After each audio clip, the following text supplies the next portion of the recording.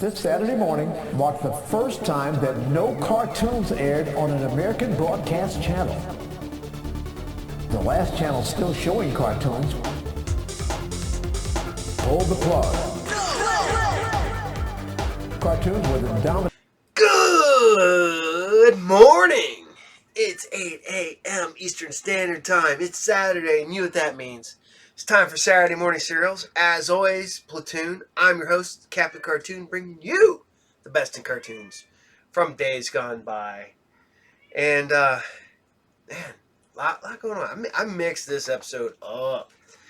I tried some stuff, brought some new, old stuff back, all kinds of fun stuff.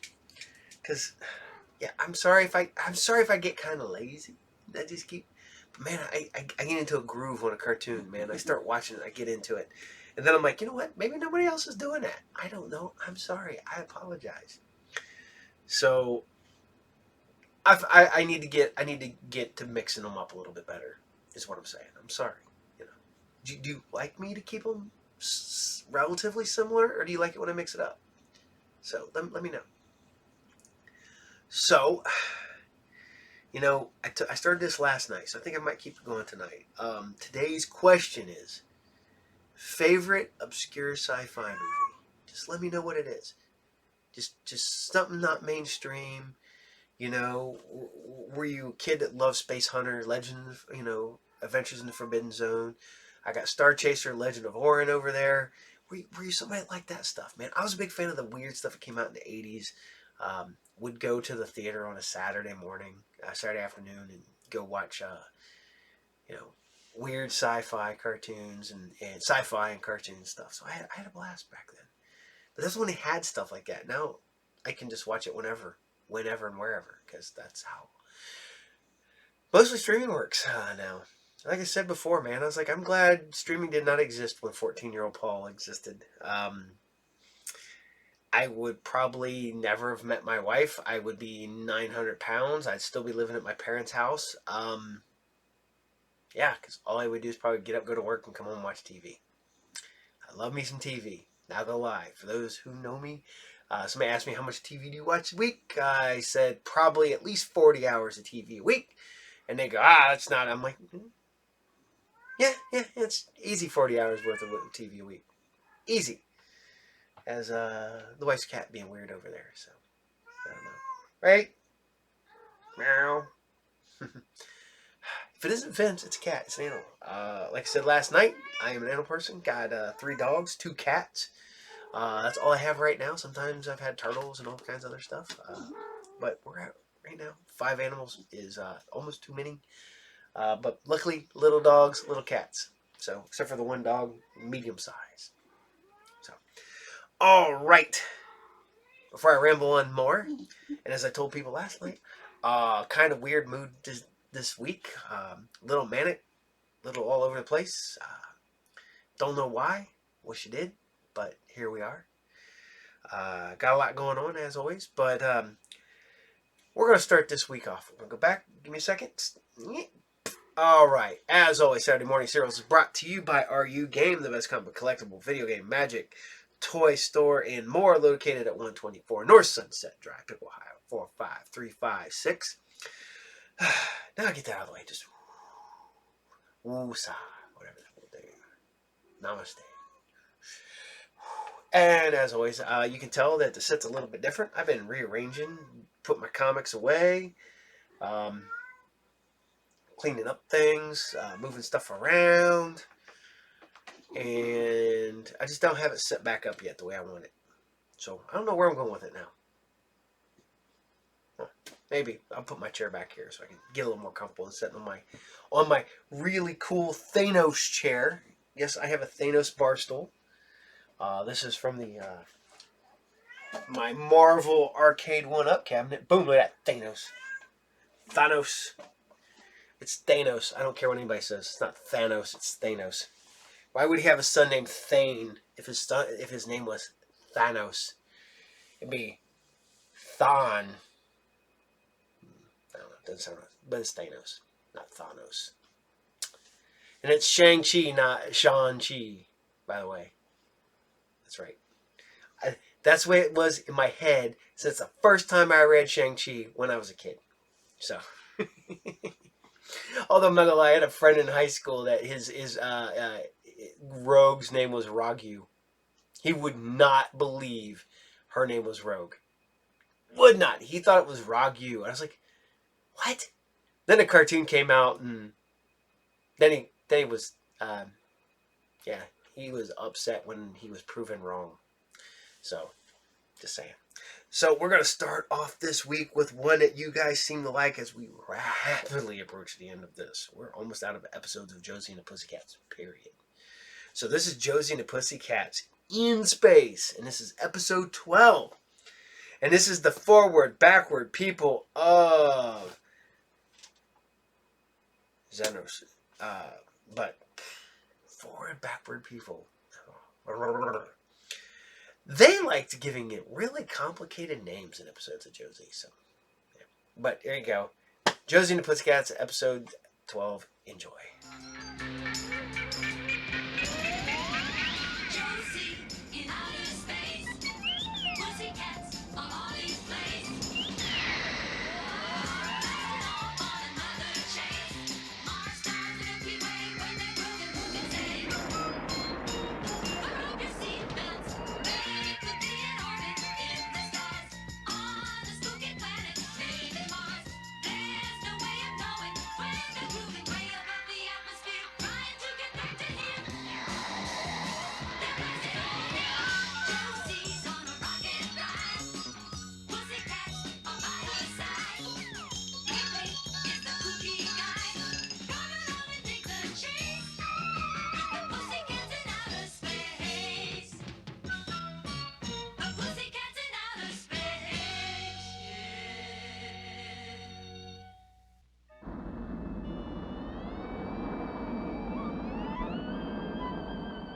I wonder how long we've been out here in space trying to find our way back to Earth. Oh, I know exactly how long. I've been marking down every day in this notebook. How long has it been, Melody? You'll have to ask Bleep now. He's the only one who knows. He got hungry and ate January through August. Beep, beep, beep, beep, beep, beep. Beep, beep, beep, beep, beep, beep. He says March was tough, but July was the tastiest. Look! Planetoid off the starboard bow! Down there! Out of the way. Let me look. Well, it's not Earth, that's for sure. How can you tell? No freeways. Beep, beep, beep, beep, beep, beep, beep. Uh-oh, trouble. Something's going to happen. Whatever it is, it's happening. Yikes! Oh, my goodness! Hold on. Help! Help! Stop whining. You sound like a flat tire. You too, Sebastian.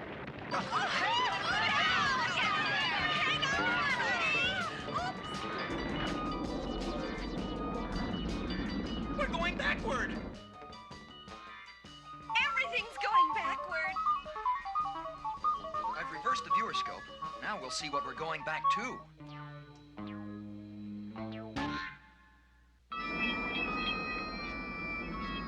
Something is pulling us back to that planetoid. Hang on! Get ready for an emergency landing. Put on more power, Alan. Look out for that big rock. Keep it straight, Ellen! Golly, backseat drivers in a spaceship.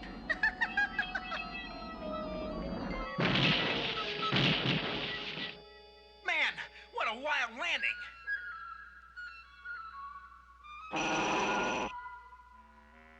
Wow, now we're floating on air backward. Hold on. Yeah, don't let me go! Please, please, I'm a poor, helpless little Earth creature! So Josie thinks she can just float away with Alan, huh? Well, I'll show her.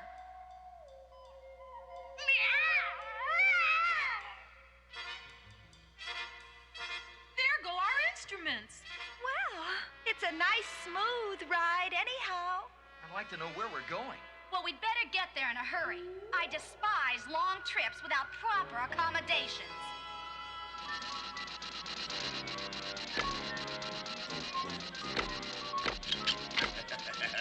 Everything comes to Tyrant. Everything.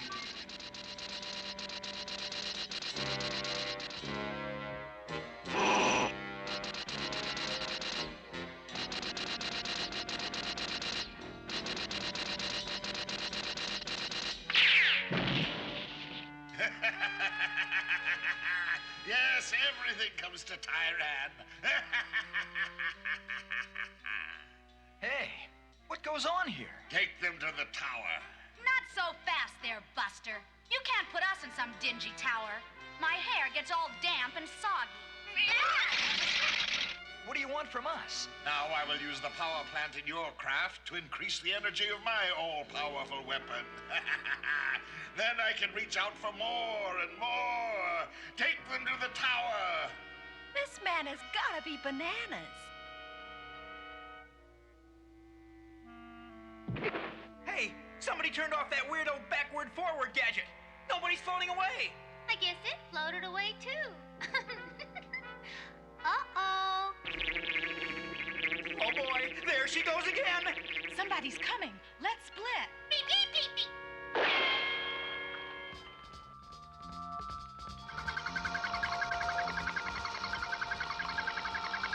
Yikes! What is that spooky-looking thing? It's about halfway between a what's-us and a thingamabob.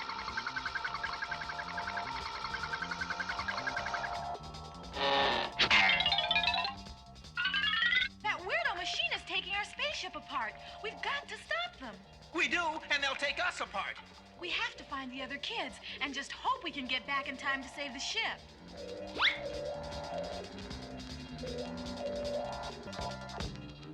Who or what is this creep Tyran? And what's that all-powerful weapon he was yelling about?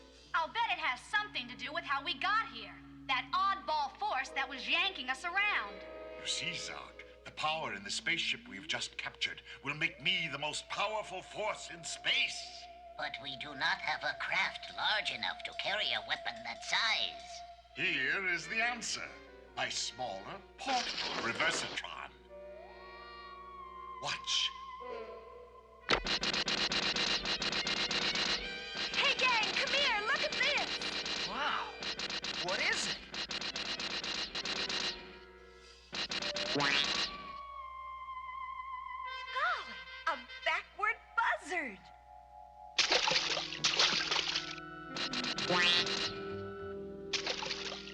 Oh man, I've never seen anything like it. I wish I never had seen anything like it. And that is merely a small demonstration of what this portable reversatron can do.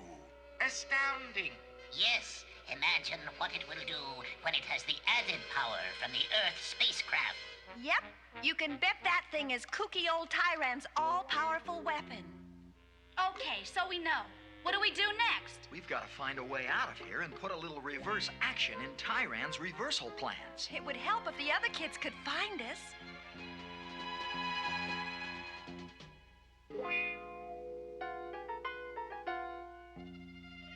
Hurry up, Alexander. The other kids must be in that spooky space castle. I'm allergic to spooky space castles.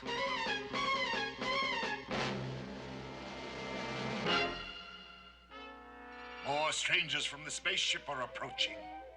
Oh,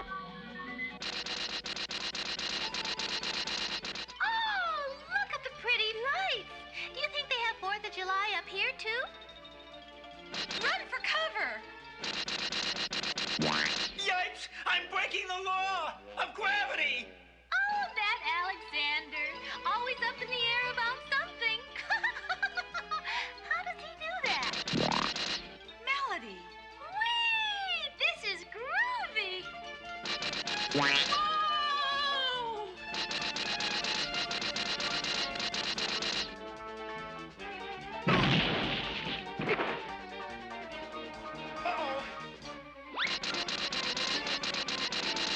Uh-oh! I fooled you! I fooled you! Yikes! Whoa!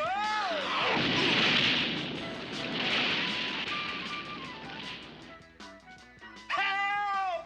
Gee, Alexander, what a neat treehouse. Hey, Melody! They always say I can't keep my feet on the ground. Next time we land, everybody lie flat. You got me! No! Get down, Alex! If we crawl along the ground, we can stay under the rays and get get to the space castle. Do we have to? We have to. So they think they can escape. After them! Bring them to me!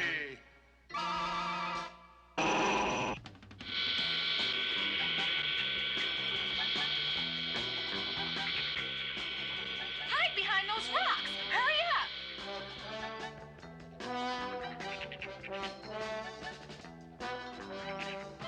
Holy smokes! There are the other kids. Hey, Alex! Val! Melody! Get out of sight!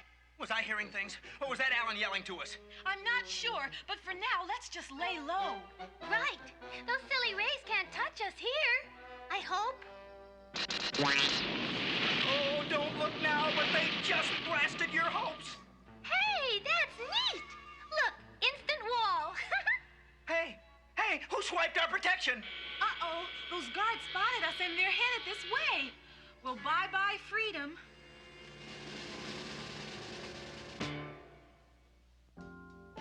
Golly, am I glad to see you kids. It's too bad they caught you, but at least they've got us all together.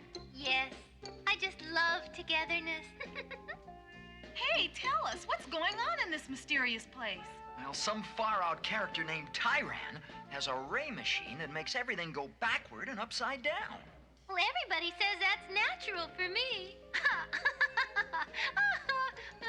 That joker Tyran thinks he's going to take our spaceship apart so he can use our power plant. Isn't that a laugh? I've got news for you, sister dear. He's already doing it and nobody's laughing. Oh, great! Now we've got to get out of here and stop him. Sure, but how? Beep, beep, beep, beep, beep, beep, beep. Bleep, bleep. Beep, beep, beep, beep, beep, beep. Thank you very much, Bleep. Bleep thinks we ought to climb through that hole in the roof. It looks awfully small. If we could move a couple of those rocks, it might be big enough. Sure, but the guards would hear us. Not if we played a good loud rock number. If you play it, Josie, it might be loud, but it won't be good. No quarreling now. Come on, let's get started.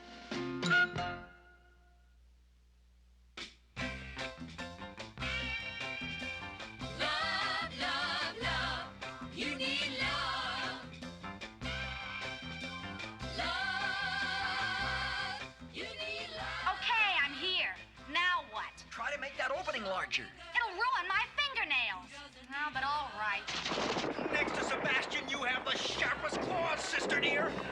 That doesn't need love. Someone to hold her close, to whisper in her ear. Someone to take her hand without bring her tears. She needs love. Ixnay, we are gay. You can't deny it. Love, no, not love. Love, not once you've tried it. Love, love makes the world go round and keeps the clock ticking on the wall. Without love, the clock would stop and the world would just be a ball. You need love, love, you need love. There. That should be big enough to get through. Come on, Sebastian. Bleep. You two first.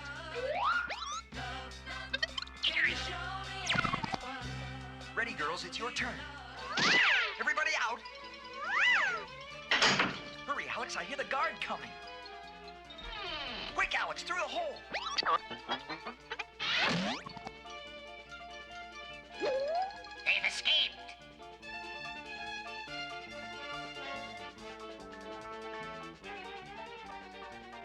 Hey, look up ahead. The tunnel divides. Tyran, the prisoners have escaped. They're in the tunnels. So they think they are free. Now they will learn that my ray works everywhere.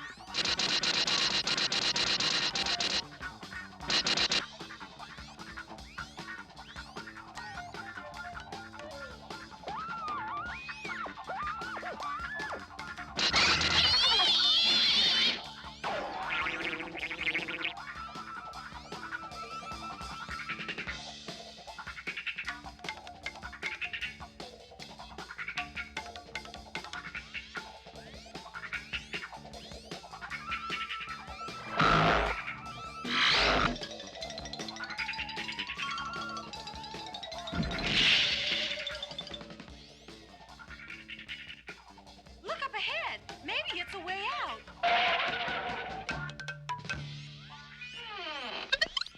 Look, they caught the other kids. You and your friends will learn that trying to escape is useless. We'll see who gets the last laugh, Mr. Tyran.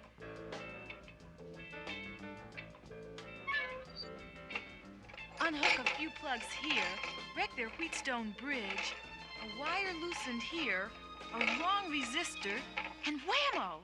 Lock them up. This time they will not get away. Come on, girls. Let's make our own chain reaction.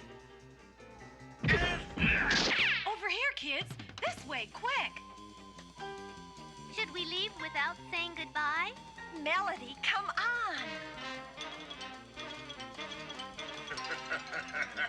You can't escape.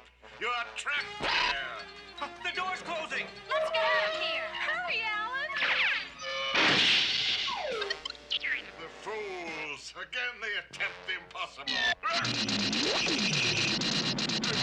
Someone has tampered with the machine. Which way is out? Let's see if that corridor leads to the outside.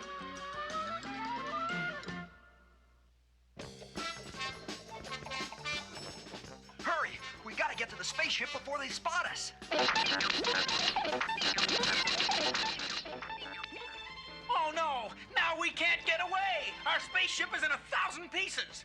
Gee, how do you count so fast? I only got up to 3.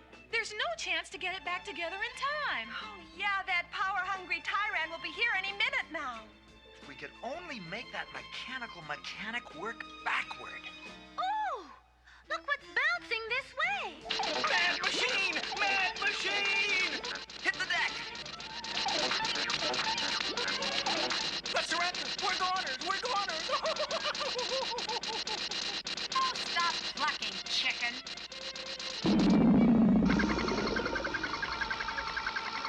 Uh-oh, Tyran hit his own machine. It's coming to life.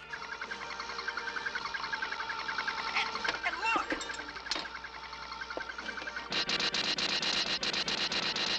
Good old Tyran has reversed it.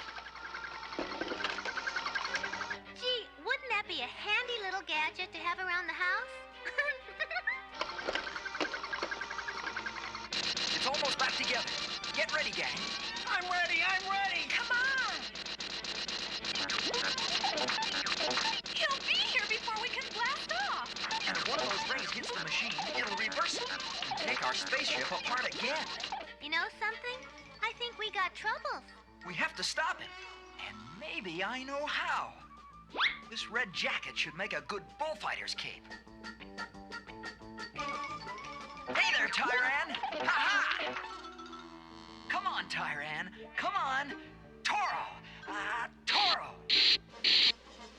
Way to go! Guacamole!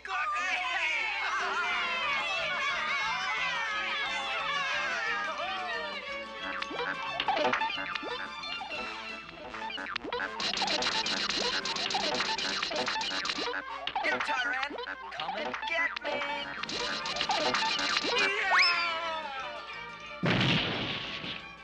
Guards! Get me out of here! Guards! 4, 3, 2, 1, blast off!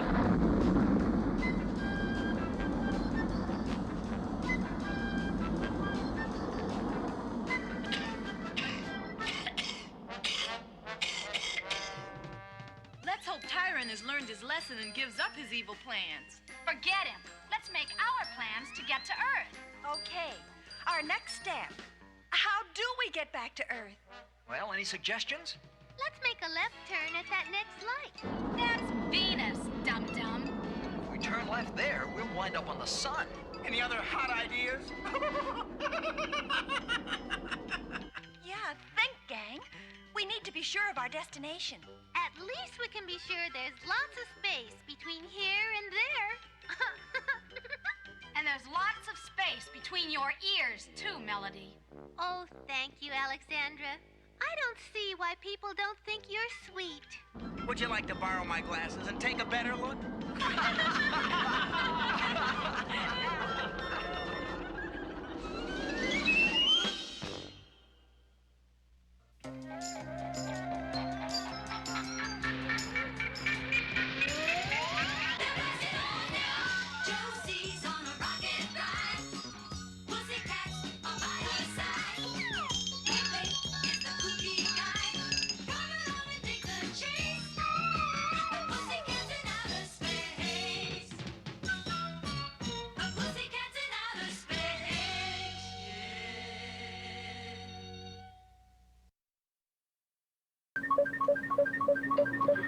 In the news, Washington's cheery cherry blossoms. They're the surest signs that springtime and the tourist season have arrived in Washington, D.C., our nation's capital. We'll be back with a look at Washington's cherry trees in the news. In the News is sponsored by... Oh, bright ideas and an Oreo cookie. It's a bright idea to dunk it or to crunch it or unscrew it or to lick it or to trick it. But no matter what you do, it's true. It's fun to munch a creamy, crunchy chocolate. Oreo goes great with imagination. Puts the yum in your creation. Oreo and Oreo double stuffed cookies.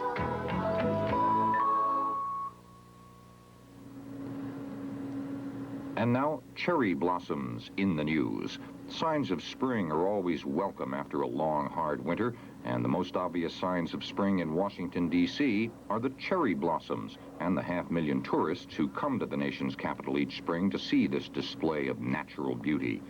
In April, Washington celebrates spring with the national trees. Don't always bloom in time for the festival, but this year they were right on schedule. 5,000 cherry trees adorn Washington's parks. About 650 of them surround the tidal basin near the Jefferson Memorial. Another 700 have been planted around the Washington Monument. The cherry trees were a gift from Japan. In the early 1900s, this part of Washington was a swamp. After it was dredged out and dried up, the wife of President William Howard Taft suggested planting Japanese cherry trees in the area. And in 1912, the mayor of Tokyo, Japan's capital, had 3,000 trees sent to the United States as a gesture of friendship. The favor was returned 40 years later. Tokyo's cherry trees were in bad shape after World War II, in which the U.S. and Japan were enemies.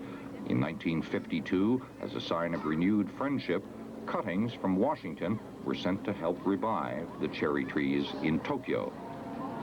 I'm Christopher Glenn with Cherry Blossom Time in Washington, D.C. in the news.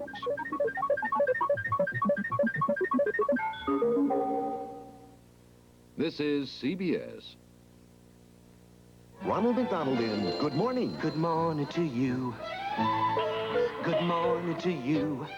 The sun's shining brightly. The day is brand new. Good morning. Good morning. Good morning. Good morning to you. The sky's never been so incredibly blue. Your best friends and breakfast are waiting there for you.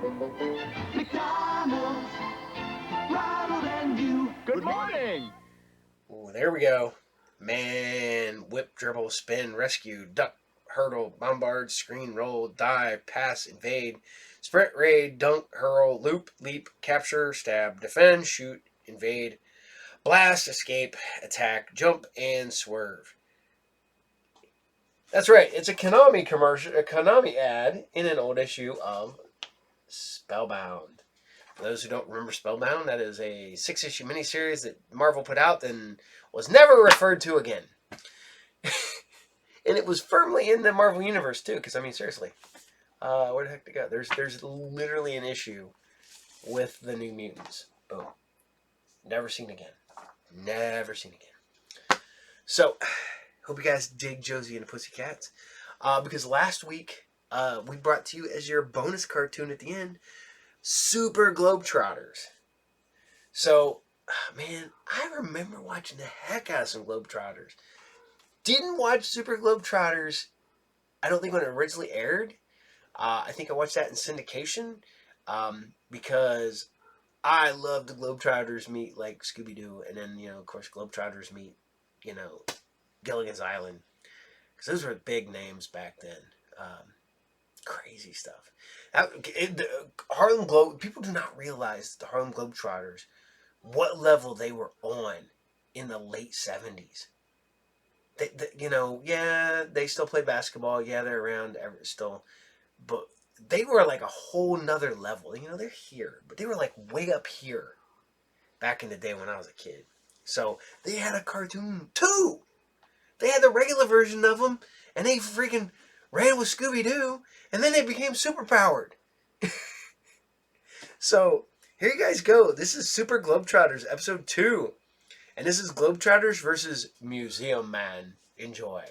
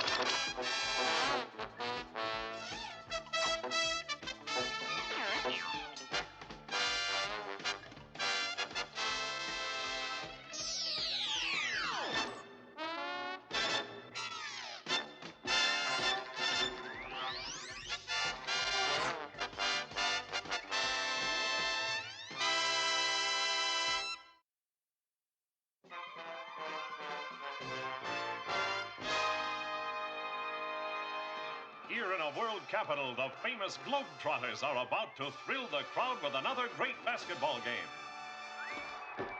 Okay, guys. Here we go. Down the court. All the way. Throw it up. 2 points.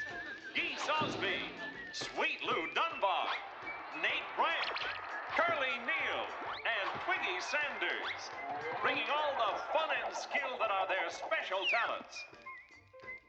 Meanwhile, as this exciting action is about to begin, an extraordinary action is about to take place 6,000 miles away at Big City Museum, home of culture and tranquility. Well, almost. And here we have a flock of prehistoric pterodactyls. Excuse me, Cratchit. Excuse me, Cratchit. Tidy this, Cratchit. Mop up, Cratchit. Now I'll really clean up.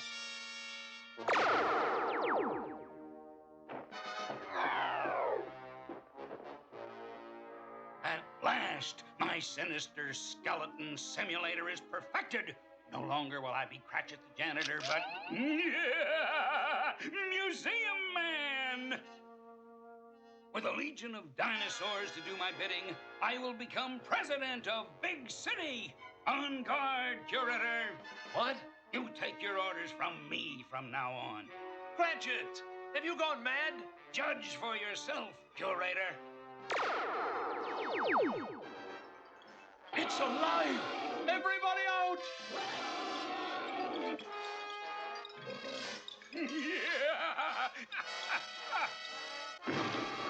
Yet as Museum Man takes to the streets, his villainy does not go unnoticed. High above planet Earth, keeping an ever-constant lookout for evil, the Globetrotter crime globe has detected Museum Man and his malicious master plan of mischief. 6,000 miles from Big City, the world-famous Globetrotters, those superheroes of sport, are preparing for a big game. Okay, I'm in. Let's go for a spin. I'll bump it a smidge. And let's take the bridge. A lot more junk and then slam dunk. Ooga, ooga. Now dig this. The crime globe. Affirmative. I direct your attention to the astro board, please. Museum Man is energizing an army of prehistoric fossils to overrun Big City. Your mission is to muscle in on Museum Man and manacle his maniacal madness. I don't know what that means, but we better get going. Okay, guys, you heard him. Go, go, Globetrotters! Are we ready? Yeah, brothers, let's groove. Super Globetrotters, away! And as the Super Globetrotters swing into action, woe be the Museum Man and his awful army of felonious followers. Right on! Hey! Or is it left? Whatever, let's go. You, Fido Dino, shall lead my conquest to Big City. The Globetrotters! Correction, Museum Man. the Super Globetrotters. Super Sphere away! Spaghetti Man, away! Gizmo away! Is my hair Superman? Multi-Man, away! Liquid Man, away! Give up, Museum Man! Your madness is no match for our superpowers! Not a chance when things are looking up. Now, what do you Super Globetrotters say? Oh, wow! Being a superhero isn't always that super. Well put, Pumpkinhead. The city is ours, Fido Dino. I can build an army to repel invaders. Attention, guard. I am your leader. And as Museum Man headed into Big City, the Globetrotters huffed and puffed with a super plan to escape. Huff and puff! Huff and puff! Huff and puff! Wait a minute! What are we struggling for? We're superheroes! Very well said. Now, let's use our heads. What's on your mind, Gizmo? Well, let me see. I'll pull out a winch, and it'll be a cinch. How's that grab you? Go get it, Twiggy. Spaghetti Man, away! Coming down to lend a hand. Nice going, Twiggy. Nothing to it, guys. That's what I call having friends in high places. Ooga, ooga. Calling all Super Globetrotters. Now hear this. Museum Man must be apprehended by dusk, or else, Or else what, Geese? Or else,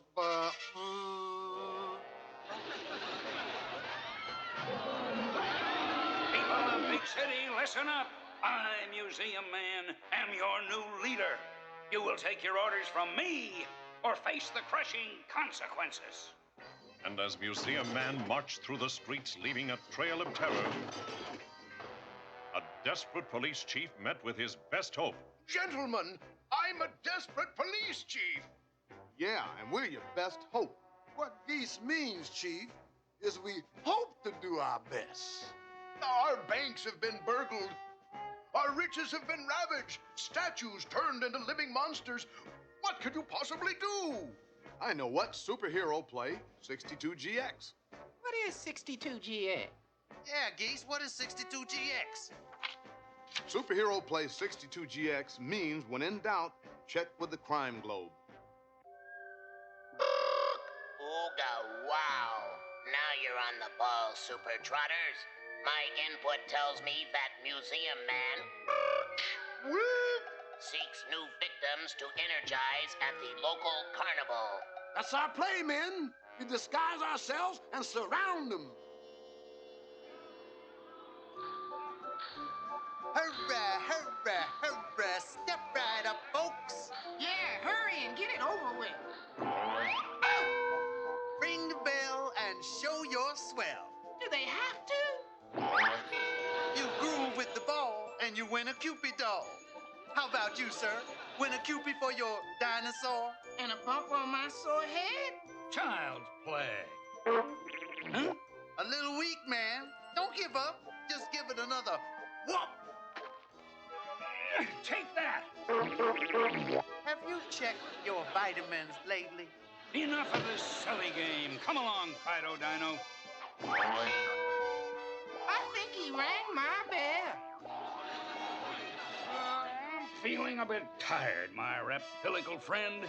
Plundering and pillaging takes a lot out of a leader. Lead on, weird one. A relaxing ride on a carousel is what I need. And I can select my animal subjects close up. One ticket, if you please. You again? Yes, sir, my man. That'll be $2 a ride, if you can. $2 on a wooden horse ride? No, 2 bits a ride. The horse will give you the $2. There's a little carousel comedy there. Start this thing up, operator. I don't have all day. Shh. Remember, Twiggy, as soon as it stops this run, we pounce on him. I hear you, baby. I hear you. Here we go. This is what's called throwing a little wrench into the works. The works wrecked my wrench. Now I got a kick coming. Hey, what's going on? Slow this thing down. When that thing stops spinning, he sure ain't gonna be grinning. I wonder if he's getting dizzy yet. Man, I got enough dizz for the both of us. Stop! Like the man says, stop! Oh! Grab him. Hey, baby, we got you now. That's right. Super Globetrotters. I should have known. I'll teach you once and for all not to mess with Museum Man.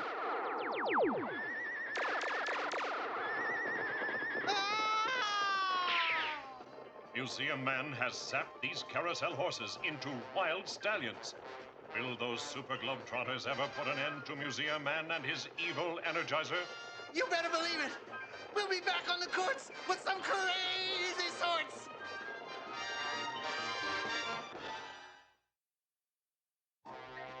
As we return to our soulful Globetrotters, Sweet Lou finds himself in the tracks of a wild stampede of wooden stallions. Evilly energized by me. Ooga, ooga, Globetrotters alert. Globetrotters alert. You are heading towards the treacherous and hazard-ridden cliffs. Did I hear treacherous and hazard-ridden cliffs? You heard good. Hit it, geese! Have no fear, men. Multi-Man is here. And me, the fastest lasso in the West. Let me multiply that. We got 'em, geese. I think they got us. Whoa, doggies, whoa! Man, you can't say whoa to wooden horses. Brother, you want to go over the cliff? Putting it that way. Whoa! Yikes! Now hold it! What a skyhook shot! Man, this is what I call a real cliffhanger. Meanwhile, Museum Man continues his colossal conquest. There's only one bank left in Big City. My conquest is nearly complete. So let us finish it off, Fido Dino.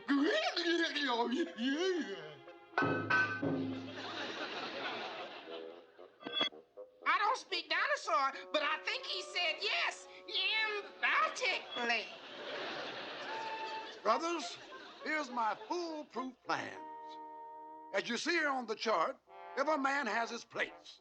Super Spear, you stay on top of the flagpole as a lookout for Museum Man. Malta Man, you will surround the building. Spaghetti Man, you'll be hanging onto the Super Spear at one end and attached to Gizmo's crane from down the inside the building. No problem for a crane. I'll just reach into my hair. Uh-oh. Wrong crane. When Museum Man steps inside the bank, I'll give Curly the signal, who will jump off the flagpole, which in turn will pull Twiggy up through the crane into the vault, latching him to the dude and his dinosaur, suspending them in the air where Brother Geese will surround them. What's your job, Nate? Are you just telling people what to do? You got it, baby? With this bank job, I'm the teller. You're the tellees. And remember, Curly, don't you jump till I tell you. Yes, sir. Right on. You bet. Correct. No jumping.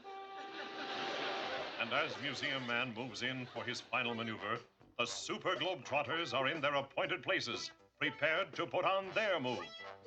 Target dead ahead.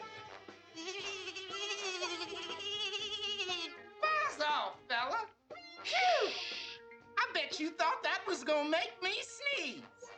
No way. Geese, steady the Museum Man trap. Got it. Oh, no. Look out below.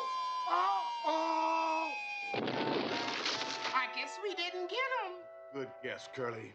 So, the fumbling five foul up, huh? Yeah. You know something? Some do-gooders never give up. Fetch. We'll give their act a hook. Don't panic, men. Yeah, not until the teller tells us. Telephone's ringing. I'll answer it. Super Globetrotters here. Ooga, ooga. You have not apprehended Museum Man. Well, give us a clue as to what we should do. Take on Museum Man where you guys can do some cooking. The kitchen? Negatory, negatory. The basketball court. Of course. Why didn't I think of that? Hey, Mr. Museum Man. What is it? Speak up. You've conquered big city. Yeah, you got all the riches. But there's one thing you can't do, and you'll never be a real leader until you can beat the Globetrotters in basketball. Yeah! How's that sound, guys? Sounds good. Great. Right on. You tell him. Okay then, Curly. Now you go tell him. I'm a super trotter, not a super teller. Anyway, I think he already knows. Yeah, he knows and accepts your ridiculous challenge. On guard, Super Globetrotters. Get ready for a rout. Program. Get your program. Globetrotters versus the fearless fossils. Program.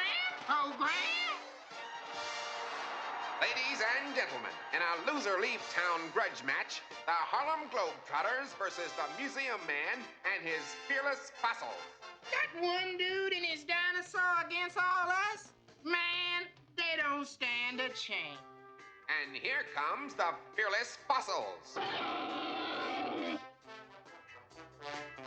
Then again, I could be wrong. Man, are you sure you are an impartial referee? No, brother. I was just asking. And the game gets underway.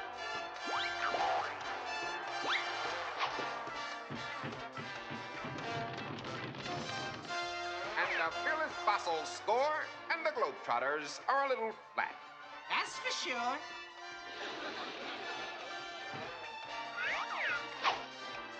Again, the fearless fossils score. Again, and again, and again, etc., etc., etc. You think I'm gonna make the same mistake twice? No way! Hey, goaltender, foul! Goaltending, ref!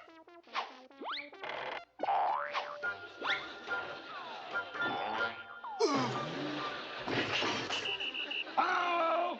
Well, it's about time. Number 32, Globetrotters. Too many steps.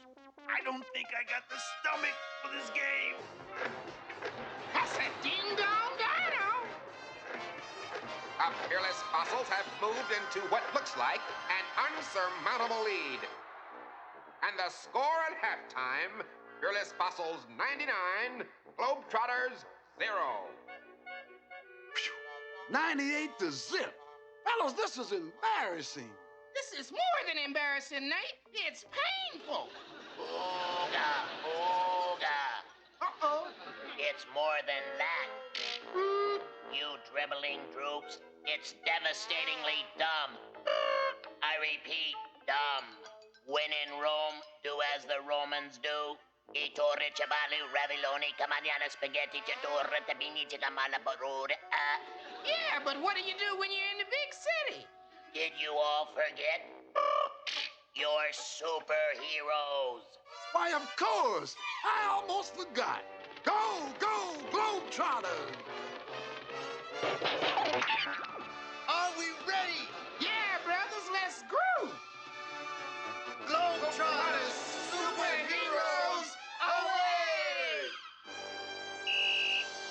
Let's go!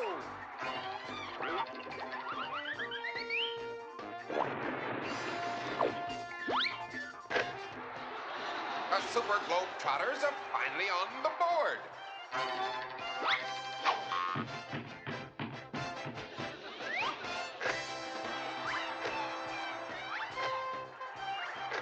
The Globetrotters are gaining.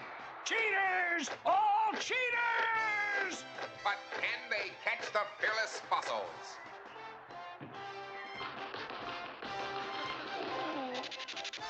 The old dino decoy.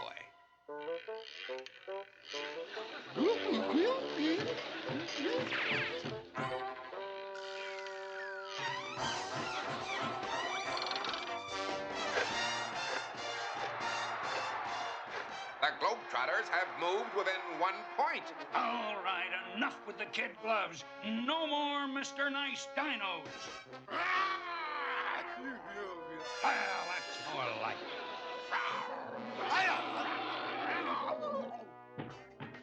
We'll slam dunk the whole team. You know, I don't think anyone told him about the high tide. Surf, surf!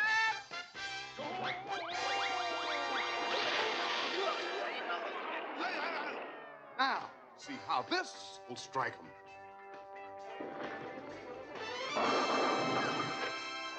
And the final score is 100 to 99.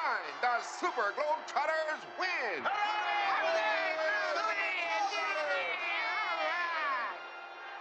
I'll still win. Not so fast, Super Trotters. I'll have the last word yet. I hope it's goodbye. For you, yes. One thing about bad guys, you can always count on them to cheat. How right you are. What? A simple matter. Dead wet batteries. What you might call an evil energy crisis, but good. Ah, foiled again. You can count on bad guys to say that too. Man, I wonder where that dude and his dinosaurs got out of town to. Anywhere, as long as it's far away from here. Hey, Nate, where's our next mission gonna be? Basketball. We still have that other game on hold. Remember? Ooga, ooga. Now dig this. Super Globetrotters head directly to Metro City. Herd of dinosaurs is moving into town. Right on, cause we got to get it on. Breaker, breaker, do you read me? Globetrotters, away!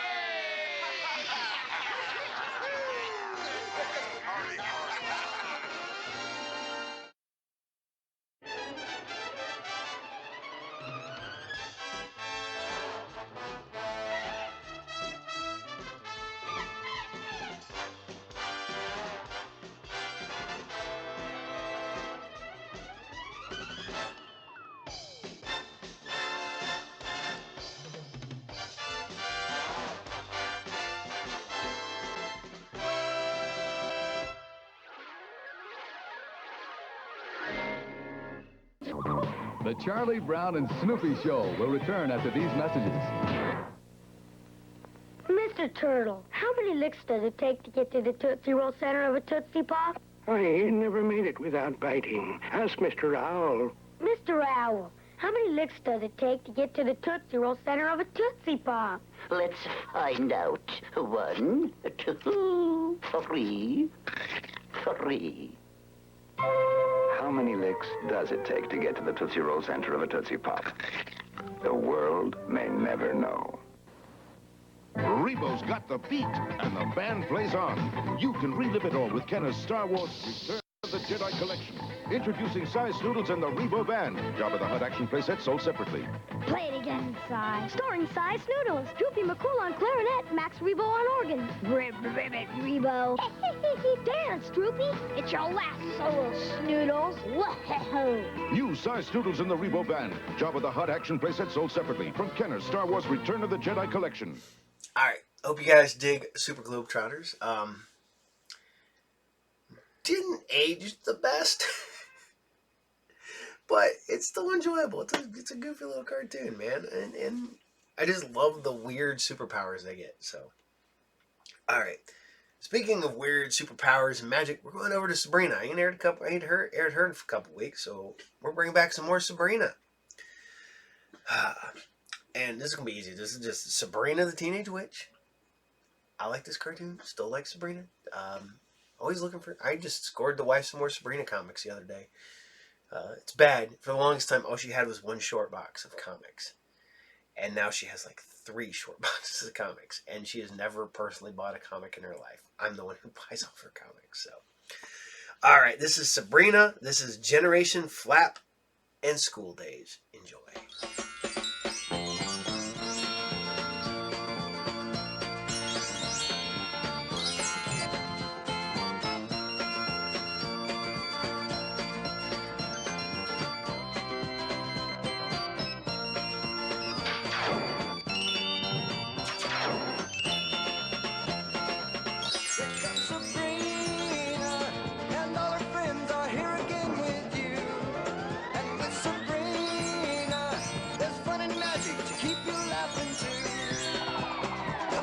Tug her ear, and you'll see her disappear. Yes, it's Sabrina, and her magic power can get her out of trouble.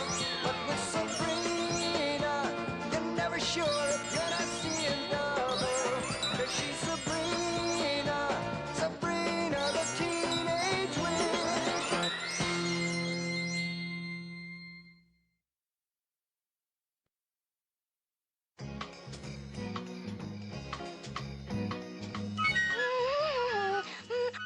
Oh, hi. I can't stop to talk to you now because... What is all this? Oh, hi, aunties. How do you like the decorations? Decorations? For what? For my surprise birthday party for Archie tonight. Remember, Aunt Zelda? You said it would be okay. Huh. Oh, dear. She's right, sister. I forgot to tell you.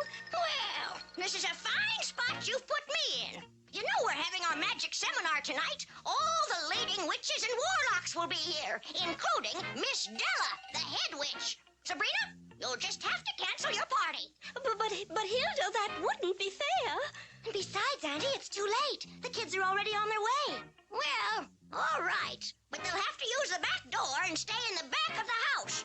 Oh, and take down these decorations at once. You forgot. Oh, look at the time. I've got to work fast.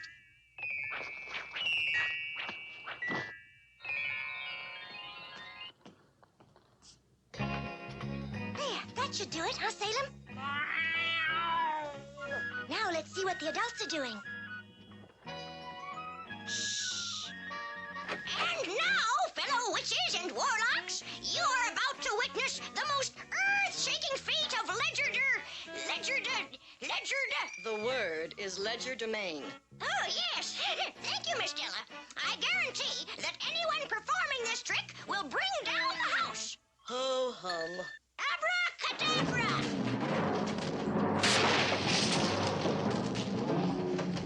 Oh, she wasn't kidding. The house is coming down. Abracadabra! Wow, some trick, huh, Salem? If we're quite through with childish nonsense, we can get down to more serious matters. I am about to perform a feat of magic never before witnessed by witch or mortal. I must insist on absolute silence.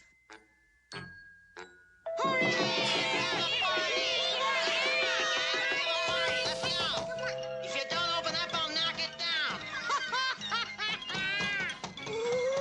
Who's making all that racket? Come on, let's get Now, Miss Della, it's just some of Sabrina's friends. Look at all those groovy witch outfits! Sabrina didn't say anything about... Oh, hi, kids. Our party's around the back. Come on with me. Ooh. Calm yourself, Della. Everything's all right now. Very well. I'll overlook it this time. Quiet, everyone, and concentrate. Spirits of magic, hear this plea. I call upon you to speak to me. Sugar. Oh, honey, honey. Oh, golly. Candy girl. Have fun, kids, but not so noisy, okay? Sure thing, Sabrina. Hey, who wants some? Chow,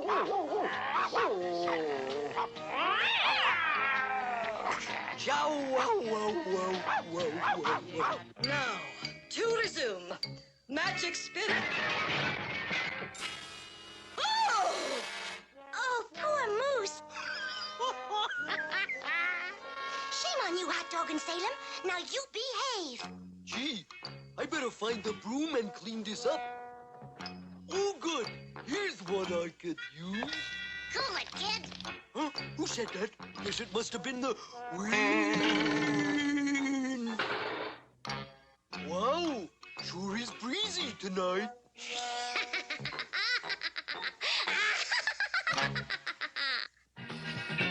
Ever since I met you, I couldn't want you better. Say, Sabrina, what did you tell Archie to get him here for a surprise party? I asked him if I could borrow his canoe. His canoe?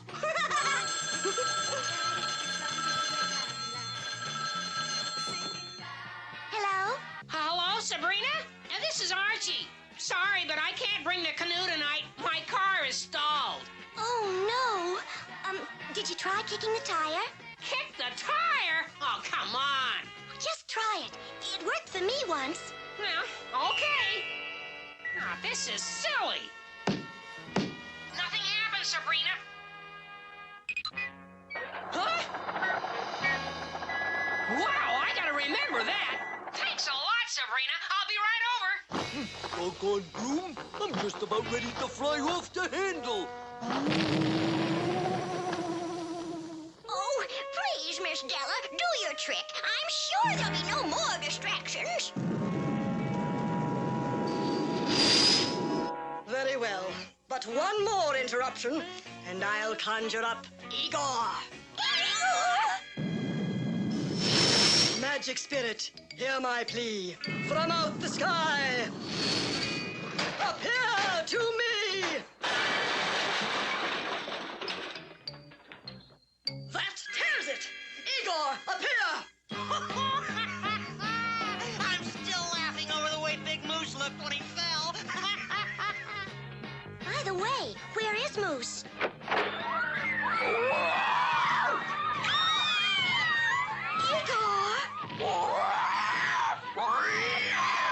Hey, that's a great costume, Moose. Moose? Moose, you're wonderful! Oh, what a costume! That's great! Wow, got to work fast.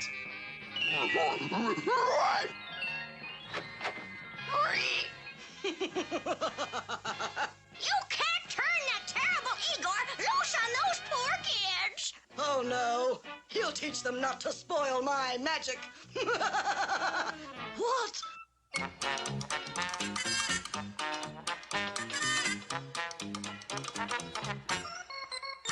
Oh, I better get back to the party.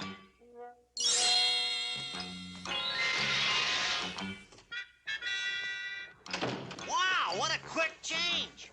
Gee, Moose, that's a great trick. Can you do it again? Sure.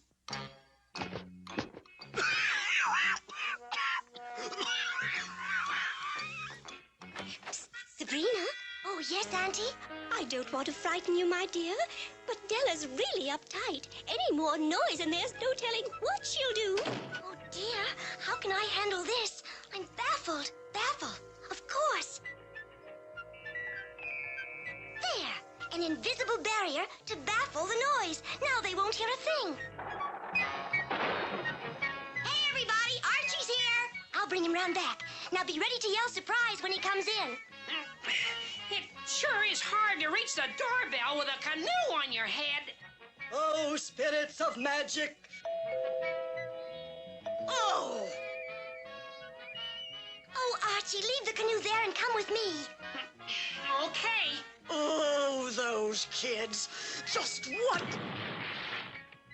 Oh, well, what gives, Sabrina? You'll see. Surprise! Gee!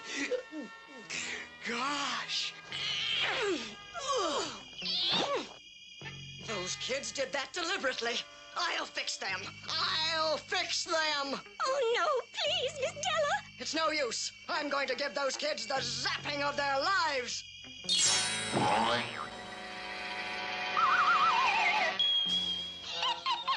It was her micro-witch whammy, and it backfired. Good night, kids. Thanks for coming. Bye. Bye there. Bye, Sabrina. Hi. Gee, that was a swell party. No need for this anymore. Wonder how the grown-ups are doing. Huh? Hey, what's going on? Watch where you're stepping. Huh? Miss Della, what happened? I'll tell you what's going to happen to you and those kids. As soon as I get back to normal size, I'm going to zap you like you were never zapped. Before I'm through with you, you'll wish you were never...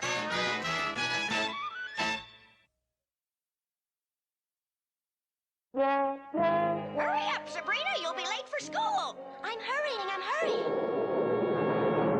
Oh, dear me. Uh-oh. Here comes trouble. What was that remark? Oh, nothing, Miss Della. Nothing at all. What can we do for you, Miss Della? I have a small request. Uh-oh.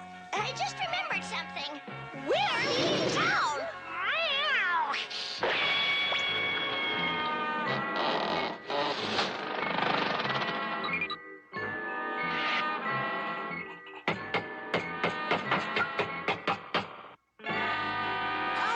Well, that must mean that you want someone to babysit little Hexter? Correct, my dear Sabrina. So nice of you to volunteer. Ta-ta. Hello, Sabrina. Hello, Hexter. Oh, dear. But, Miss Della, I have to go to school. Wait, please. I'll go to school with you, Sabrina. Oh, no, you won't, Hexter. That would be a disaster. You'd be playing magic tricks left and right. Why, what makes you think that, Sabrina? I'm such a doll. A doll? Say, now, there's a wonderful idea. I'll take Hexter to school as a doll. Not so fast, Sabrina. Turnabout is fair for all. Not I, but you shall become a doll. Hexter, you turn me back to normal at once. Turn yourself back, Sabrina. I'm headed for school. Hexter, come back. You know I can't. As a doll, my magic is limited. Oh, dear. And being the size of a doll, I'll never catch up with Hexter. Riverdale High is doomed. Ophelia! Thank goodness. You! Ophelia! Huh? Who said that? Huh? I did, down here. Oh, oops, I forgot. I am a Sabrina doll. Pull my ring and hear me talk. Gee, a Sabrina doll. Isn't she cute? Sabrina dropped me on her way to school. Would you take me to her? I sure will. Try not to wrinkle my dress, will you, Ophi? Oh, I won't. Amazing. This was mighty nice of you, Ophelia. Thank you very much. Amazing. Hexter! He's going into Miss Grundy's history class. Oh, wait! What's going on? There you are. You'll be safe in there. It's Sabrina's locker. Such a remarkable doll. Locked in my own locker? This is just groovy. If only I could see what was going on in Miss Grundy's history class. Attention, class. Attention. Well, what have we here? You're a little young for this class, aren't you, Sonny? I don't think so, ma'am. Well, we'll see. Tell me, when did George Washington cross the Delaware? Almost any time now. Stroke. Huh? Stroke. Hey, look. Stroke. It's George! I beg your pardon, madam, but could you direct me to the Delaware? Well, it's not in here. Thank you, madam. Stroke.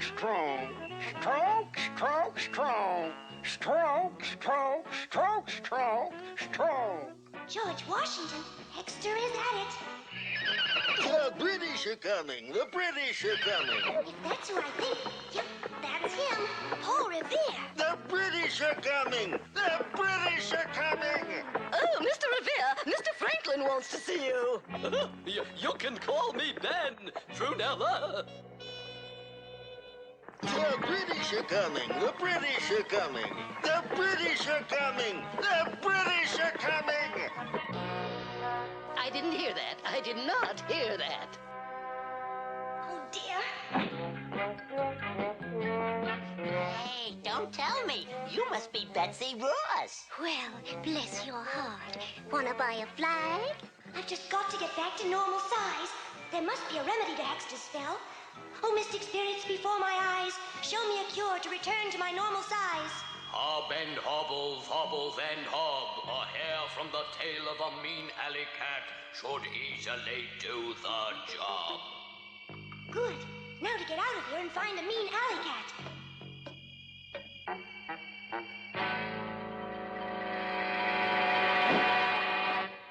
Made it! Yes, what is it? Mr. Weatherby, have you seen a Mr. Sitting Bull? Sitting Bull? Why, no. Who wants him? The 7th Cavalry. I didn't hear that. I did not hear that. I hope I can find a mean alley cat before Hexter gives us away as being witches.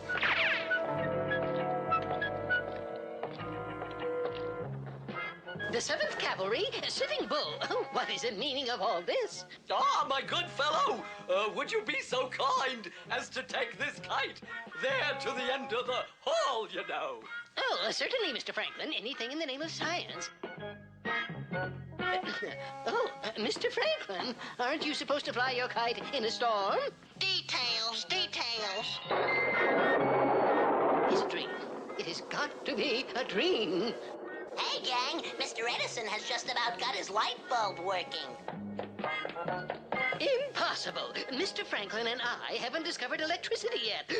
What am I saying? Whoa! We have now! Oh, thank goodness I found you. I'll make this as quick as possible, and I assure you, it'll hurt me more than it does you.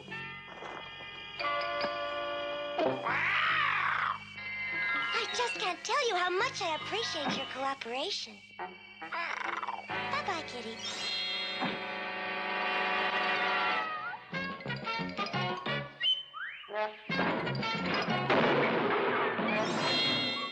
Stroke, stroke, stroke, stroke, stroke, stroke, stroke. Now, to get my hands on Hexter. Stroke, stroke, stroke. Miss Grundy, what do you know about these strange goings-on? It all began when I asked that new little boy what he knew about history. I'll tell you what's going on. It's witchcraft.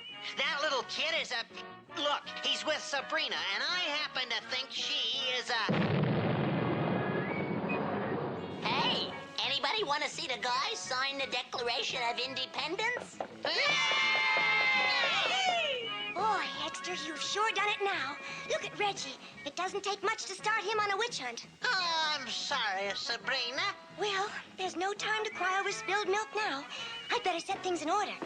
First of all, I need a motion picture truck parked conveniently out in front.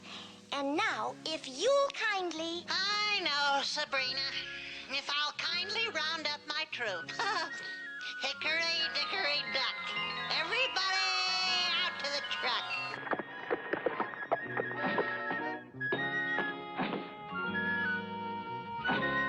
Hey, where did everybody go?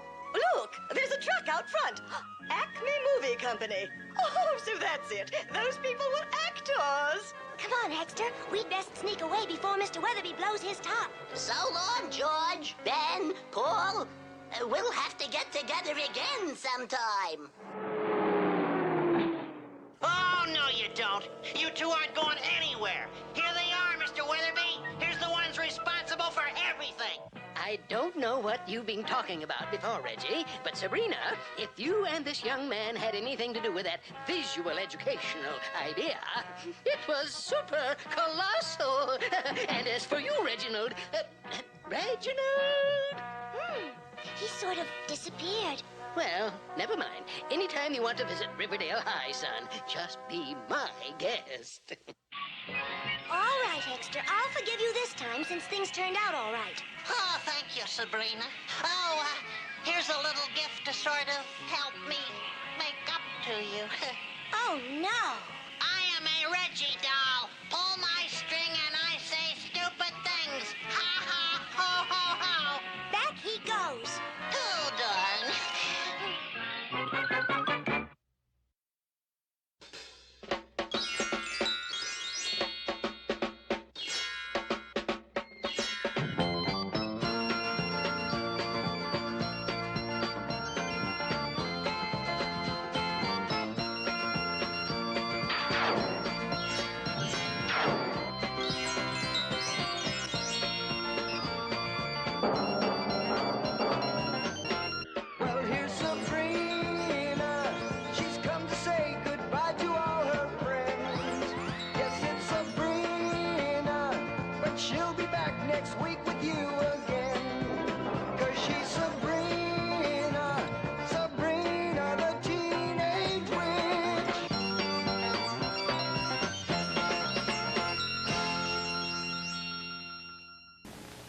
Somewhere, out there, someone needs Dr. Henry's emergency lessons for people.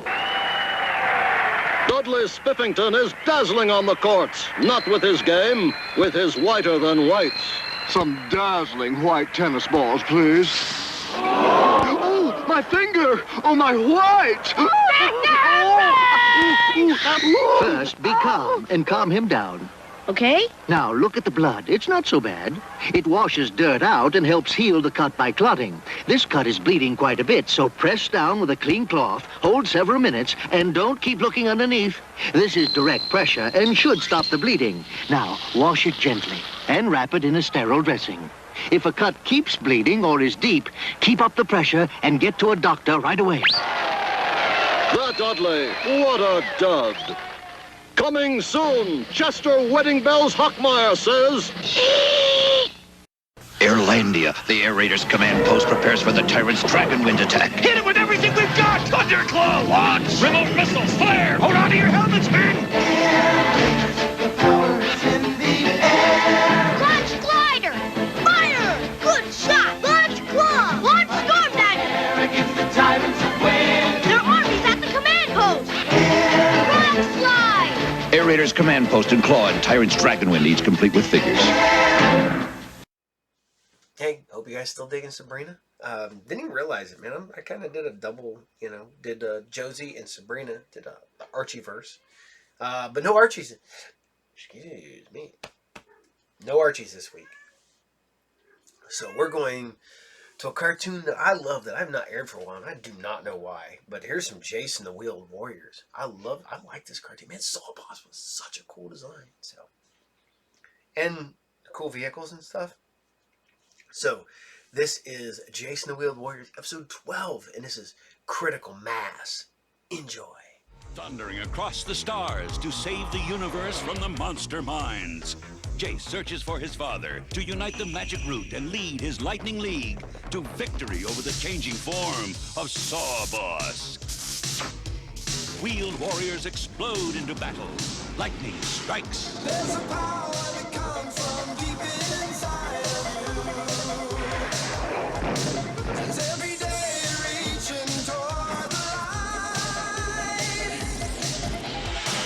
And you know there's a long way ahead of you. But when your wheels get you there, things will turn out right. Just keep on turning, don't stop rolling. The fire is on. Wheel warrior, metal drums burning, wheels moving, wheel warrior. Come take a chance, keep on turning, don't stop rolling. The fire is on. Wheel warrior, metal drums burning, wheels moving, wheel warrior. Wheel warrior.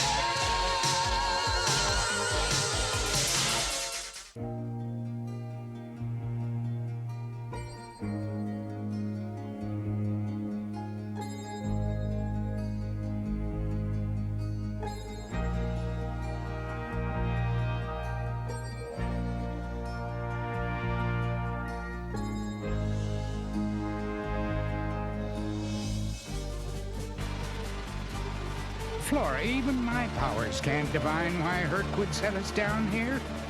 We were going directly toward Audric's signal. Something to do with money, I bet. Go get him, Jayce. Why are Herc's tracks so zigzaggy? That's just the way he thinks sometimes.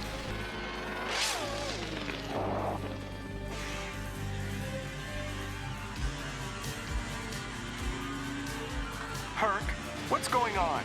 We all woke up to find ourselves landed on this godforsaken planet. 20 north, 50 east. This better have something to do with that signal we were following from my father.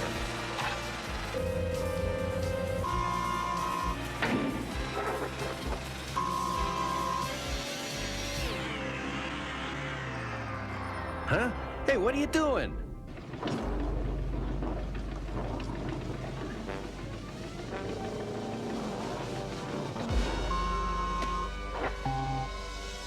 Hey! Jayce, You take all the fun out of life. What's this? Be careful. That map's 1,000 years old. Buried treasure?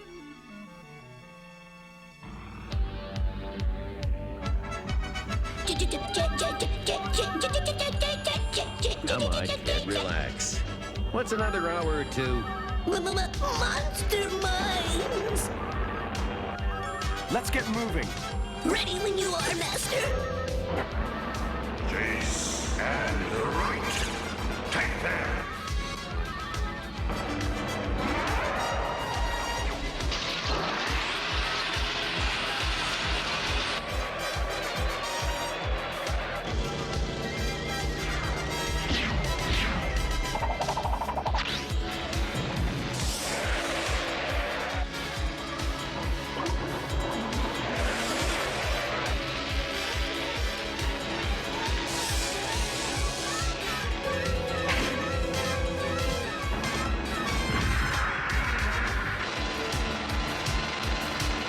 Hurry, Master. They're catching up.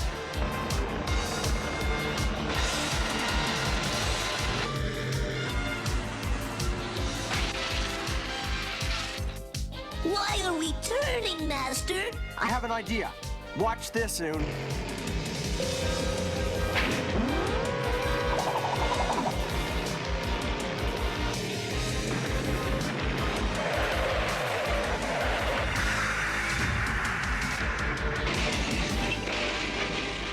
Strike! Flee while you can, Jayce. We'll meet again soon.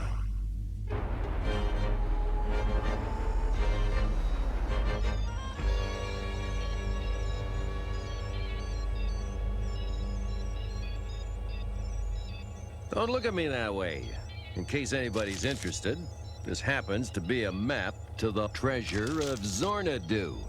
Won it in a card game on Altair 7. This'll make a great paper airplane. Hands off, spinach nose. Master! Master! Ow! Ow! Outside! Herc, look out!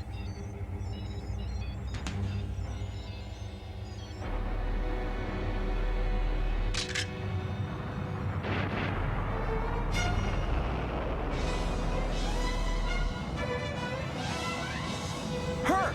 Okay, it's not my day. But with a small course correction.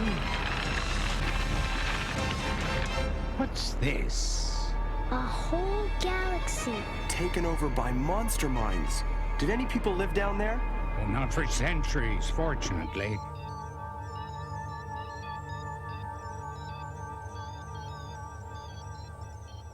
My father's signal came from somewhere on the other side. Can you get us through? That's what hyperspace drive is all about, kid.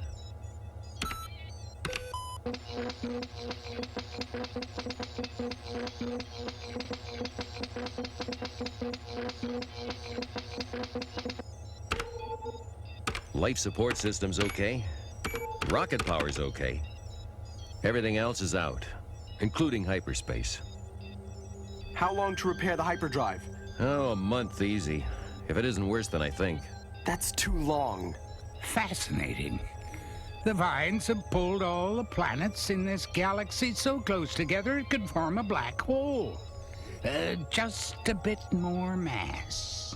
A black hole? We're getting out of here. Fast. Wait. How much more mass, Gillian? I'll put it on the main screen. Ooh, a middling planet would be adequate. Let's do it. Kid, you don't fool around with black holes. Even to get a galaxy out of your way. We also destroy a large monster mine breeding ground. Gillian, you always said planets are like the flowers of space. Would you destroy one on purpose? Only a dead planet, my child.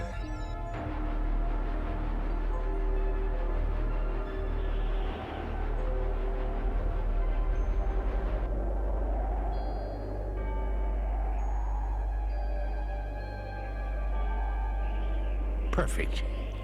quite dead and with enough old rocket parts for our purposes. Jayce, I feel like something's alive here. Are you sure, Flora? Herc, you got the life form detector working yet? Give me a break. I can't fix everything at once. Flora, we orbited the planet and there was no sign of life. Are you sure? No, I guess not. It was a fuzzy feeling anyway. Probably just leftover old moss.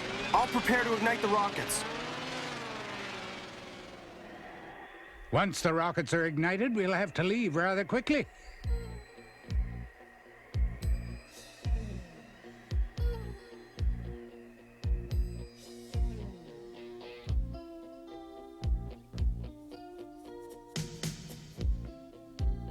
Just connect this cord and everything's ready for ignition.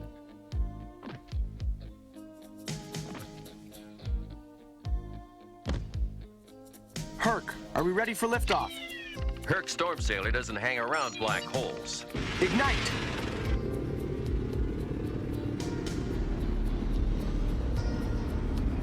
Okay, let's get out of here.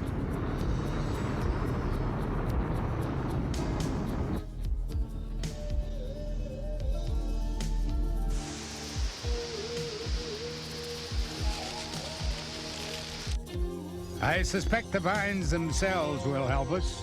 We now have 3 hours to critical mass. Again! I feel it! Someone's alive down there.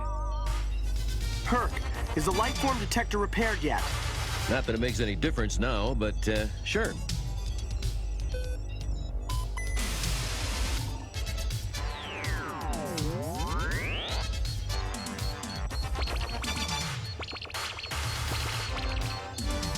Good heavens! Human life! One person on that doomed planet. The poor soul. We have to go back. Kid, you finally broke the string on your yo-yo. Forget it. Master, black holes are terribly dangerous places. We have 3 hours to save an innocent person. We can do it. 2 hours and 50 minutes. And we can't. Do something. Look, it's not that I don't feel sorry for whoever's down there.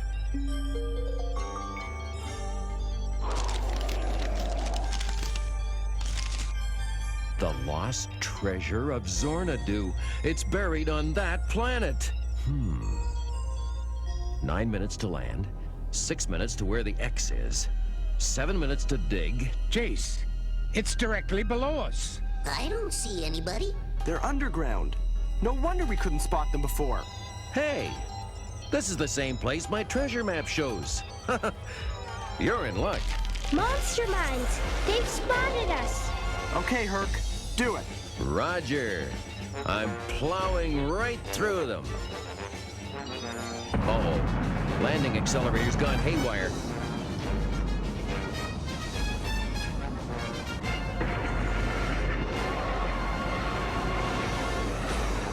Well, we've met even sooner than I expected.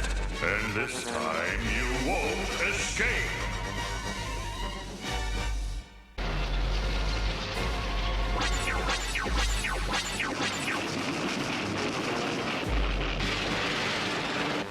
Master, I feel safer in good old Armed Force.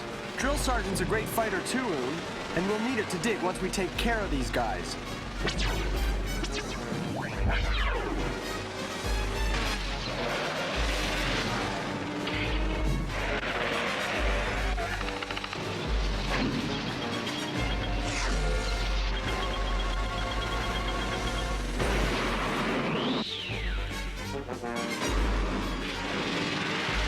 Hey, we never fought like this to save the universe. Kid, you got your crusade, I got mine.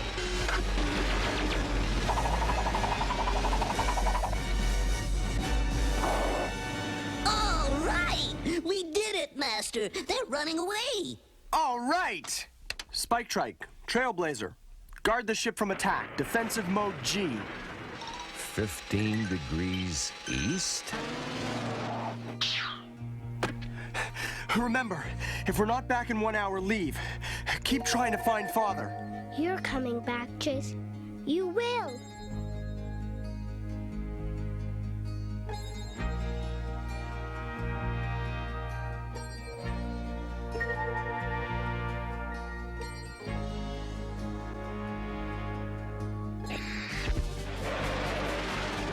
Oh, Gillian, they should be helping each other, not going in different directions. Indeed. How forgetful I'm becoming.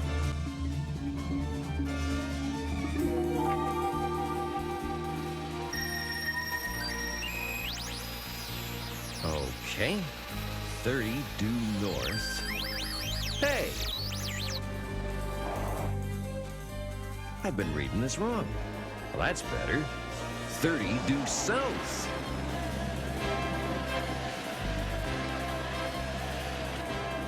Remember, kid, the human down there is yours, but the treasure's mine.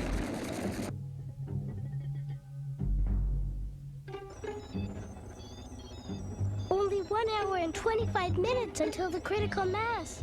When will they get back? Soon, Flora, soon.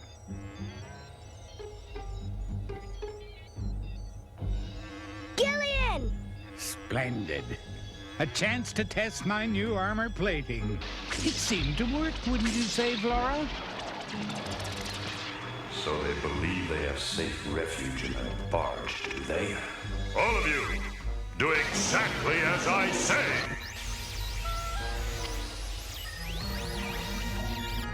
Oh dear, what now?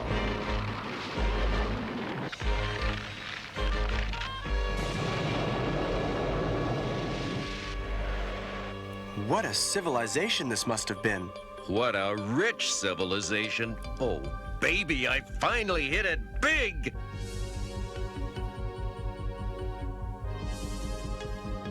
Hey, this map doesn't fit anymore. Oh, well, I got 58 minutes to check out this place.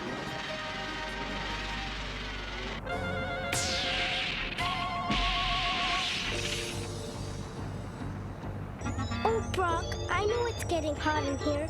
Gillian, can't we do something? Spike Trike and Trailblazer are malfunctioning in the heat. Come, Flora, to the vehicle parking area. I have an idea. Anyone here? We only have 30 minutes to get you off this planet. Oh, please, come out so we can leave here. Hello? Is anyone here? Dadgum clean jumpers will follow a man anywhere. The name is Happy Trails, and I've been prospecting this claim for 20 years. Come on down. Real slow. This planet's going into a black hole in less than half an hour. You have to leave.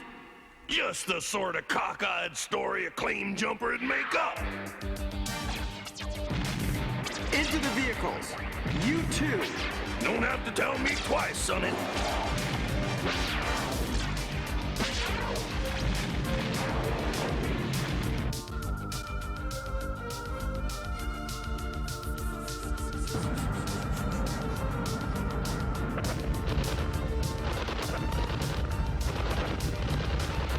More claim jumpers! That's what they are! Dang-nabbit!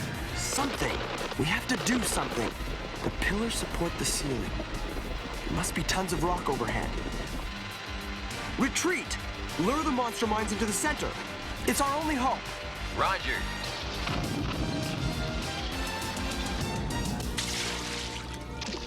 Please, hurry.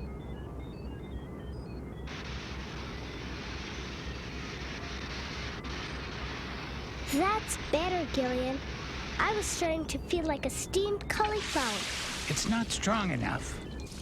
And not much time left before critical mass. Where are they?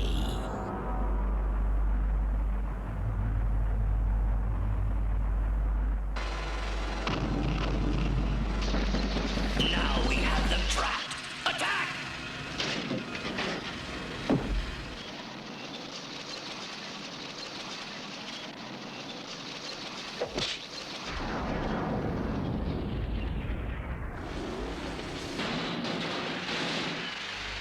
Hey, kid, it's time to get up. Master, hurry, hurry!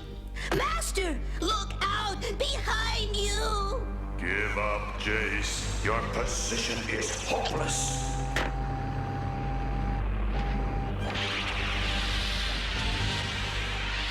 Your desperation is pitiful. Surrender!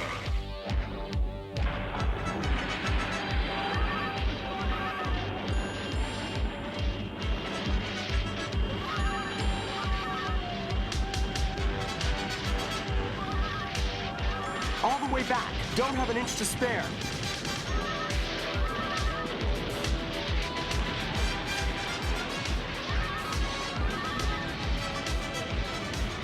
What's that? My treasure. Mine, dang it! Incredible! There really was Herc! No! We'll fight over it later, old-timer. Hey, let go! Dang nabbit!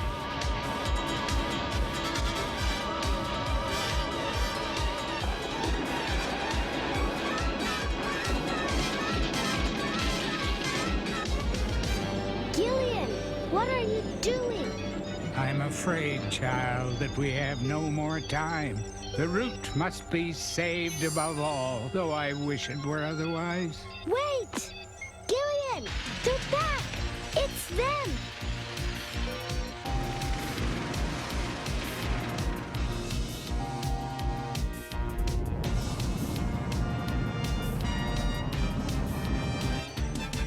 All right, I'll do it.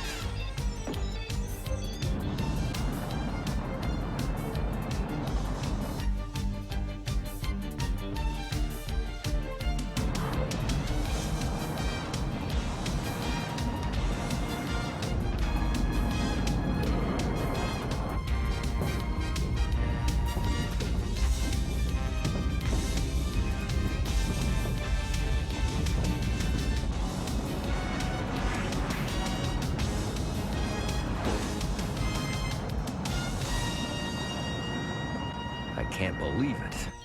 I'm leaving the lost treasure of Zornadu behind. That ain't Zornadu, you idiot! It's Kubla Key! And I got a map that proves.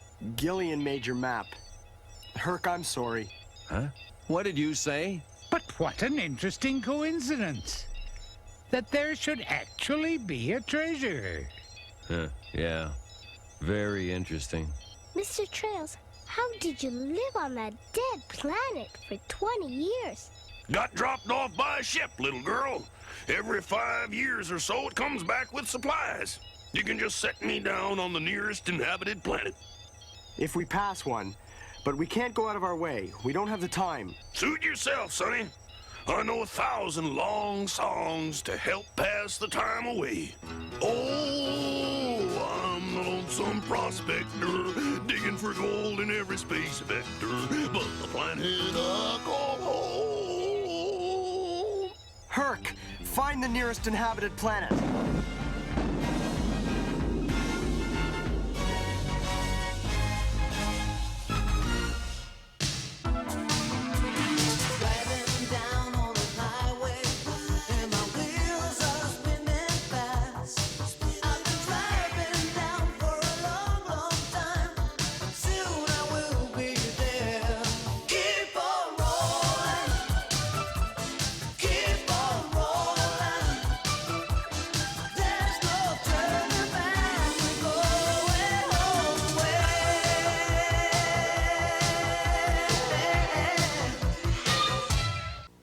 Throughout time, people have asked, which came first, the chicken or the egg? Maybe it was a Manglore, like Manglore Demon. You can pretend to hatch Manglore Dragon and Manglizard, too, each sold separately in a make-believe egg. You can stretch them, squash them, take them apart. They'll return almost like new to their original forms. So if you want to hatch up some fun, you can crack open a Manglore. The Manglores, Manglore Demon, Manglore Dragon, and Manglizard, each sold separately from Ideal.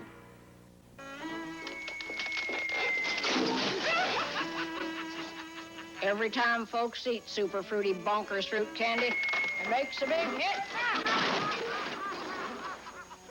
Know why Bonkers is so super fruity? It's got a chewy fruity outside with an extra fruity inside. Makes me want to eat it up.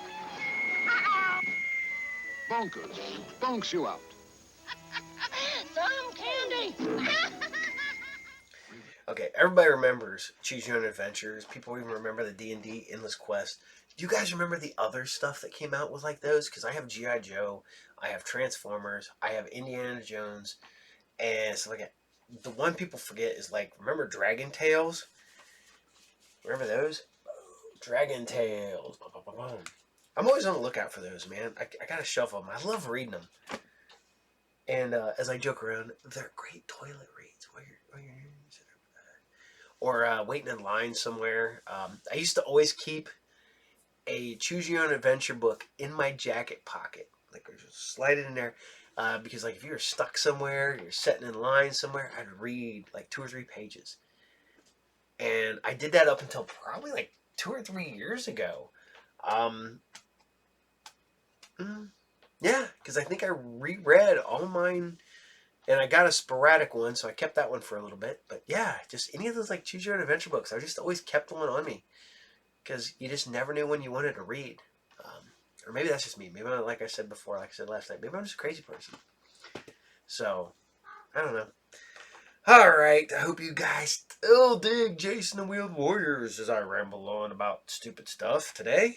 And like I said before at the beginning of the episode, weird manic mood today. A lot going on in the captain's life. Movie, the shows, getting ready for some cons, stuff at the shop, doing orders, dealing with people. So much. So, all right. We're going to swing on over to one of the best cartoons to come out of the 80s that was not made in America. That's right.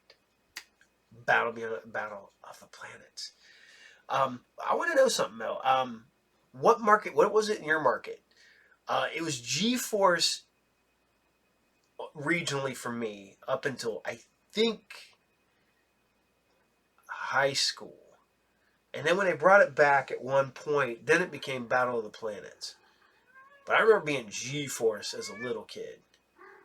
And it wasn't until I got much older, a little kid, to Battle of the Planets. I thought G-Force became Battle of the Planets at a certain point. Not, they were the same cartoon, just slightly different editing. Then I watched, of course, Super Ninja Science Team Gotcha Man. Then I was like, wow, this is way different than what we got in America. So I want to know, which was it when your market? Was it G-Force or was it Battle of the Planets? Because technically here it was both, but not at the same time. So, but this is Battle of the Planets episode 4. And this is Space Serpent. Enjoy. Stay tuned. Next on Battle of the Planets, Earth is attacked by a frightening craft from outer space.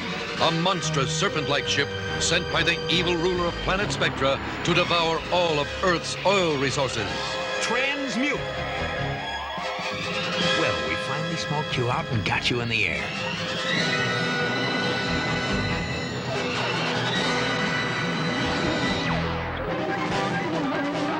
Come on.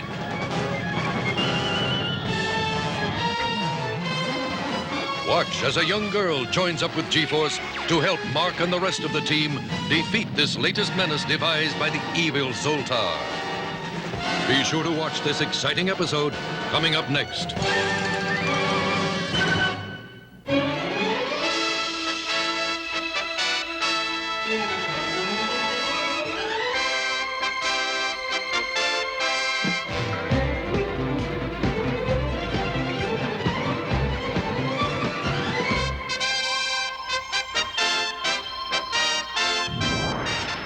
Battle of the Planets.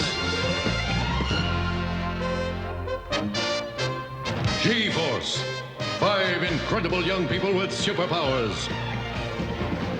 And watching over them from Center Neptune, 7 Zoc 7. Watching, warning against surprise attack by alien galaxies from beyond space.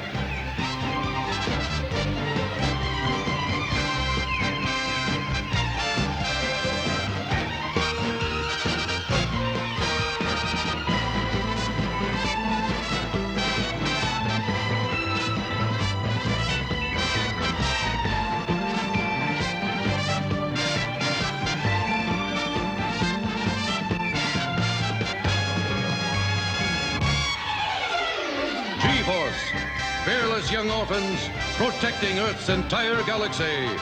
Always 5, acting as one.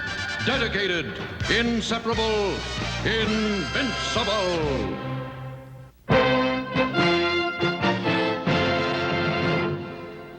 Here at Center Neptune, hidden many fathoms beneath the sea, we constantly watch the universe for any sign of alien intruders from outer space. The Galactic Patrol has warned of a strange disturbance in outer space.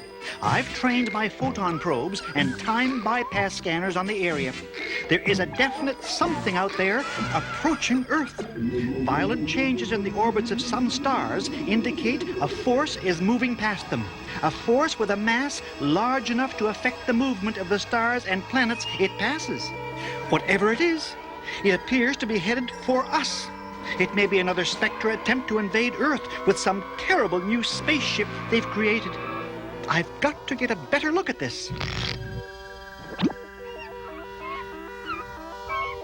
I hope I'm not getting nearsighted, but things have been a little blurry lately. I think I'll have my photoelectric eye cells checked. It may be just a weak capacitor, you know, a touch of astigmatism. Ah, there it is again.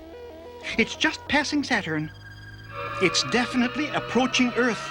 I must alert security at once.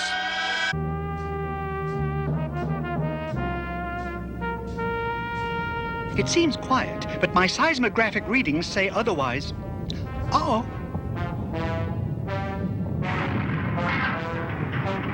The alien intruder has started to attack our oil refineries.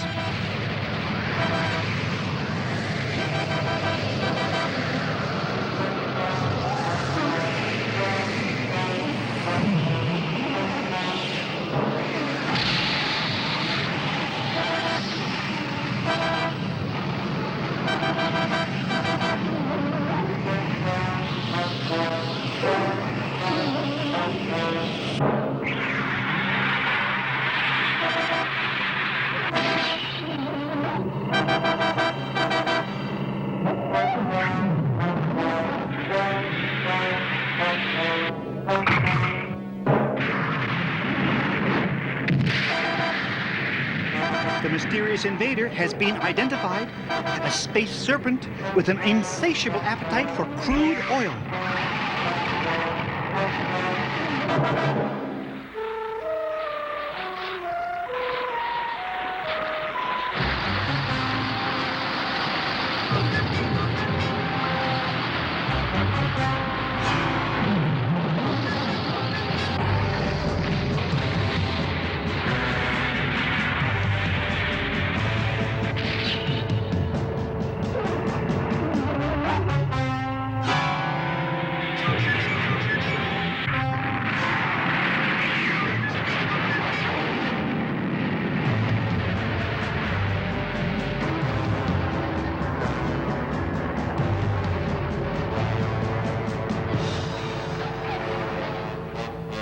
I await your orders, sire. Your programming is complete. Destroy all of Earth's oil supplies and create havoc with seismic disturbances.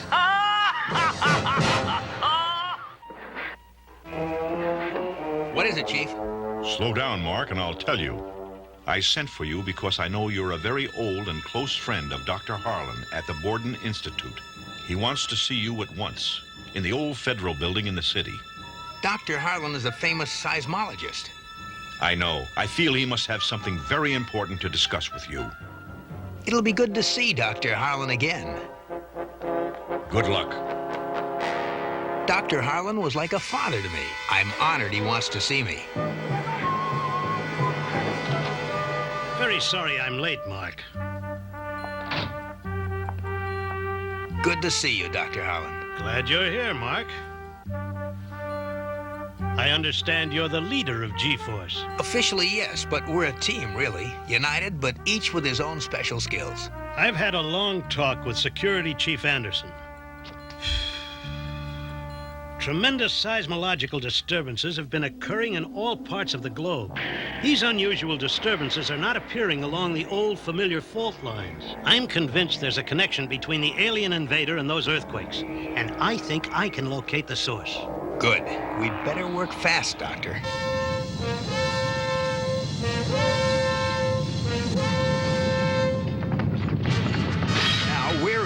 real big one. Let's get out of here, Doctor.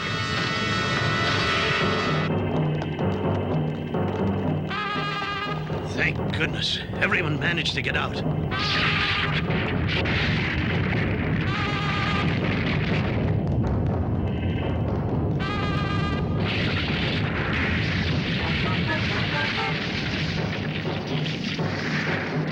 Transmute!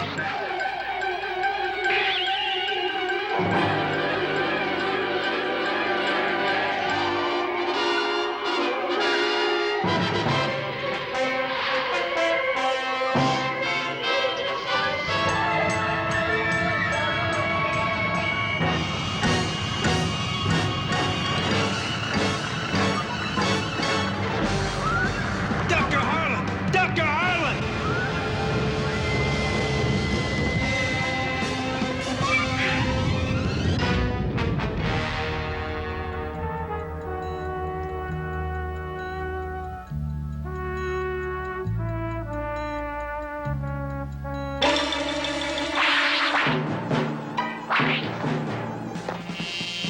How do you have the nerve to visit his grave? Debbie, believe me, I had nothing to do with your father's death. You have superpowers. You could have saved him. I really tried, Debbie. It was your fault. All your fault.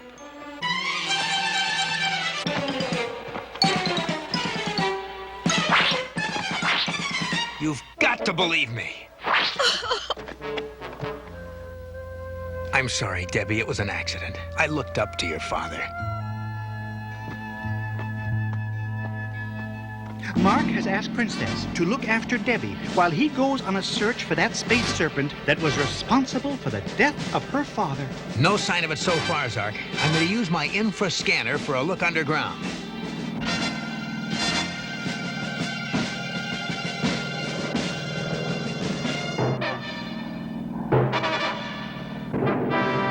Where's that thing hiding? I think I'm onto something, Zark.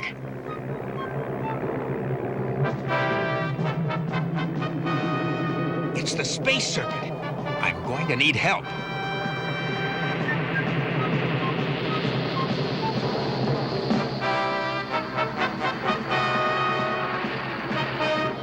Someone has spotted us, Captain.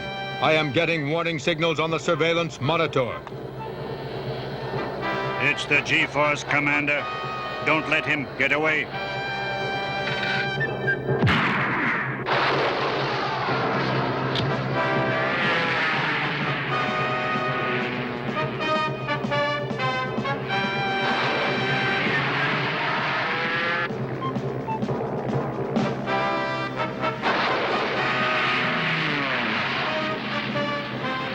Zark was right. This is another deadly invader from Spectra.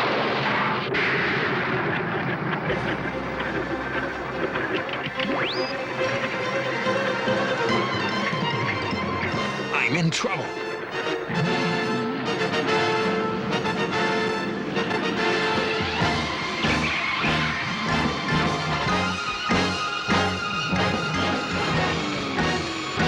Ready to transmute. Well, we finally smoked you out and got you in the air.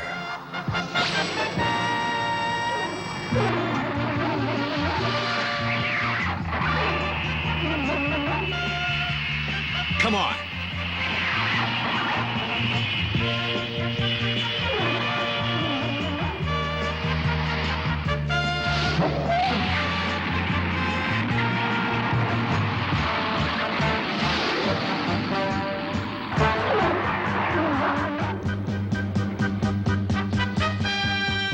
I lost it, Zark.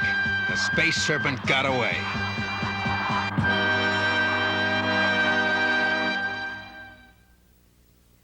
The space serpent has disappeared. Where could it be? And what's it up to now? I'd better activate my infralaser probes for underground investigation.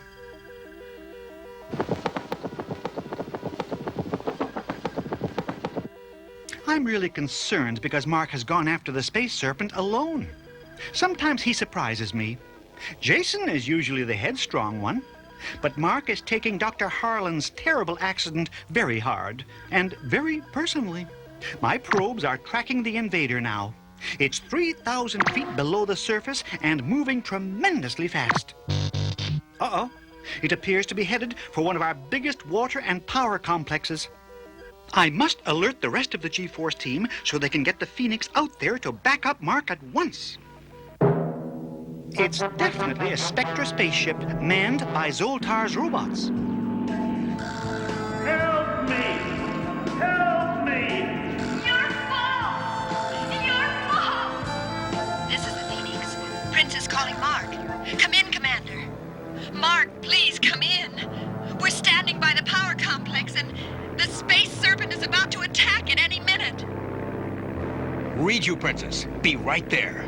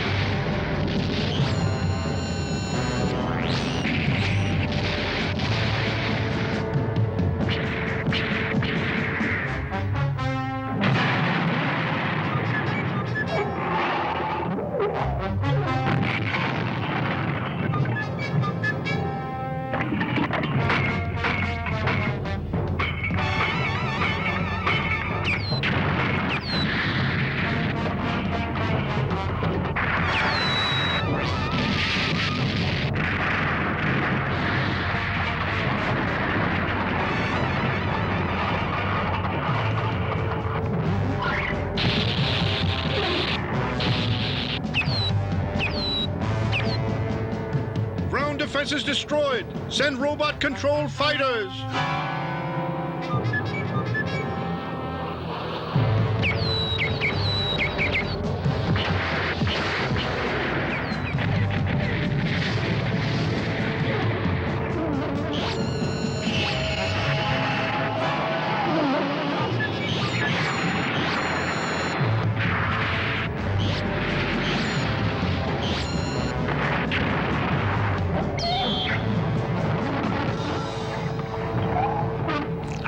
You to stay underground until nighttime. Sorry, that does not compute. You dare question me, you mindless robot? I do not question. If you wish to reprogram my orders for this mission... G-Force is right behind you. Regroup and attack! I will regroup and attack at once, as you have ordered, Master.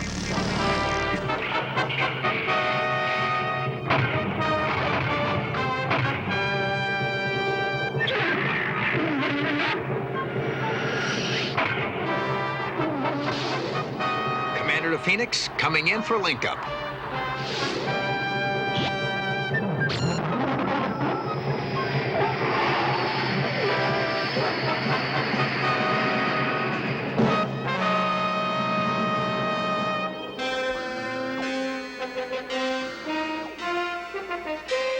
Princess asked me to come along. I hope it's all right. It's all right, Debbie. And I'd like you to see something. That is the monster responsible for what happened to your father, Debbie. I know. It's horrible, isn't it? I hate it. We'll see that it never hurts anyone again.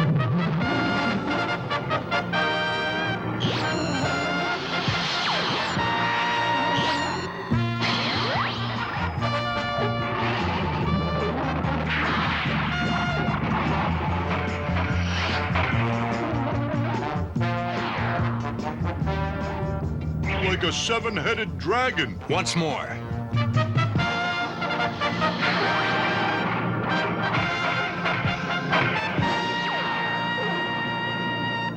Chop it up and it's right back together again.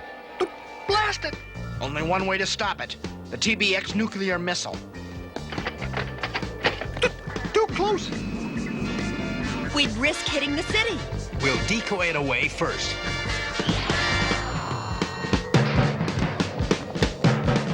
Just one good blast. Debbie, come over here. Mark, you're not going to ask her to fire the rockets, are you? That button. Press it and you'll destroy the thing that killed your father. Well, Debbie?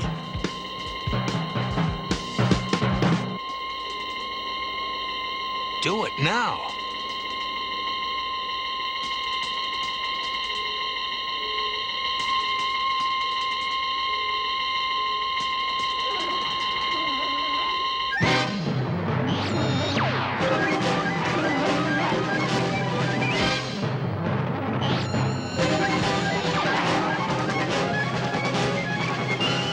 Your last chance for revenge.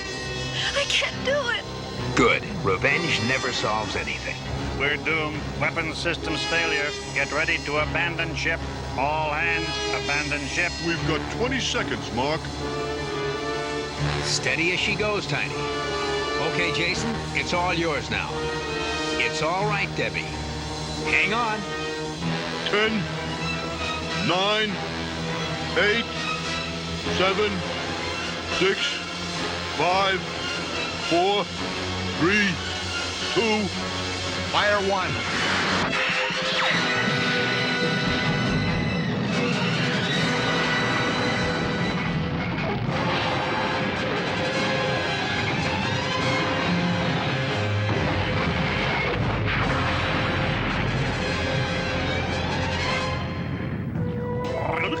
So long. Sneaky snake. It's all over, Debbie. Your father would be proud of you today, Debbie. I'm grateful to G-Force, Mark. It was our duty.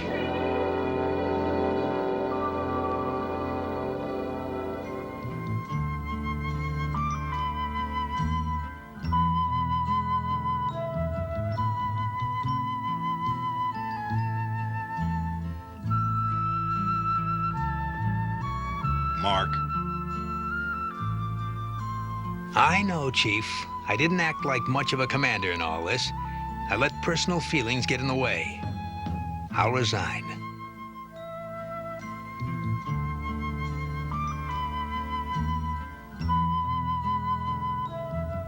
Wait. You're punishing yourself needlessly. We all make mistakes. So you couldn't save Dr. Harlan. I know how much it cost you, but you'll bounce back.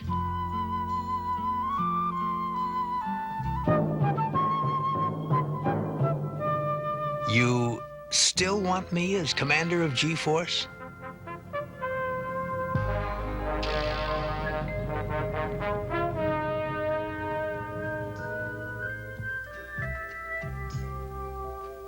Take it, Mark. You taught me that to seek revenge for what happened to my father only hurts me. That eases my mind. Welcome back, Commander. Come on, gang, let's go. I'm glad that's over. The space serpent has been destroyed, and Debbie has forgiven Mark for not being able to save her father. Better yet, Mark has forgiven himself. Everyone has learned a lesson, except Zoltar, I'm afraid.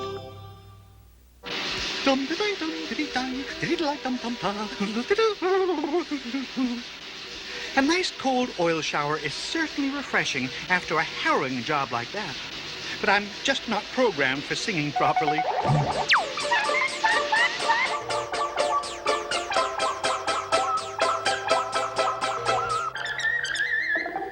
Center Neptune Control, 7 Zark 7. Hello, Zark. This is Susan. Oh, Susan, you caught me in the shower. It's all right. But I know you have long-range telephoto vision. It's only good for 1,000,000 miles, and I'm now stationed on planet Pluto, over 3 billion miles away. Oh, that's good. I mean, that's terrible. What are you doing way out there, Susan? I've been promoted to the early warning system. Now I can let you know when you're in for any trouble. Well, congratulations. I look forward to hearing from you. Thank you, Zark. And I'll be letting you know whenever you're in danger. Bye. Bye, Susan. But I was in a lot more danger when you were closer.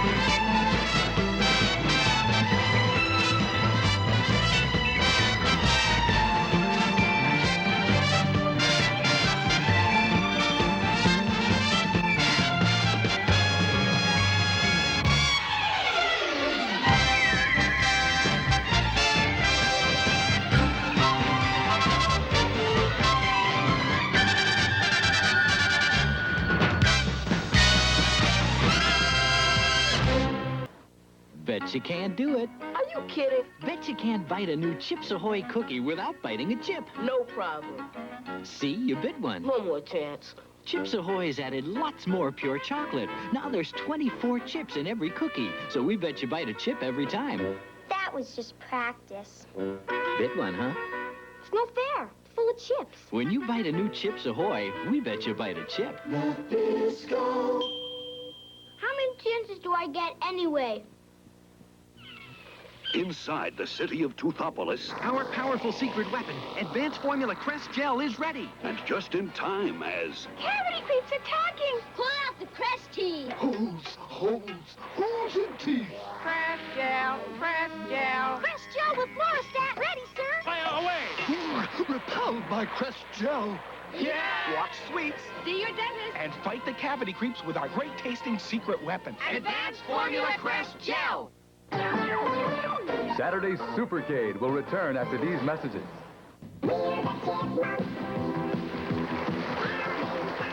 Alvin, Simon, Theodore. The collection. Each in really cute outfits. You can collect them one at a time or in sets. And pretend to play ball with Simon. But you know what's best about them? Their funny little faces. The Chipmunk Collectibles. Alvin, Simon, and Theodore. Sold separately or in sets of 3. New from Ideal. Alright, hope you guys dig Battle of the Planets, because we're going to keep it going into the anime universes with one of my other favorite cartoons of all time. And that is Robotech. Well, Macross Robotech. I like Southern Cross. I like New Generation. I really liked it because of that, because that was badass. The motorcycles were awesome.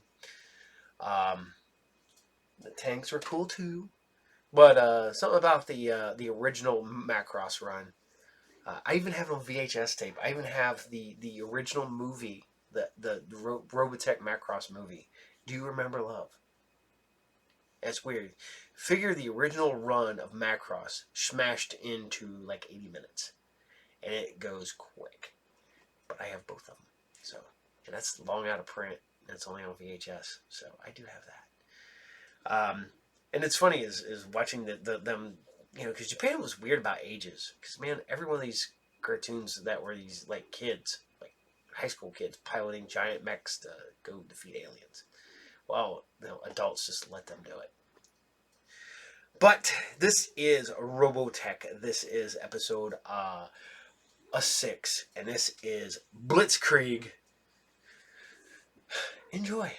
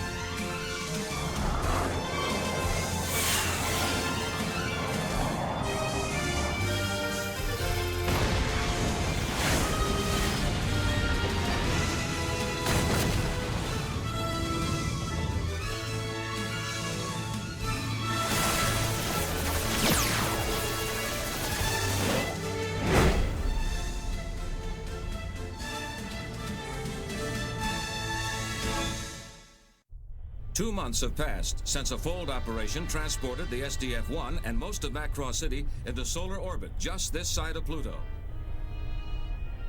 While attempting to return to Earth, the Space Fortress repulsed an attack by the pursuing Zentradi forces by undergoing a modular transformation. The transformation destroyed much of the city due to its radical effects on the fortress's basic structure. But in the intervening months, the damage has been repaired and things have returned to normal.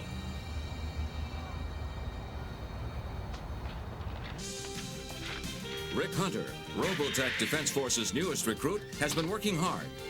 Working to survive the rigorous training necessary to make it as one of the elite of the Defense Forces, the Veritech fighter pilots, training to toughen him up on the ground and in space.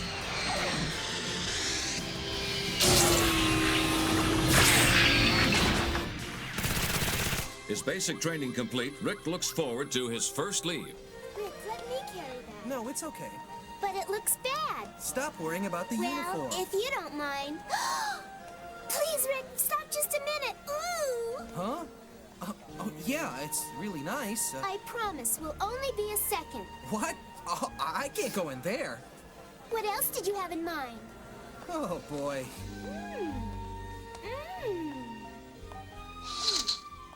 Now, no peeking. Right.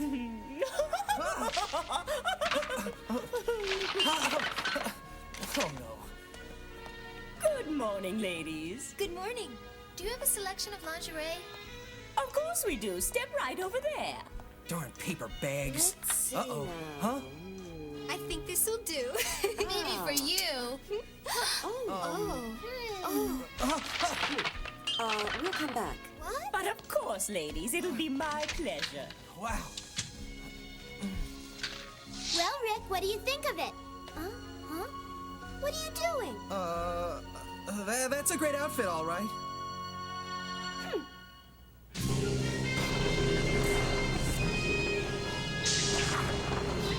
Oh, so this is what you were talking about, Dr. Lang. That's right, Captain. I've never seen another reaction like it. Since this is the area the full system generators were in, might there be a possible relation? Yes, Captain, that is a possibility.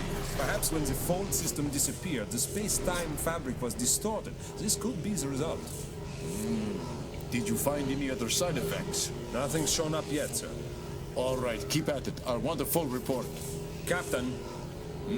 It's only a theory, of course, but I think we may be able to utilize this strange reaction as some kind of protective barrier. Barrier, huh? Can you develop it? Yes. Good. Start on it immediately and keep me posted. Yes, sir.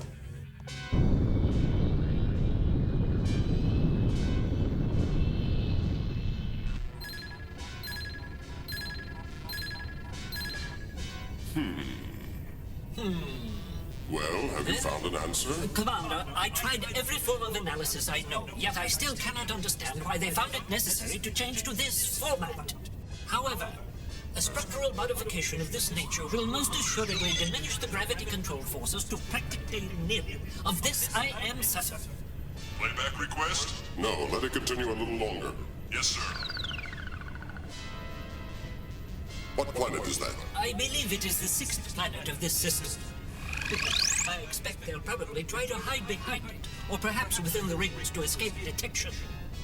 Interesting. If they switch to ECM within close proximity to those rings, my lord, we'll never find them. Yes, it would be the logical decision for them. And what is your decision? I'll let them attempt their clever little plan. We'll follow them. As they would say, it'll be like shooting fish in a barrel, whatever that means. Well, Rick, what do you think? From today on, you're a real-life fighter pilot. You even get your own room. Congratulations. But remember, even though you have your own room, it doesn't mean you can fool around. Oh, and one more thing. What? Attention! Good afternoon. You little devil, I didn't know you knew Commander Hayes. Yeah, well, kind of. You know what I mean? It's him! That's Mr. Lingerie! Mr. Lingerie! Oh my goodness! My dear Commander Fokker, is this the brilliant new pilot you were raving about? Introduce him. Of course. Rick. I'm Rick Hunter. I'm Commander Lisa Hayes. Please Rick Hunter. Why does that name sound so familiar to me? I remember now. So that's our civilian pilot. I wondered why he didn't know how to fly his plane. Hey, Roy, who's the sourpuss? sourpuss happens to be Commander Hayes, our first officer. What? You're that loudmouth pilot, aren't you? And you must be that... Yep. Oh, no. Oh. I'd say you'd better watch that mouth from now on, because she's your superior officer. Sir! I hope for his sake he takes your advice. Oh, by the way, I don't know what your particular problem is, but it really doesn't look too good for you to be hanging around in lingerie shops. Lecture? Oh.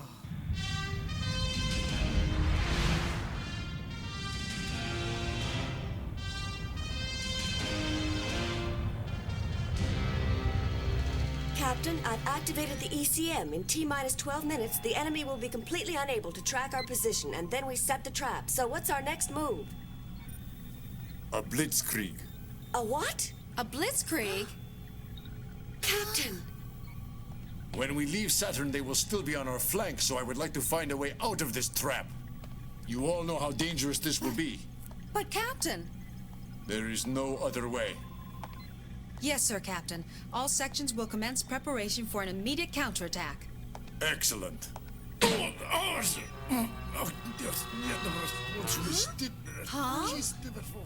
Tomorrow, the SDF-1 will enter the rings of Saturn. Soon after, the Defense Forces will initiate a counterattack.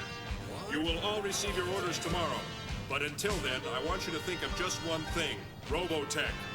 We're all counting on you, men. Oh, and if there's anyone you want to see, do it tonight. That is all.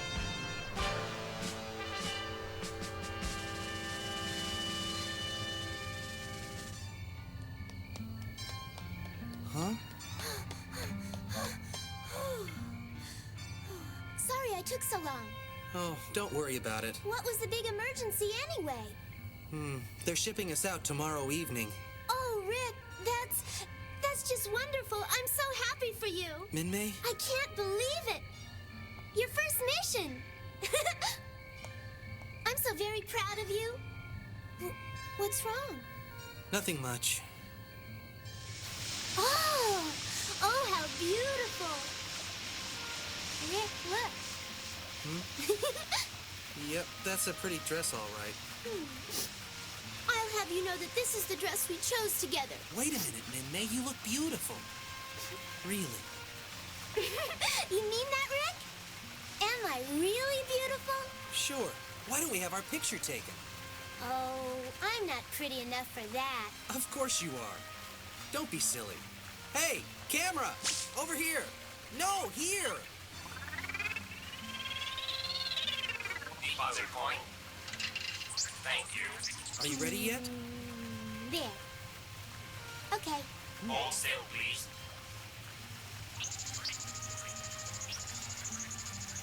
Say cheese.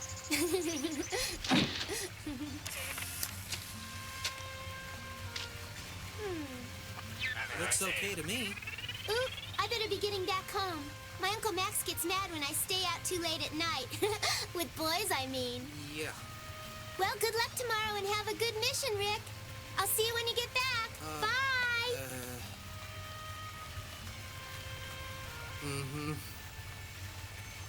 I might not be back. Oh, Minmay. Captain, we've discovered a way to move the barrier system. Oh, you have? However, there's a problem. We can't cover the entire fortress at any one time. Oh, I see. So we can't cover the whole thing. I guess she's too big.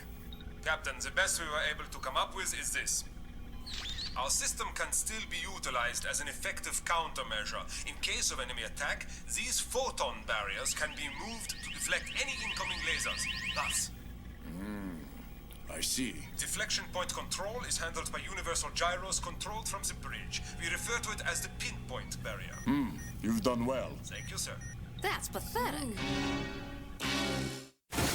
Robotech will return after this.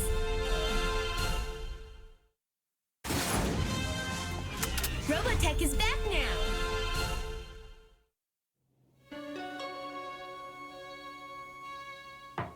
Come in. Hey, I figured you'd be awake. Hi, Roy. Tomorrow you'll have to be up early. I know. I sympathize with you, Rick, but you'll just have to count fan jets or something. Go to sleep.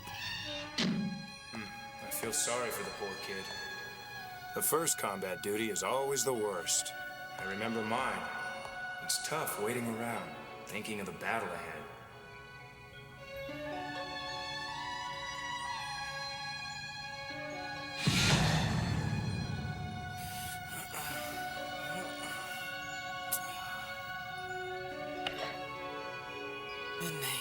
I can't get to sleep.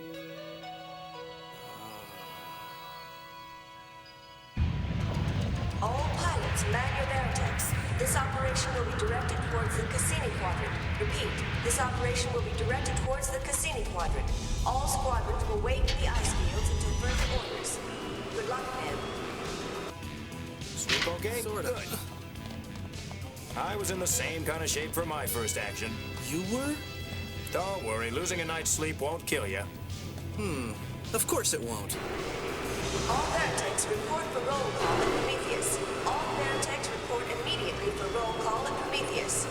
Orange, blue, and red squadrons will commence flight preparations on second level after them. All remaining squadrons prepare for takeoff from pre-assigned locations. Reactor control, bridge request status report of first and third plasma shields. Skull Squadron, commence immediate takeoff. Veritech Skull Squadron. Veritech Skull Squadron 23. Pilot Rick Hunter prepared for takeoff. Roger.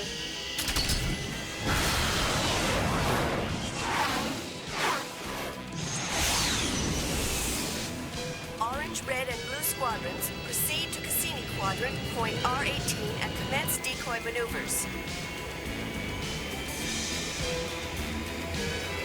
Green, yellow, and white squadrons utilize the QL4 wavelength to access battle flight patterns. Look at them. I wonder why they all fly so dangerously. Skull 23, what in blazes are you doing? Huh? Just where were you at the meeting? Asleep? I'm sick and tired of repeating myself. That kind of flying will give you away to the aliens. But... This is no time for acrobatics, you idiot! But all the other pilots were flying really dangerously, so I thought that... Shut up, Hunter. You follow your instructions, you hear me? Okay, I gotcha. Is that the way to speak to superiors? Look around, wise guy. You're the only one who's flying dangerously. Roger.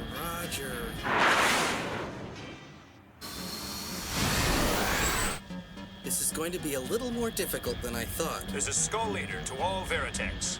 In T-minus 12 seconds, we'll be coming into the Shadow Zone, so keep one eye on the ice and the other on your gauges. So that's the Shadow Zone, huh?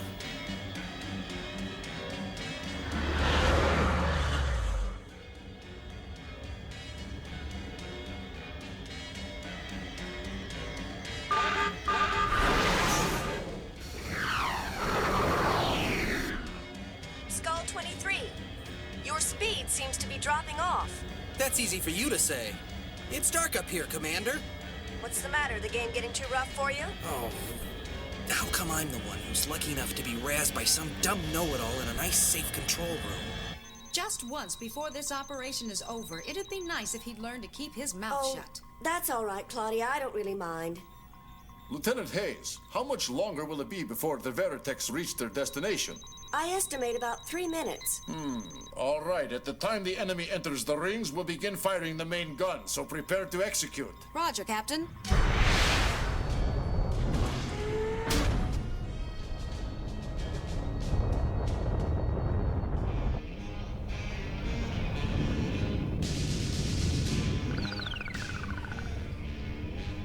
Ready for your orders, Commander Retide.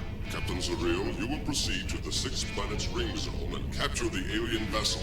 Sir. And with as little damage as possible. Yes, Commander.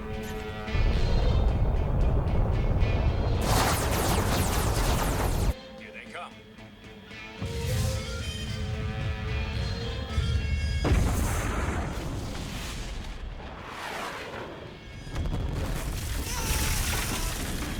Okay, let's get them.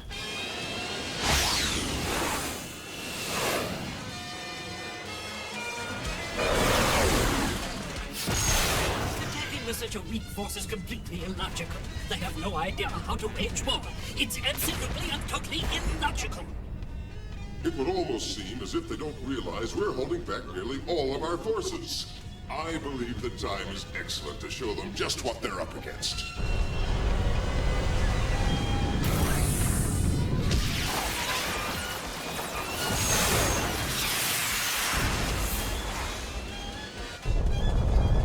Captain, the enemy vessel is approaching the target zone.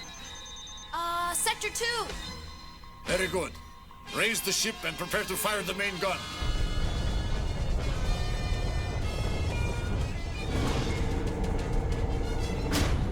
Target vessel sighted. Now firing main gun. I don't understand. What's wrong? The main gun will not fire. Huh? In all probability, the pinpoint barrier is interfering with the energy transformers. I'm doing a vibrational analysis now. Over. Bouge moi. Main missiles approaching. Pinpoint barrier system control ready. Ready.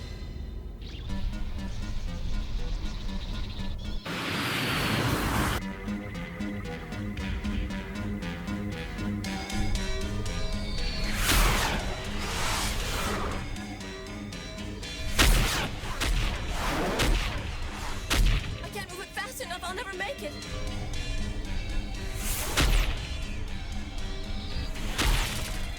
No, not to the side. Move it to the front, to the front.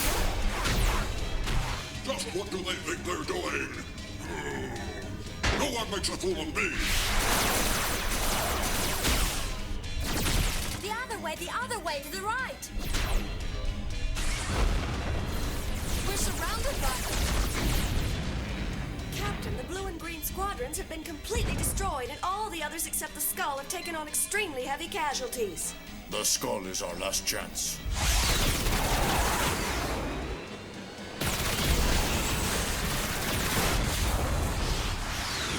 Thanks, Rick. Nice shoot. Hey, big brother, why haven't they fired the big gun yet? What's holding them up? So this is the way it will end, huh? Captain, do you think it would be possible to somehow concentrate all the pinpoint barrier energy and direct it to the front of the Daedalus? Yes, it would, but why? I have an idea, but I don't know if it's feasible or not. Well, let's try it. All right, Kim and Sammy, collect the Destroids and place them at the front of the Daedalus. Right. Claudia, direct the fortress in a frontal attack on the alien ship. You got it.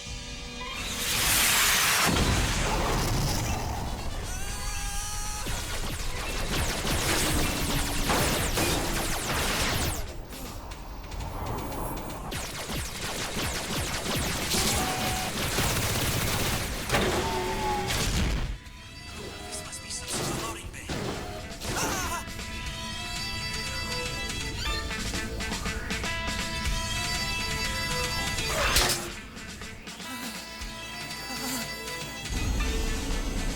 Enemy ship preparing to ram us. Fire immediately.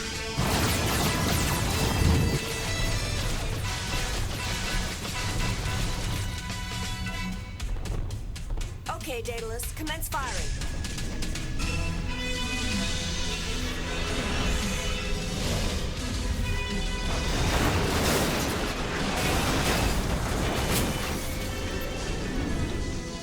What is that?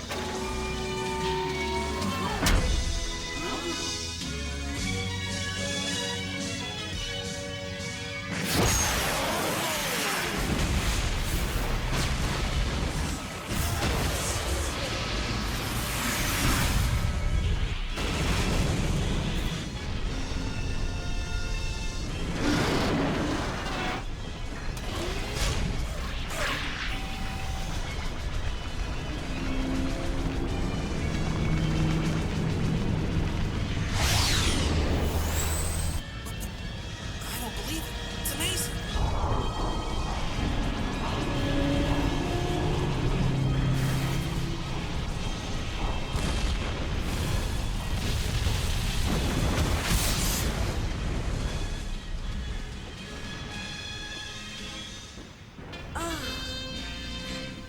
Lisa, congratulations. Yeah! Incredible! 3 cheers for Daedalus! I'm getting to be be a real fan of yours, Lisa.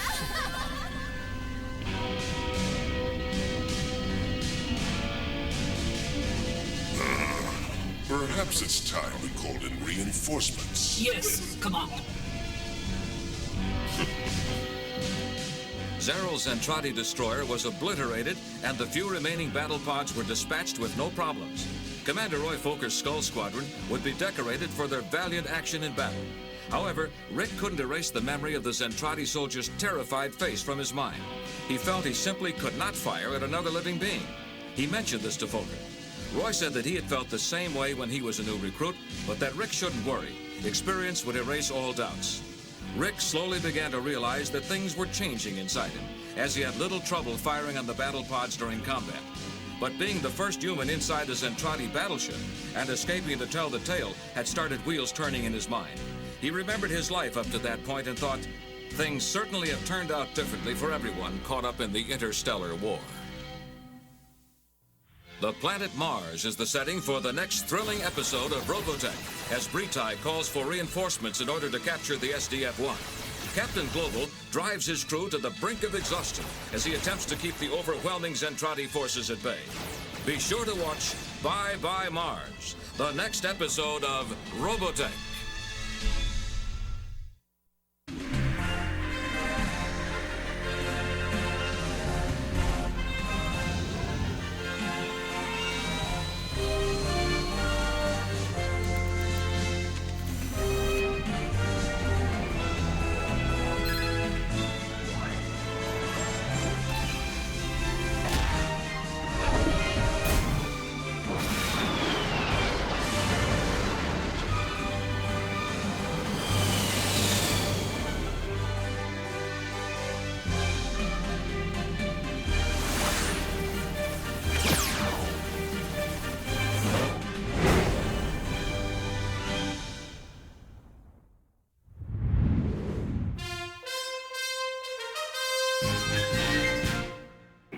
Would you like a strawberry shortcake and a Care Bear character to throw a party at your house?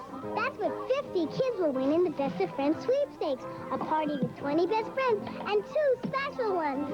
For free entry blanks and details, you can visit participating stores or send a self-addressed envelope to Best of Friends, P.O. Box 4394R, Blair, Nebraska 68009. Thousands will enter, 50 will win a party. There are 1,500 other prizes, too. The Best of Friends sweepstakes for the strawberryest, Care Beariest party.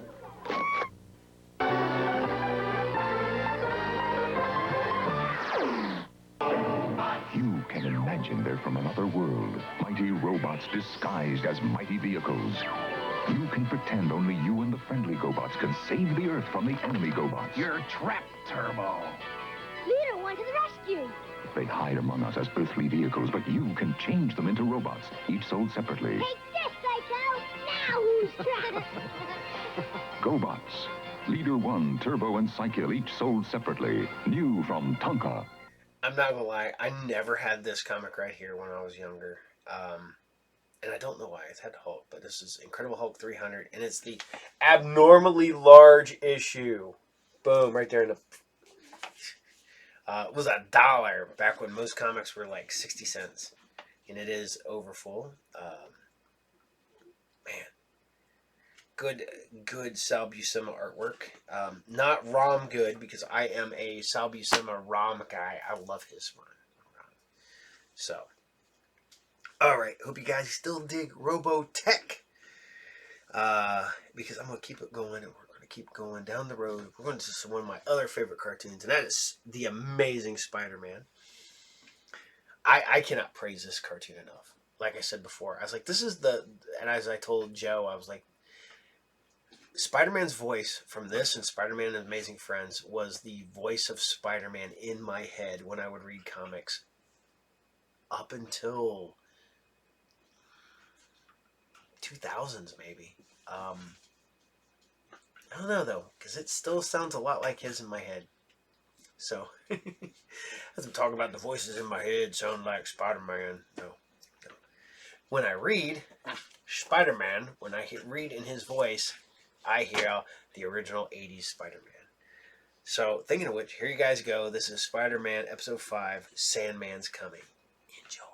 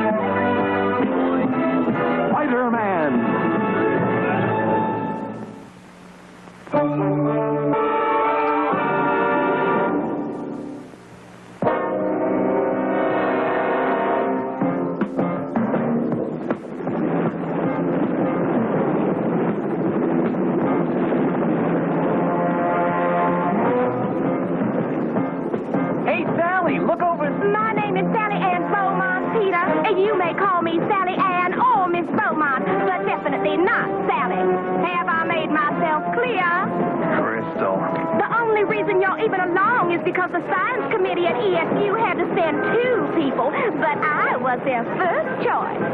And I'm just chopped liver. It's a great honor for NASA to invite us to view the landing of the first Mars probe, and I intend to make the most of it. So just stay out of my way, Buster.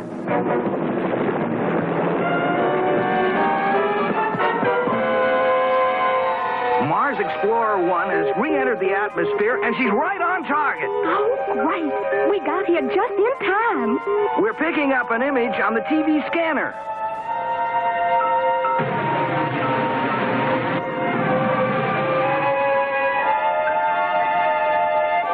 Look, there it is. Exactly where is it supposed to land? Oh, Peter Parker, don't be such a pest. Be a good boy and go take some pictures or something. Why don't you be a good boy and go take some pictures? Who does she think she is? Up there!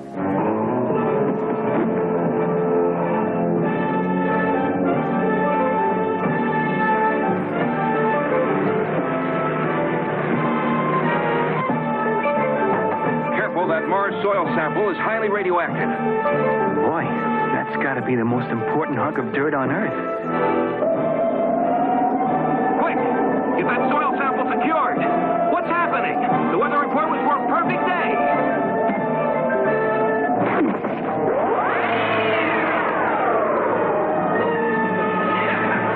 Fools, the weather is perfect, but no one can forecast the coming of the Sandman. I'll bet he didn't forecast the coming of Spider-Man either. This is what I came for. Okay, hold it. You're under military arrest. Don't waste your time. You'd have a better chance trying to stop a hurricane with a fly swatter.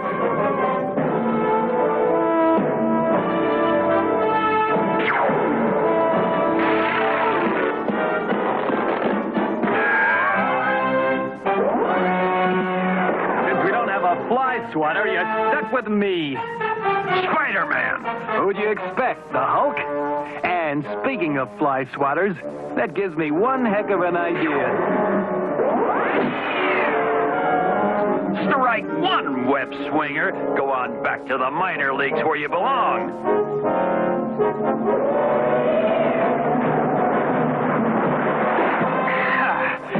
It's times like this, I feel like I'm all washed up. Can't somebody stop him? Oh, where's that worthless Peter Parker? Why isn't he doing something? I'm sure he's doing everything he can. Quick, turn your radar to full power. Everybody thinks he's a general.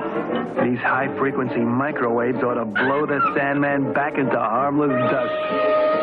Give it up, Spider-Man. Your childish efforts can't hurt me. Okay, Big Mouth, let's hear it for my childish efforts. You overconfident fool. You're beginning to bore me. Well, well. Looks like Spider-Man just lost his head. Oh, no. Just my luck. Without my mask, I don't dare fight. Look at him, running like a scared insect. Now to finish what I came here for. He's opening the canister. The sand's radioactive. Let's get out of here. What about your friend? Peter, don't worry. He can take care of himself. Once I absorb this Martian soil, I'll be 10 times as powerful as I am now. Done. Now nothing can stop me, not even that meddlesome web slinger.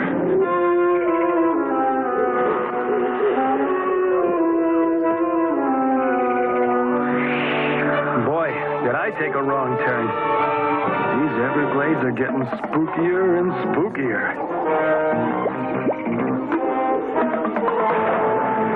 Ever get that sinking feeling? And people call New York a jungle? Web shooter, don't fail me now.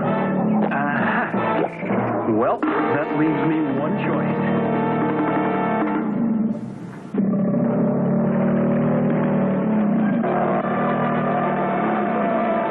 This personal, but I think it's time I put some distance between us.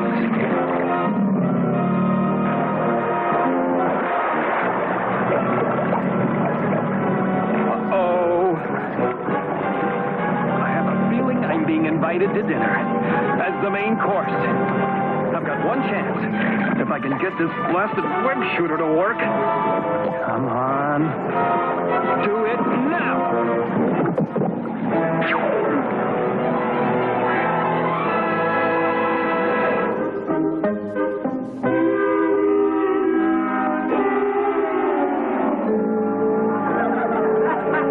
Who do you think you're staring at? The unknown comic?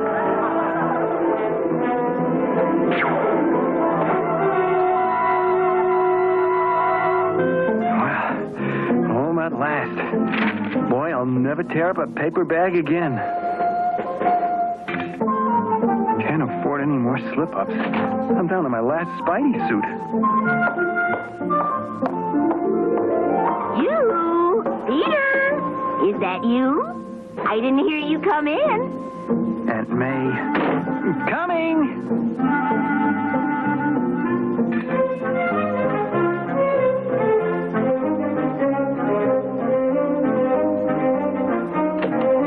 Oh, hi, Aunt May.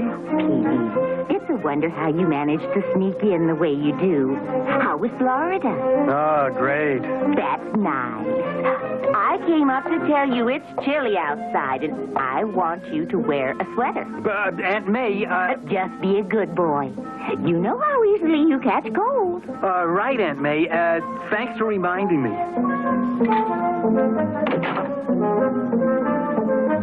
That's a good boy. Now I won't worry so much about you, dear. Oh, yes, this telegram just arrived for you. Better read it, dear. It looks important. To Peter Parker, you are requested to attend a disciplinary meeting this afternoon at 4 p.m. Failure to attend will mean immediate dismissal from school. Signed, the school board. Oh, no. 4 o'clock. The only way I'll ever make it in time is by the Web Express.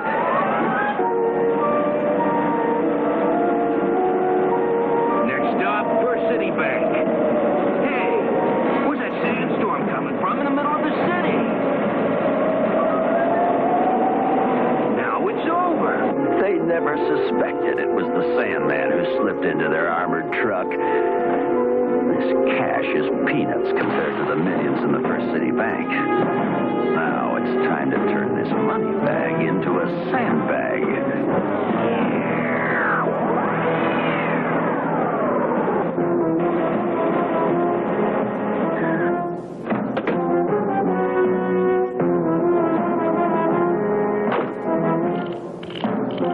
Here are the new bills you ordered from the Federal Reserve.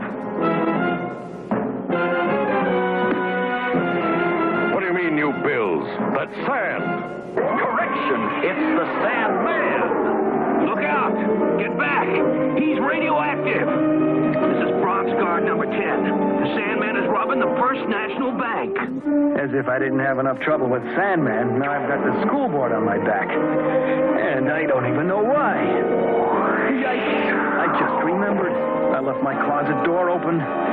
If Aunt May sees my Spidey suit hanging there. Oh, no. My spider sense is tingling. Can't worry about Aunt May or the school board now.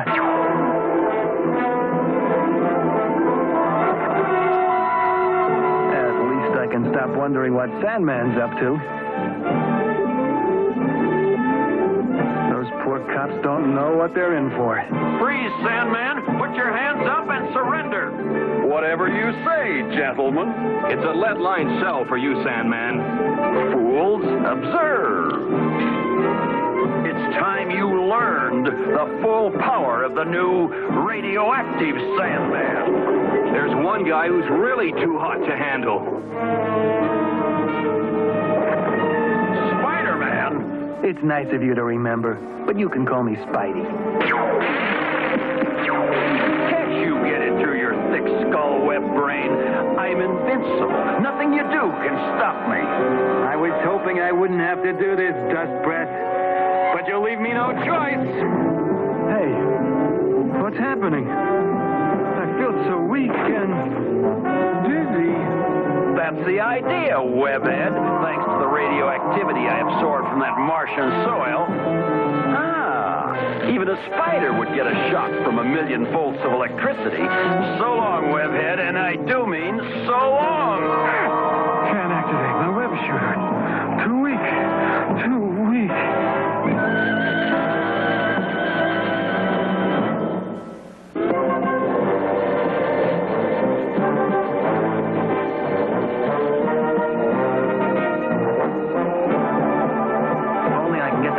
This spare cartridge of web fluid.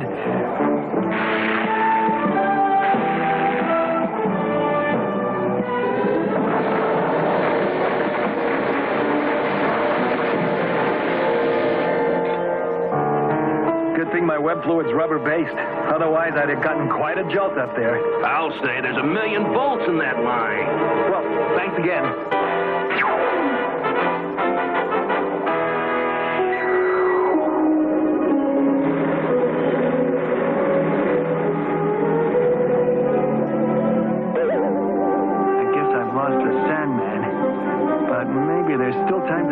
School board meeting before I get kicked out of college. Yikes. I've only got 15 minutes to make it across town.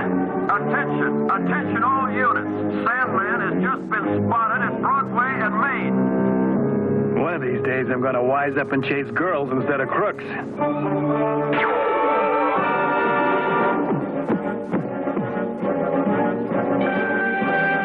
Trapped in a dead end. But that's no problem for the Sandman. He's escaping. But at least I can snag the money. It's not so hard to get your hands on some money.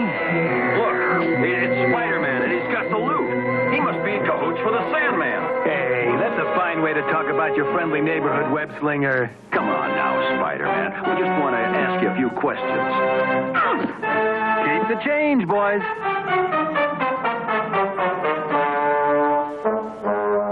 Sandman escaped through a subway grating. Maybe I can still catch him. Doesn't make sense. He's got to be here somewhere. I am, stupid. You're standing on me. Huh?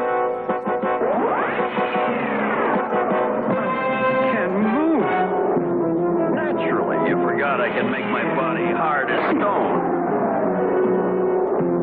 It was fun while it lasted, Webhead, but for you, the party's over for good.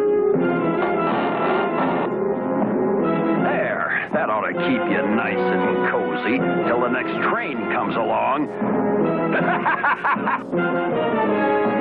That does it. I'm canceling my membership in the Sandman fan club.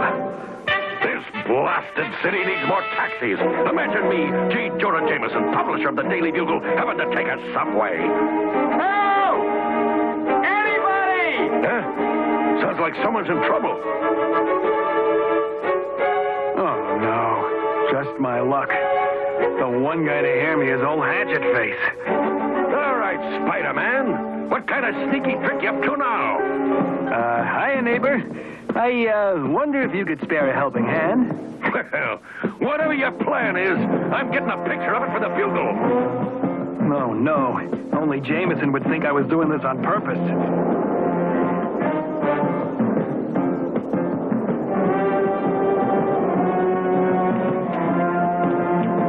Sorry, lady. This is an emergency. What? Stop, thief! Help! Jameson! This isn't a stunt, you idiot! This is for real! You don't fool me, you web slinger! Whatever you're up to, I'm gonna get it on film! Oh, great. You can pass out snapshots at my funeral. A heavy blast of web fluid is my last chance. It may make this rail slippery enough for me to slide out.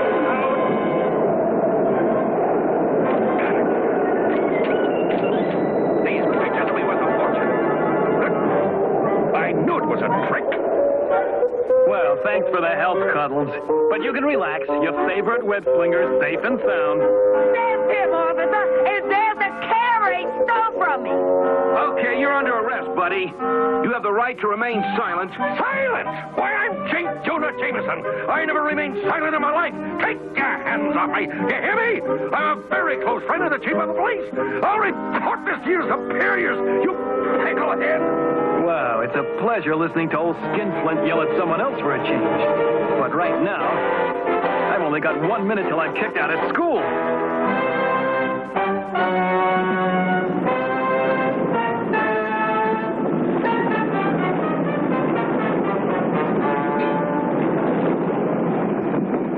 Okay, let's get this gold down to the vault. Don't strain yourselves, fellas. Let me help lighten your load. Sandman! The one and only.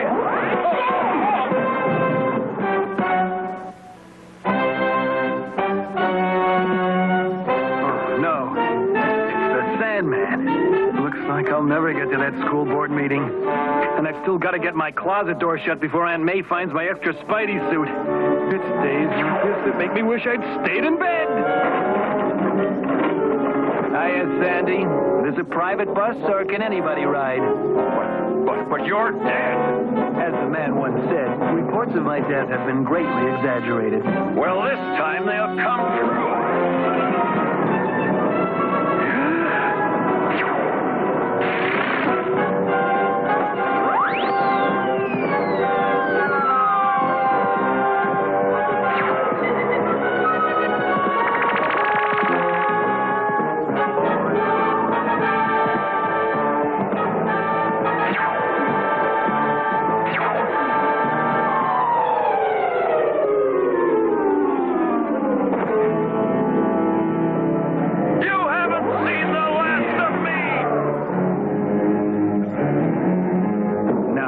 Gives me an idea. Let's just hope old Sandhead wants that gold bad enough to follow me into my trap. You fool! Do you really think you can outrun the Sandman? This is one way to launder money.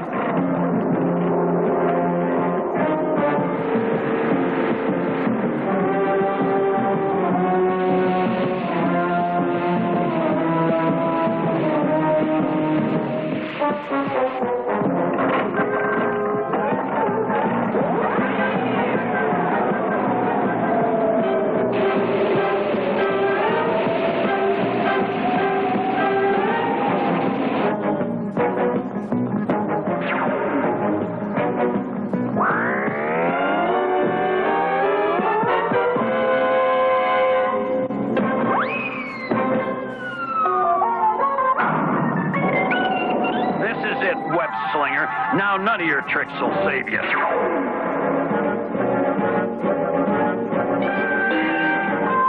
got you now.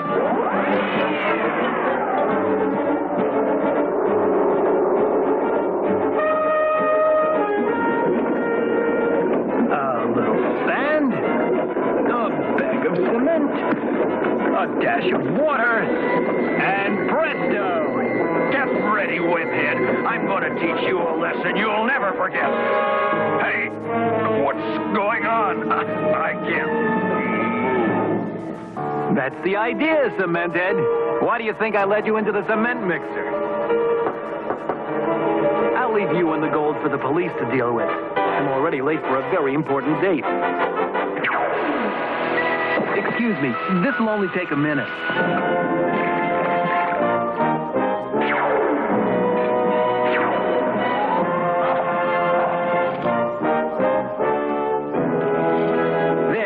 The priceless Martian soil sample is safe again.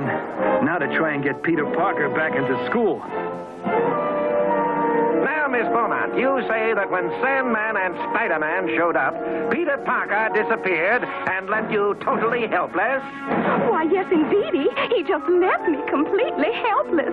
That's a very serious charge. And since Mr. Parker evidently refuses to defend himself, I'm afraid I can only rule that Spider-Man! Excuse me for busting in on your party like this, but Peter Parker has been unavoidably detained and asked me to drop off the Martian soil sample which he helped me save. Peter Parker helped you, Spider-Man? Now, don't y'all listen to him. Peter Parker is nothing but a big coward.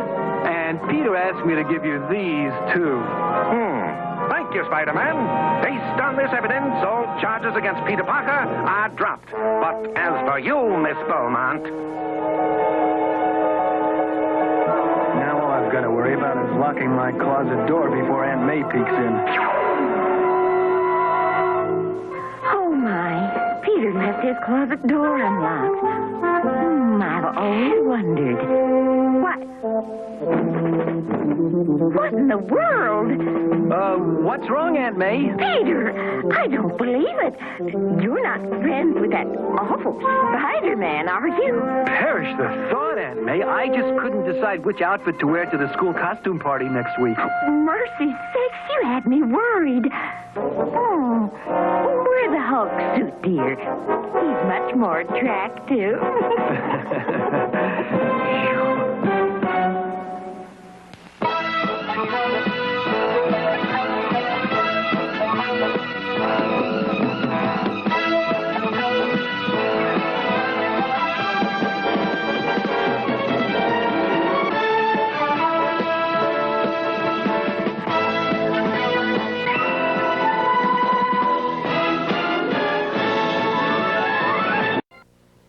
Now, it's here.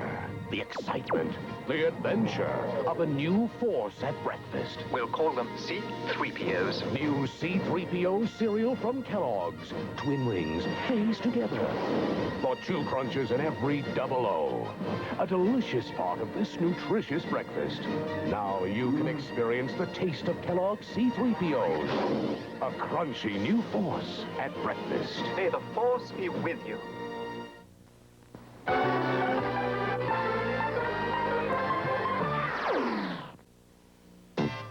Hershey, Hershey, Hershey. It's a fun one. Hershey, Hershey, Hershey. Ooh, chocolate fun. Pure milk chocolate. Delicious and smooth. Oh, if you don't believe me, I'll prove it to you. When you take a bite, oh, you'll say I'm right. Hershey, Hershey, Hershey. It's a fun one. Oh, Hershey, Hershey, Hershey. Ooh, chocolate fun. All right. So, hope you guys still dig Spider-Man. I do. I absolutely love this run. Amazing Spider-Man, Spider-Man's Amazing Friends.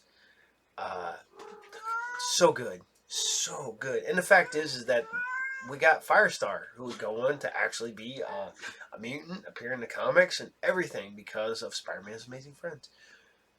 Basically, she was Mary Jane. I mean, exactly Mary Jane, except for she had superpowers and Angelica Jones. But same design. So, my cat has decided to go crazy tonight. So, or this morning. Little thing is that I don't actually air this on Saturday. I don't actually record this on Saturday morning. I'd love to do a live show, but I have no clue how to do a live show. That would suck because I'd have to get up really early, get cleaned up, and then do the show. And I have no idea how I do the show. So maybe down the road, when I figure that out, maybe one day I'll do a live episode.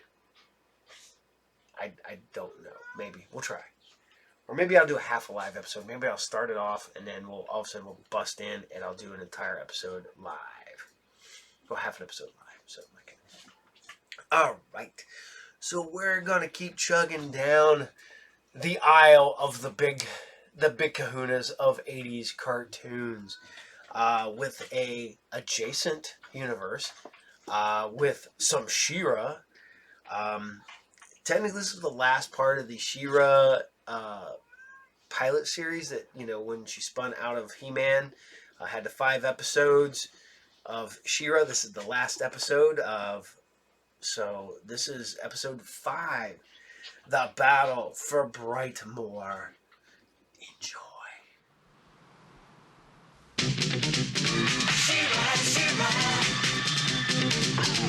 I am Adora, He-Man's twin sister and defender of the Crystal Castle. This is Spirit, my beloved steed. Fabulous secrets were revealed to me the day I held aloft my sword and said, "For the honor of Grayskull!"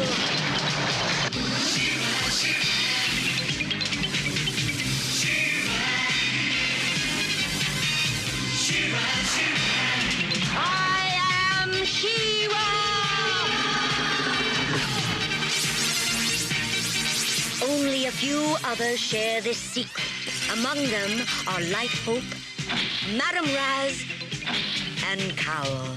Together, we and my friends of the Great Rebellion strive to free Etheria from the evil forces of Hordak.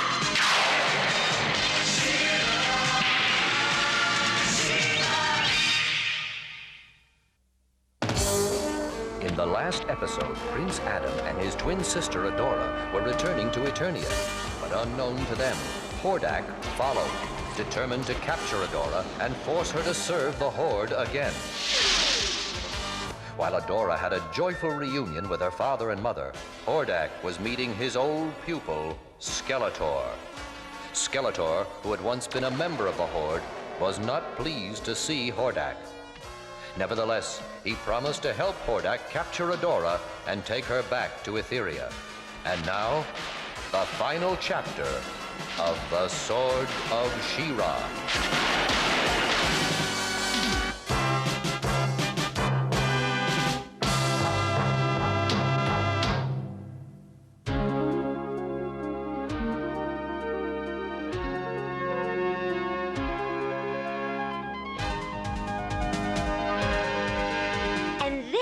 Madame Raz said mire instead of fire and turned the whole camp into a swamp. This Madame Raz sounds a lot like our Orko. Who's Orko? A little friend of ours from a dimension called Trala. He's there now visiting his uncle, but he's due back soon. You'll like him, sis. I can't wait to meet him. Just be careful if he offers to do a trick for you. Very careful. Hello, suckers. Nice work, Cobra. My sleep gas will keep them unconscious for hours. Move aside, you clods!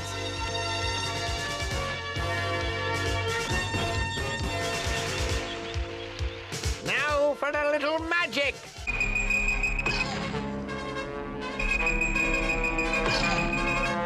Excellent! Our little trap is set.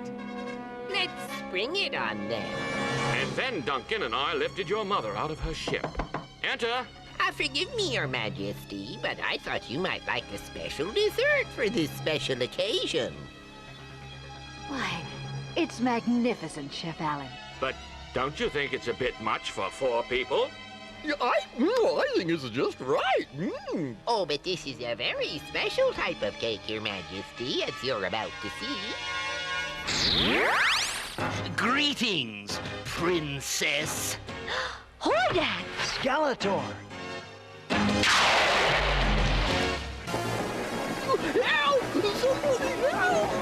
Lest that cat will raise the entire palace guard! I've got what I came for. Let's get out of here. Cyclops, we're ready to go. Be right there, Skeletor.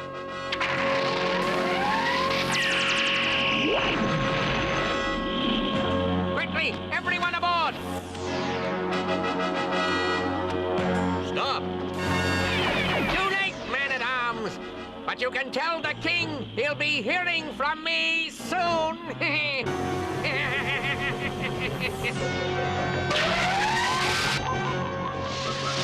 That villain will never catch him now.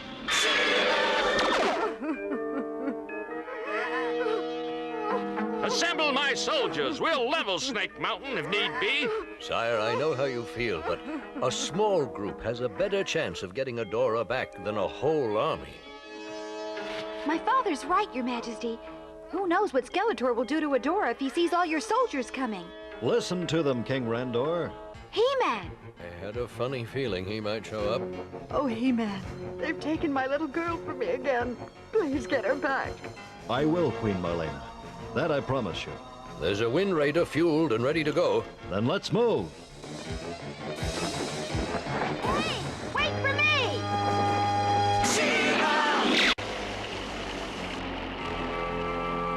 It's ready, Hordak. You're sure this will send me back to Etheria? I'm certain of it. Of course, if you'd rather remain here... Never. I hate this place.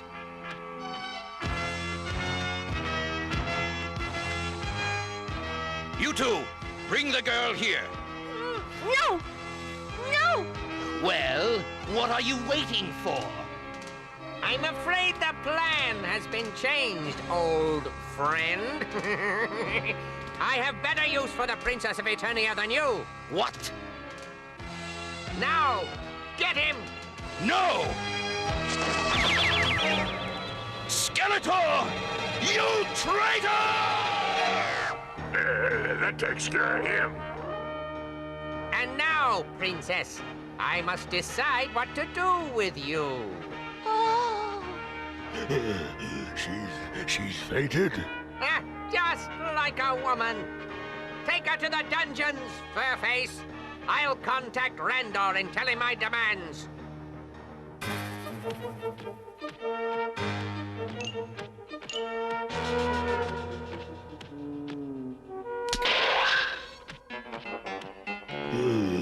You're sure a pretty princess. It's too bad we have to lock you up in the dungeon. Thanks for the compliment, Fangs. Huh? You can't do this to me. Funny, I thought I just did it.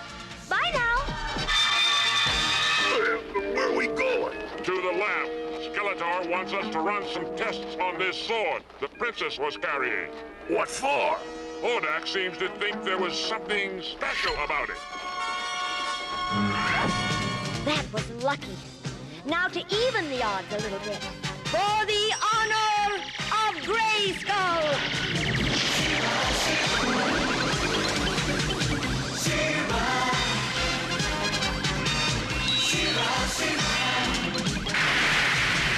I am She-Ra! Skeletor to King Randor! Skeletor to King Randor! Come in, you royal boob! It's not nice to call people names. Who are you, woman? The name's She-Ra. And you can stop trying to call the king. I've freed the princess. What? Get her! My, you boys are forward. Oh, all right. One dance, and that's it. Now you fellows are using your heads. You nincompoops! Bee brains! I'll take care of her myself! Ha! Missed! Wait for it, Bone Brain.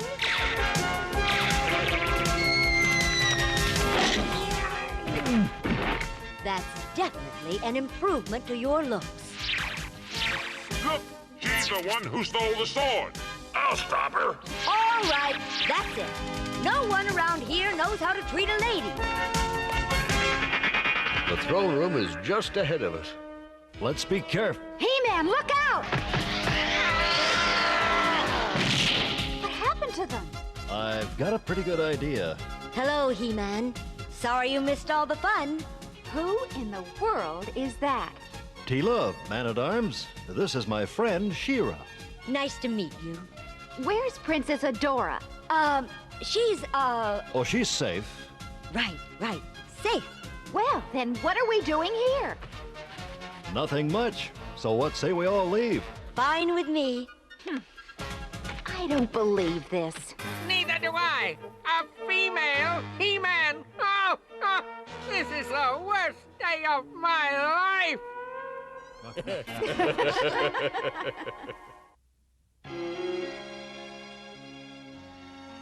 Go back to Etheria?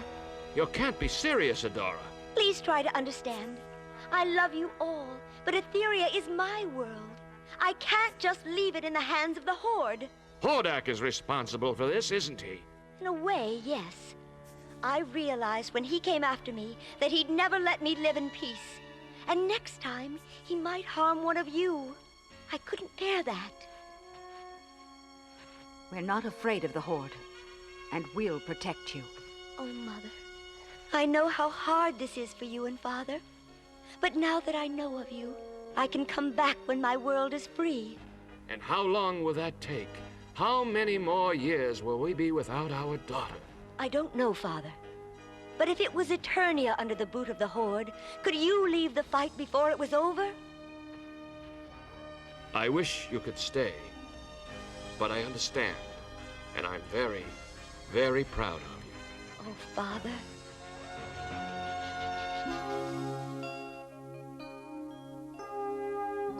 I'm gonna miss you, Adam. Oh, and I'm gonna miss you. A lot. Isn't anybody gonna miss me?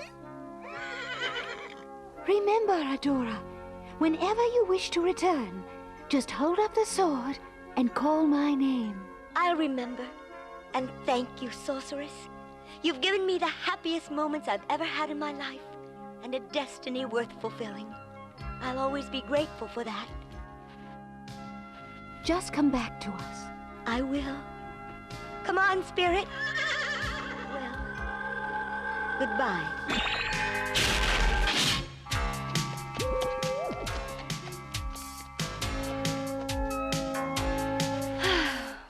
I guess we better head for Whispering Woods, Spirit.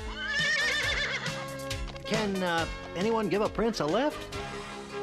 Adam! How? What? Well, I thought I might give you a hand in getting the rebellion off to a big start. Yeah, I hope you don't mind. Mind? What is it, Spirit? Oh! I've never seen so many flyers. Something must be happening, something big. We better get to Whispering Woods fast. I get you. By the power of Grayskull! For the honor of Grayskull!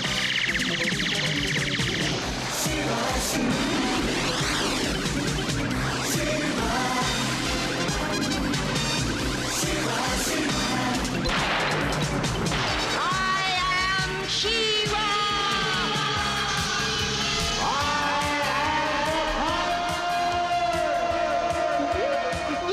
Looks like double trouble.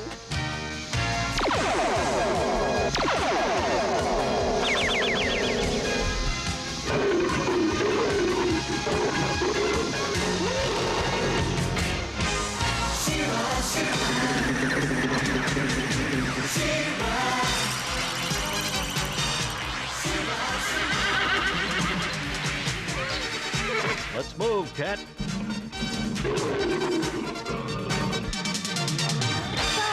You lead the attack on the west wall. I'll take the east wall.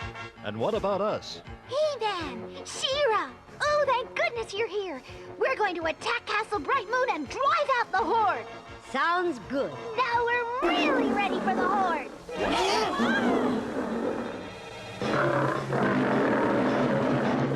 Stand fast. If this is a Horde trick... No, wait.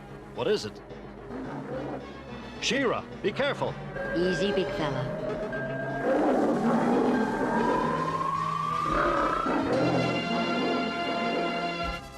It's all right. They don't want to harm us. They want to help in the battle against the Horde.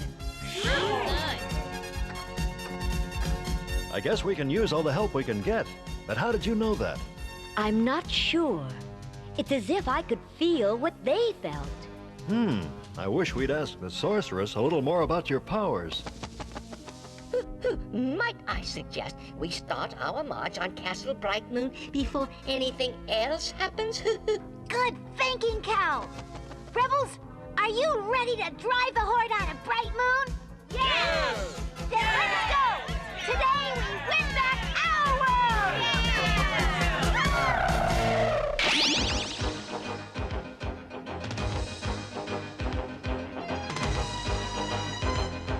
Hordsmen, hear me! As Queen of this kingdom, I demand you surrender Castle Bright Moon to me. You always were a fool, Angela. Launch Batmix! What are they? Batmechs, robot planes. They have no pilots. Up, swift wind! Destructo tanks, forward!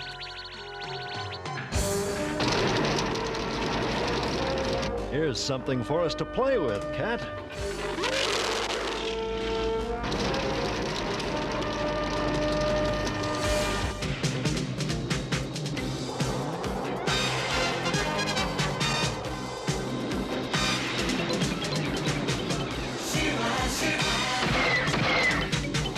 Swifty. Steady. Now! Ready, daughter? Ready, Mother.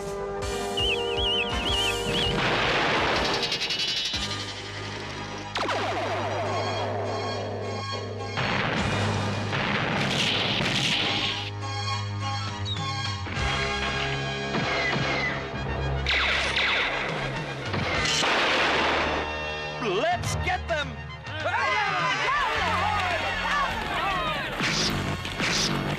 Batmechs and Destructo tanks destroyed. Rebels moving toward the castle. Blast! Activate stunners!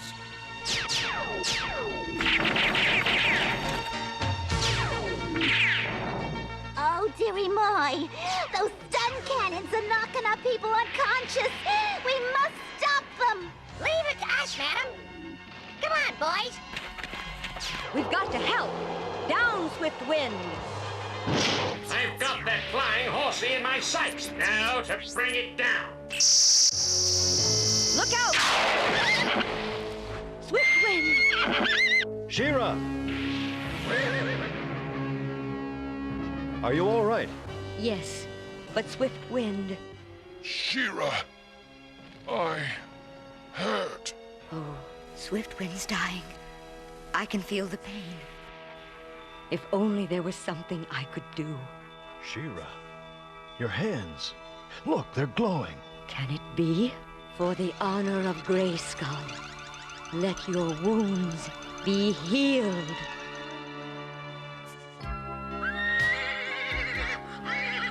Thank you, my friend. The pleasure's all mine. Well, here's another bunch that are ready for some sleep. What? My power's gone. Ruin my stunner, will you? Sneezy bolts away!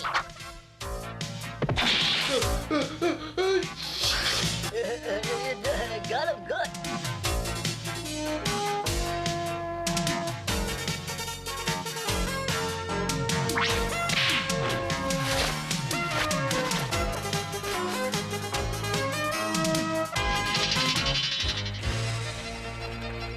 Stunners inoperative.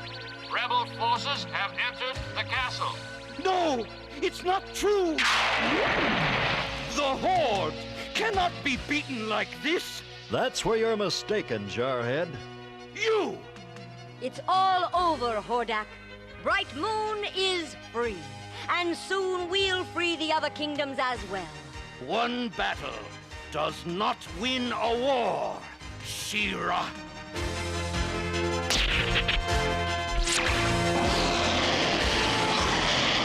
Hordak, wait for me. They'll be back. And I'll be waiting.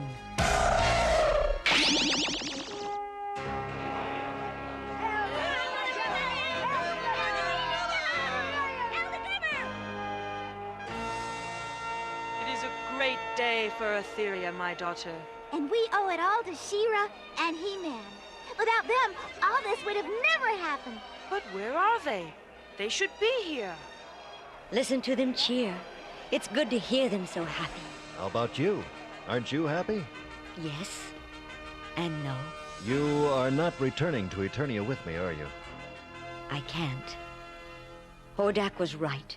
One battle doesn't win a war. And it's a war Etheria's fighting. I'm needed here, He-Man. At least for now. I understand. And in a way, I feel maybe things were meant to happen like this. Me becoming He-Man to protect Eternia. You becoming She-Ra to do the same on Etheria. Yes, I feel that too. I only wish it made things easier. Tell Mother and Father I love them. I will. Ready to go home, Battle Cat? Sure, He-Man. Say goodbye to all my friends here, will you? And if you should ever need my help, I'll call. And if you ever... I'll know just who to ask for. Up, Swift Wind! Farewell, She-Ra, Princess of Power! Farewell, He-Man, dear brother! She-Ra, She-Ra.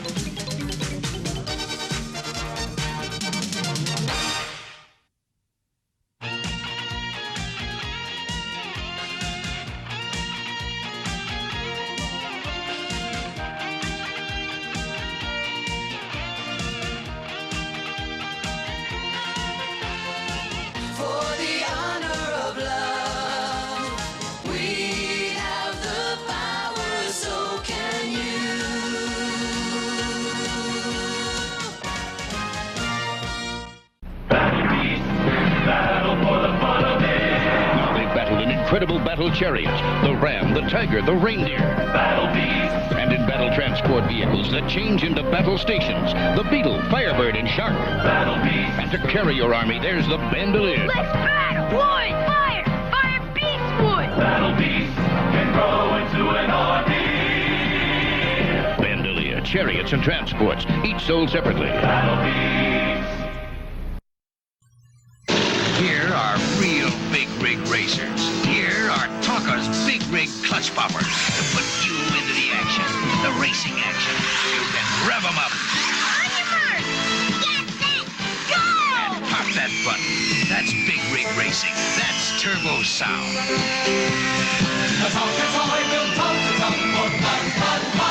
There are 3 big rig clutch poppers, each sold separately.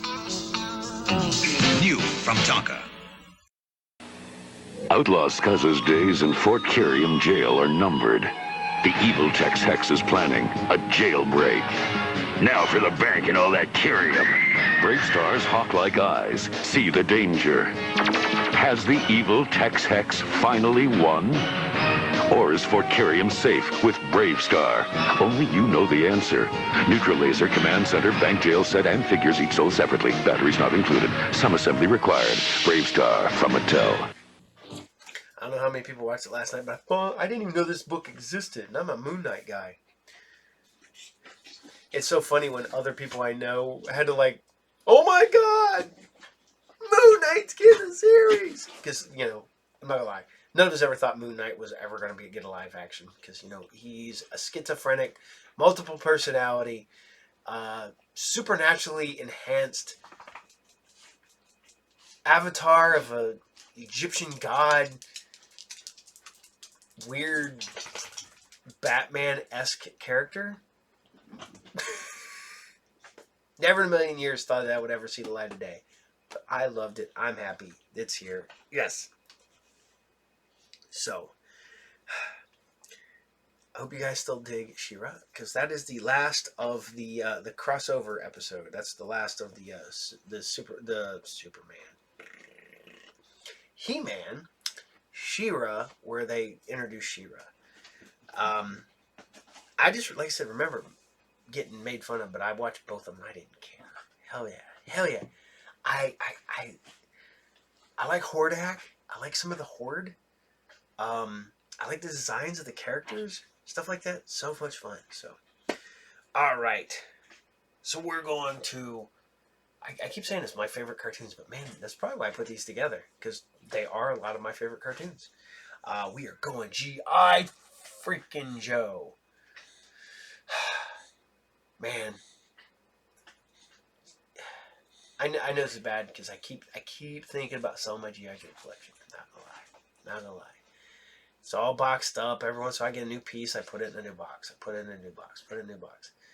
And then I had somebody ask me how much I would part with it for. I said, 10 grand. And he's like, that's not a bad deal. And I'm like, maybe I should have said 12. But I did get the okay from the wife. I can buy my car that I want. I would just have to have the money. I could buy my Firebird back. I'm old school, man. I was like, I'm not. Tina keeps trying to get me to buy a new car. Nah.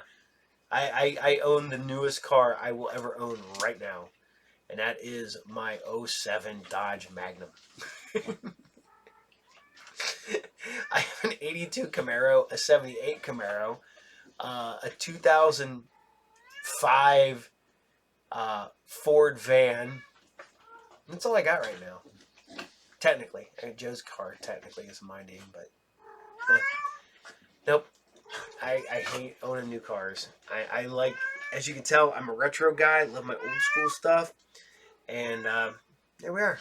So, all right. So we're going to keep going with G.I. Joe. And we're doing the Palace of Doom. This is episode 8 from there. So we got 2 more episodes before this mini-series. Because this is the one that actually folds in and becomes the ongoing television series. So, which is, I thought, weird. Because yet again, this was a huge deal. I don't think you guys realize. I mean, I don't know if it was big in your area, but man, me and my friends ran home every day to go watch the G.I. Joe movie, you know, the Revenge of Cobra, the Pyramid of Darkness, all that stuff. We ran home to watch these. These were events that we had to see. So I have a huge soft spot in my heart for G.I. Joe and these series and the cartoon. Because there was just something about it that very communal among me and my friends. Yes, we played Star Wars. Yes, we played He-Man. Yes, we played, this. But something about G.I. Joe, we all kind of, too. So, but I'll keep going. This is G.I. Joe, Episode 8, The Palace of Doom. Enjoy! Yo, Joe! He'll fight for freedom wherever there's trouble. G.I. Joe is there. G.I. Joe, American hero. G.I. Joe is there. It's G.I. Joe against Cobra, the enemy, fighting to save the day. He never gives up. He's always there, fighting for freedom over land and air. G.I. Joe, American hero. G.I. Joe is there. G.I. Joe is the code name for America's daring, highly trained Special Mission Force. Its purpose, to defend human freedom against Cobra, a ruthless terrorist organization determined to rule the world. He never gives up. He'll stay till the fight's won. G.I. Joe will dare. G.I. Joe, American hero. G.I. Joe.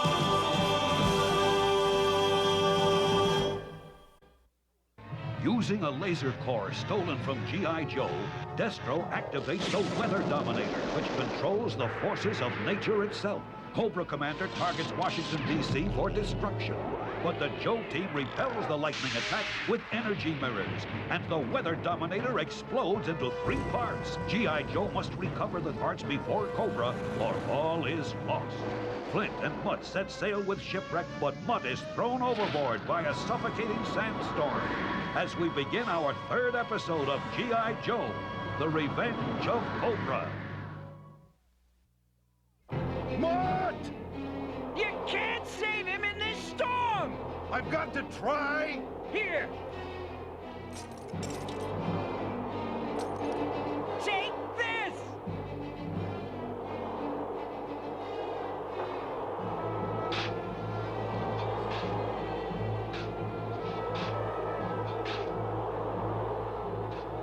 Mutt! Mutt, are you all right? I got sand in my shoe. Come on! We've got to find some way to outlast this storm. The sand will tear us to pieces unless we get under this sail! Hey, a sand igloo. Maybe we'll make it after all.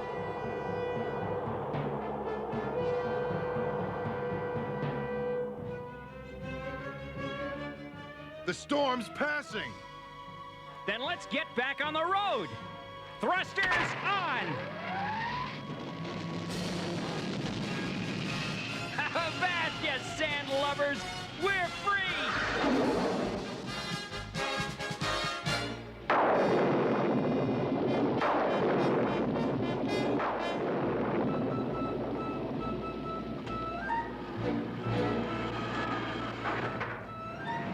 The Weather Dominator has broken into its 3 component parts, each of which has fallen into a remote and dangerous part of the Earth. The ion correlator now lies somewhere on the island of no return. You, Zartan, and you, Baroness, shall lead the search there. Assemble your troops and leave at once.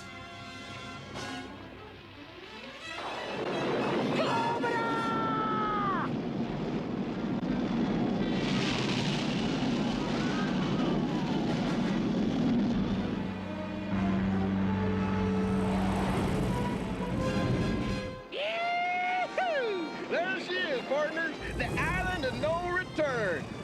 Hey, how's it look from seaside, Pedo? Really bad, man. Really bad. And just to keep us from getting bored, here come the serpents you love to hate. G.I. Joe is here!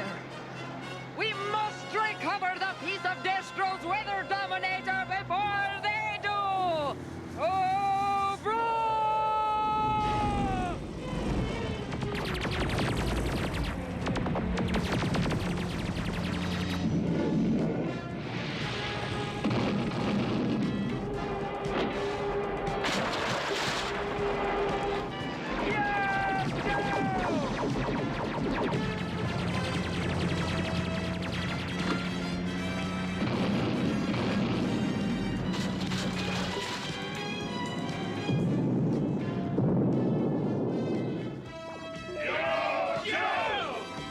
The second piece of Cobra's weather control device came down here. The Palace of Doom. Major Blood. Yes, Commander! You will retrieve the Hydromaster, the second component of the Weather Dominator. Cobra! And what about the third fragment, Cobra Commander, the laser core itself? We must prepare well for its recovery, Destro. Whoever recovers the pieces of the Dominator and reassembles them first will control the fate of Earth. It must be us. We've got to put their weather control device back together so we can stop this. The whole cotton-picking planet's gone ape! Lady J, you'll lead the assault on the Palace of Doom and... Unauthorized entry. Intruder alert. Intruder alert. They're coming in the sub-door!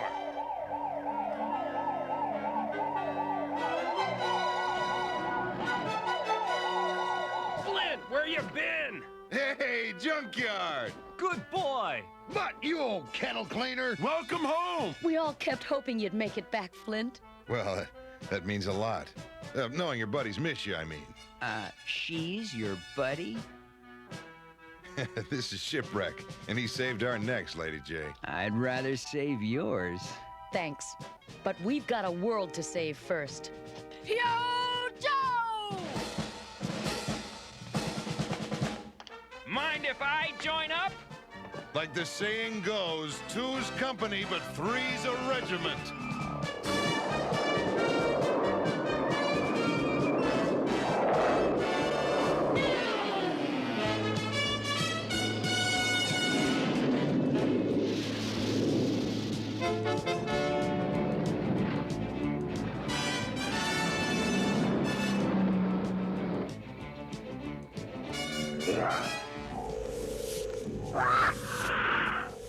Nice, kitty.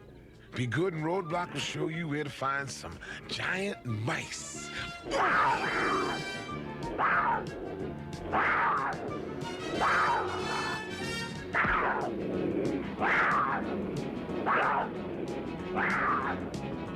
Cats can climb, but they can't fly.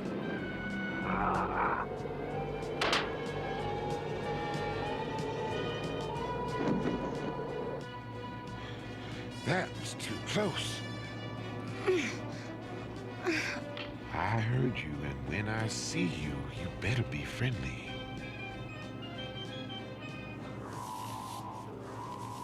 Well, anybody all tied up in a Cobra truck has got to be my kind of man. Cobra truck, my hush puppies. These are my trucks, mister.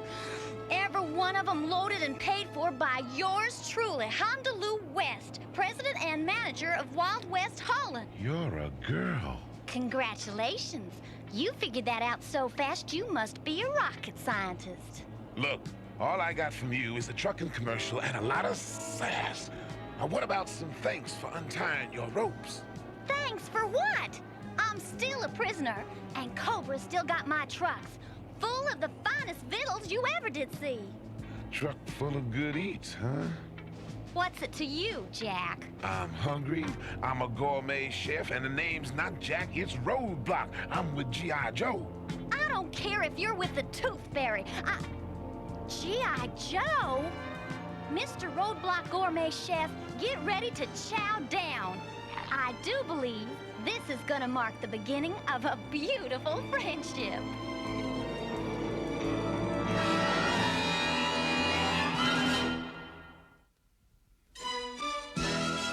G.I. Joe will return after these messages. Now, back to G.I. Joe.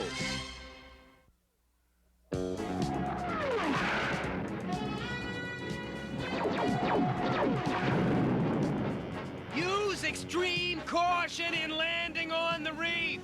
That coral is razor sharp and hard as steel.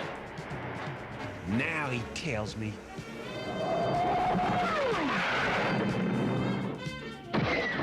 Look out or something! Just look out!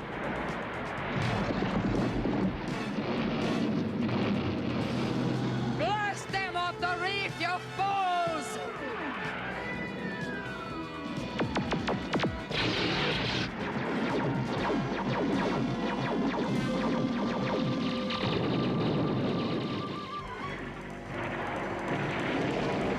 Must I do everything myself? Attack!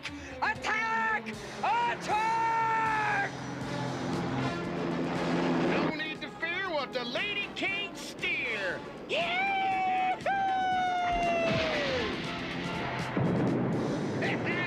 Bullseye! That's your Bill! Yo, Joe! Way to go, guys! Now let's dig in and get a detail started for the island. Secure your positions pronto. Here's Cobra!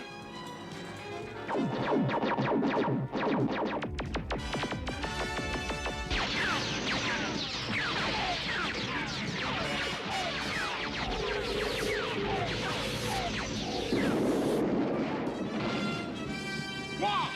Cobra's cut a channel through the reef. We'll beat him to it! Yo, Joe! Cobra! Look out for that whirlpool!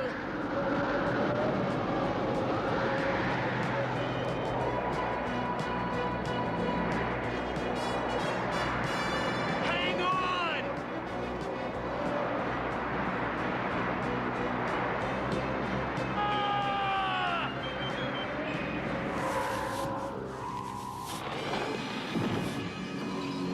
Cobra Company, halt! The scanner indicates the fragment we want is inside that large structure there. Legend may call it the Palace of Doom, but I call it a simple military objective.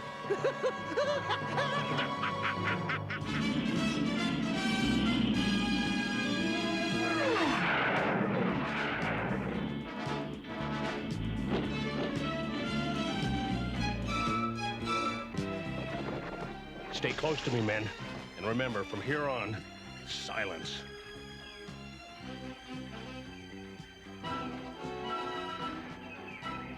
Ready, Flint?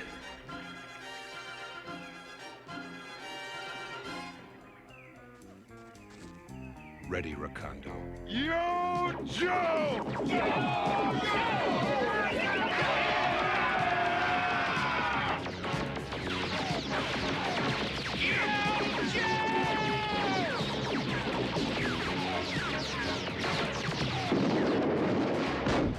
I'm caught in a pincer's movement.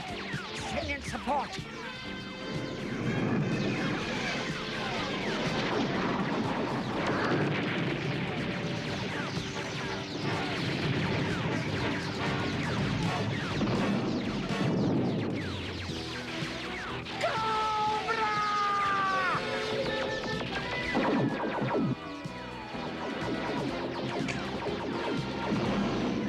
Their robots are moving into the city ahead of us. I think a small team could slip through this firefight and beat them to the weather control fragment. How small a team do you have in mind? Yours truly, shipwrecked and gung-ho. Gung-ho? You were supposed to stay back at headquarters. What? Miss a fight? Okay, go for it.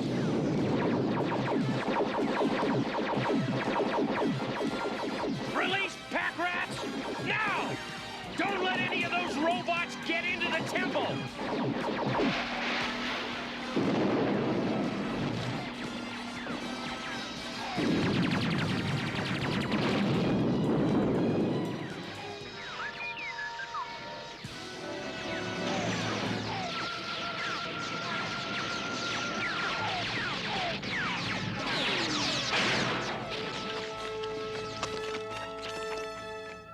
Wow. I think I saw this place on the Late Late Show. Look, there it is, the weather fragment.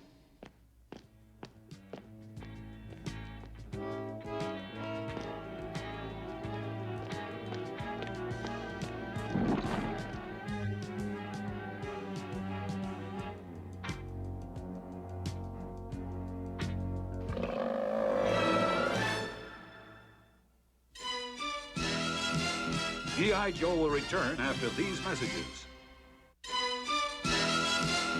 Now, back to G.I. Joe.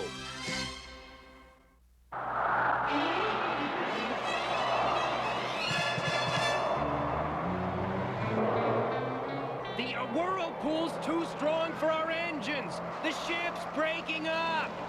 Hang tight, Cutter Baby. I just got a mean idea. They don't call me Torpedo for nothing.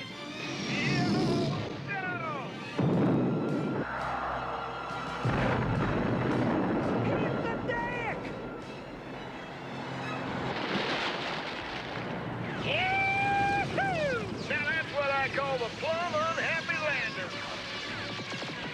We're stalemated.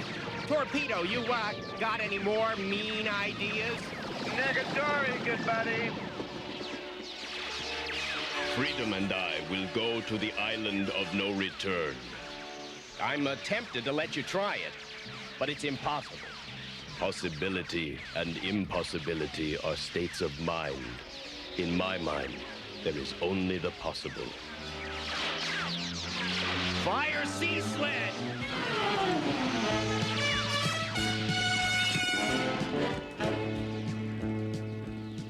Good luck, Spirit. We must get past them and reach the island of no return! Zartan, where are you? I order you to respond to my orders! Zartan, answer me at once! Ain't you gonna answer the ladies, Artan? When it serves my purpose, and not before.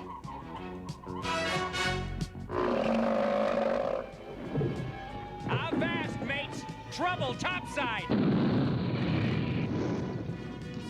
Suffering seaweed. I don't think he's too crazy about visitors. Now we'll clear out the Joe team and claim what is rightfully ours! Destroy and retrieve!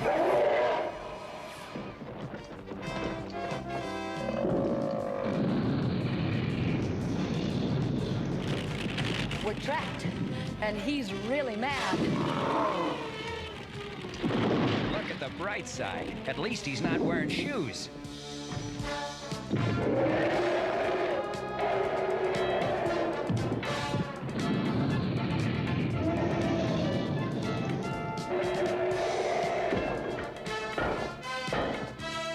This could be our only chance. Let's go for it.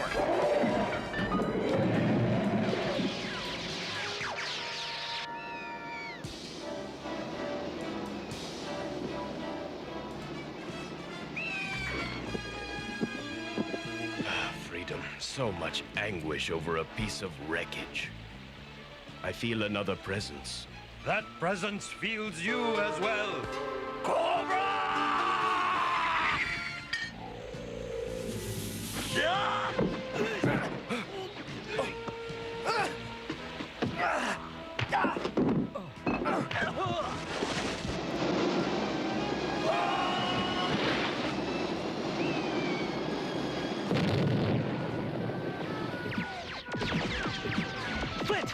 Get set to scramble and ramble!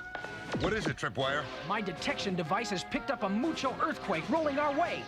Must have been triggered by the freak weather around the world. Great. And Lady J and the guys still inside the Palace of Doom. Keep moving. Maybe they'll forget about us. Scratch the forget part.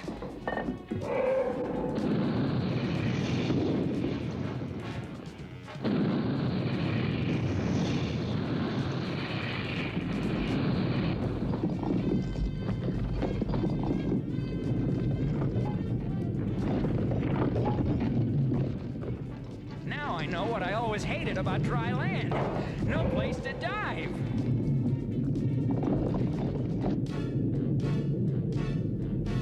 Retreat! We must save ourselves!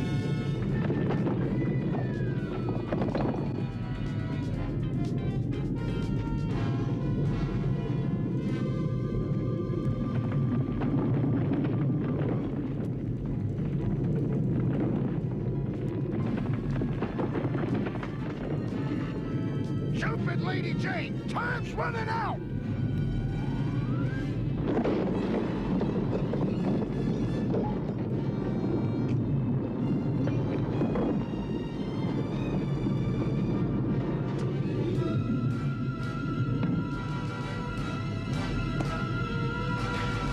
Gung-ho, you're a handy guy to have around.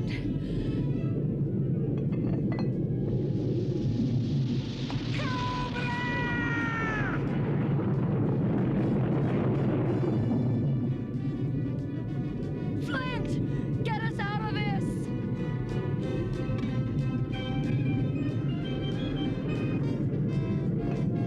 Come on, now!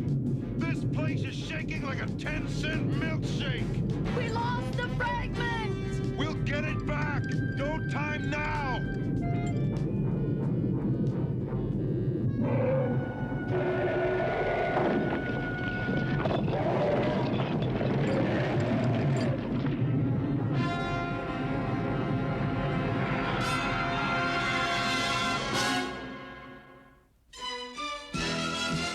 G.I. Joe will return after these messages. In our next episode of G.I. Joe, Spirit and Storm Shadow continue their fight over the Weather Dominator. Roadblock and Hondo Lou kidnap the Cobra Commander in his own temple. Zartan reveals his dangerous plan of treachery. And G.I. Joe and Cobra battle for the recovery of the laser core on the roof of the world. All in the next exciting episode of G.I. Joe, The Revenge of Cobra.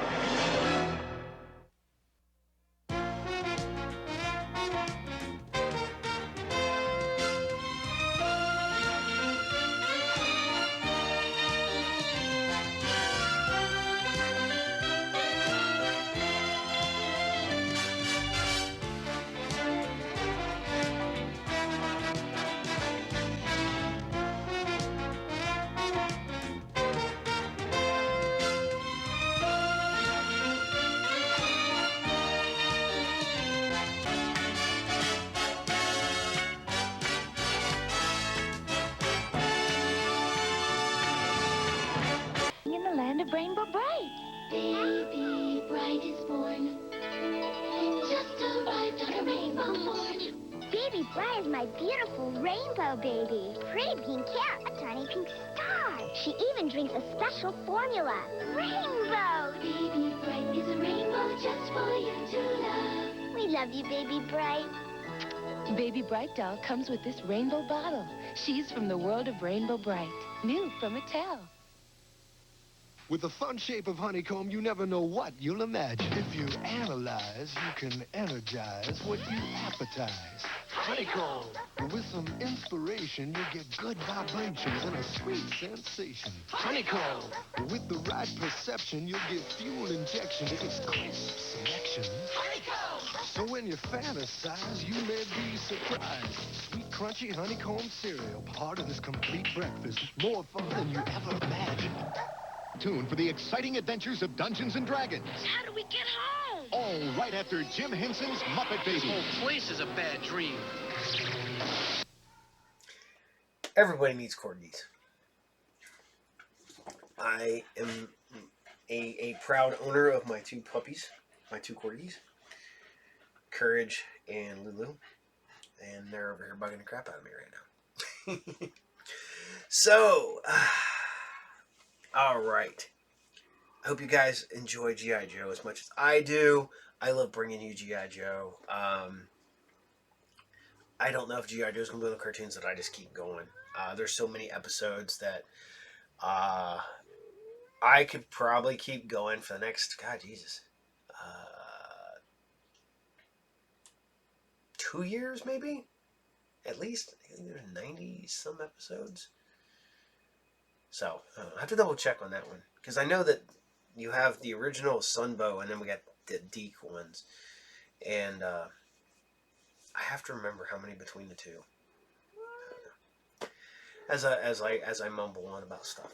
So, we're going to talk vinyl today. A few weeks ago, I went and seen the band Nightclub up in Detroit. Boom. I just got these in the mail the other day. They are both a double signed by Mark and Emily. I love this band. I know they're kind of poppy and electronic, dark electronic. They got goofy songs. Requiem, Bad Girl, Show It to Me, Dear Enemy, Psycho, Super Lover, Freak Like Me, Magnetic, Dangerous Heart, Prey, and Little Token. The cool part about Emily and Mark were they both worked on Moonbeam City and Metalocalypse. Yes, let us beautiful. Swirly marble. Yes. So awesome. Super cool people. Put on a great show, even though it's just two people. They get up there and bust their ass and play. Great live. I cannot praise this band enough. Let's see, that was the band. That is Requiem for Romance. This is Scary World. This is Beware, Scary World, Schizophrenic, Your Addiction, Blood on Your Blade, Candy Coated Suicide, Therapy, Imaginary Friend, Vampires, and Survive. That was from 2016. This is 2018. I have their most recent album, and ironically enough, it's on CD, and it's in my car. There we go. Boom. And this is, they love the hot pink. And look at this. Pretty spattered red clear vinyl. That's right. So good. So if anybody follows me on Facebook and you see actual footage of the band live, I was sitting on stage, literally sitting on stage.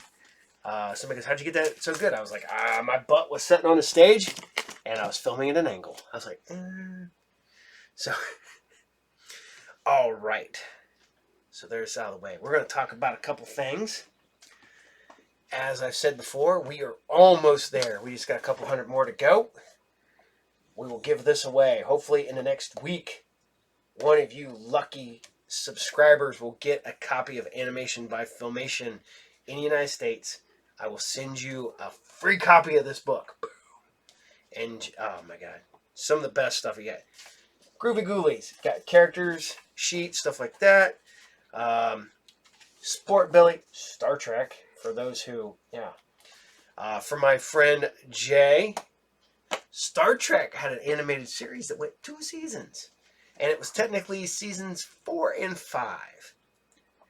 And some people didn't know that, and I wish I could air it because I love that cartoon. That was my favorite Star Trek up until Strange New Worlds dropped, and now Strange New Worlds is my favorite. So, Anson Mount is the coolest captain ever of the Enterprise. I'm just saying. Captain Pike. I was a Picard guy, but man, he shows up, he kicks everybody's ass. Not gonna lie. So, all right. So I've been working on some stuff, and I'm gonna put this out to you guys. And I know I should do something for Patreon and stuff like that. I'm working on Patreon stuff. Captain is way behind. Captain has stacks of stuff I work on every day. But somebody asked me this, and I think I'm gonna go ahead and maybe do this. We're going to do a Patreon where if you go above a certain tier and pay so much, you get to be the co-host of the show. What I would do is I would get you, we would be via Zoom, we would have to set up a time, we would record your episode, I would tell you what cartoons are coming out this week, or if you want to be on Sci Fridays or whatever, we will talk about that. You will shoot your stuff, and I will edit you in so that you can be part of Saturday Morning Serials or Sci Fridays. I hope that's a cool give back. Maybe, I don't know. If you guys want to do something like that, I don't know. I'm trying to think of cool stuff. I had people working on a T-shirt, and he's spaced on me, so I haven't seen him in weeks.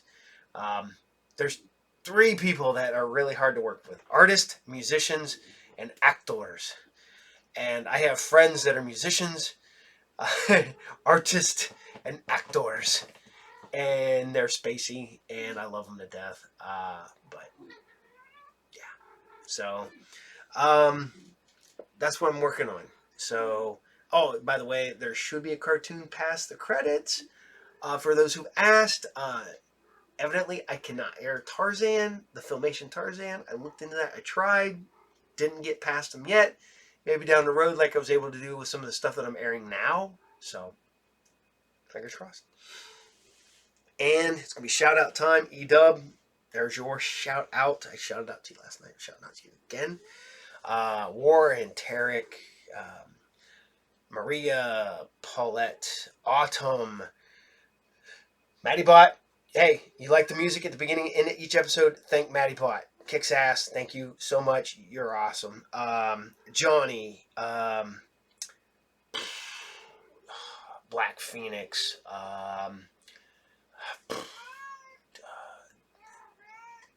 WMD.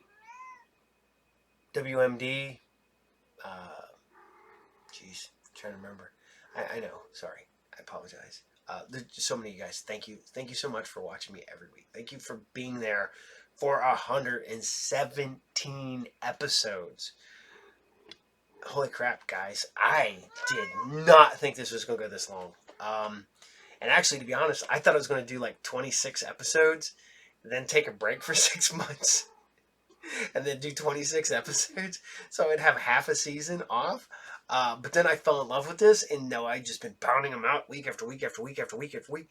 I go on vacation, I will still drop an episode. I'm not even in the state of Ohio, and I always make sure you guys got a Saturday Morning Serial episode. Maybe not Friday, but I always make sure you got a Saturday Morning Serial episode.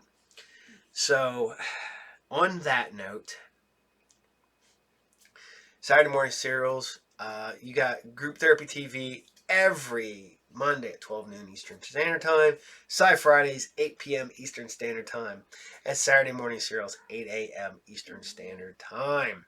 I'm still on the Monster Channel. Hopefully we're going to see Fridays on the Monster Channel and Saturday Morning Serials. I just sent off a bunch of stuff off to Halloween Jack, the runner of the Monster Channel, and hopefully that will be streaming, and you'll be able to click on stuff and everything here shortly. So, and Jack's super cool guy. A lot of them people over it. Yeah, if you dig like horror hosts and stuff like that, go on over to Monster Channel, man. A lot of good people over there. A lot of good people. Yeah. So some. I'm not gonna lie, man. There's some cool dudes over there. There's some I wish would come back, but yeah, I still talk to them. I don't care. I dig my own stuff first, and then that's secondary, but I'm here for you guys first. So I want you guys to all have a great weekend, a great week, great whatever you're doing this week. And thank you for checking us out, being here every week, telling everybody about it, all that fun stuff. So I'm going to tell you guys, take care. I'll see y'all there. Captain out. This Saturday morning marked the first time that no cartoons aired on an American broadcast channel. The last channel still showing cartoons pulled the plug. Cartoons were the dominant morning program from the 1960s through the 1980s.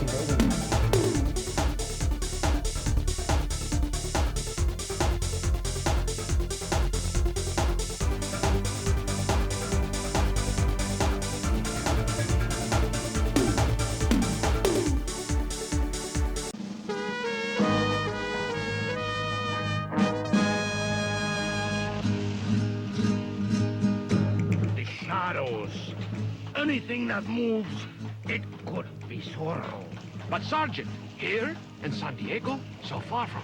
Soldier, you know, I know, And Capitan Ramon knows that whenever we collect taxes, we also collect... Zorro! Look over there!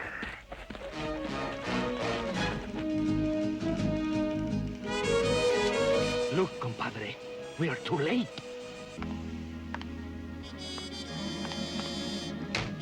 It's worth a try, amigo. This thing's heavy. Let's rest a minute.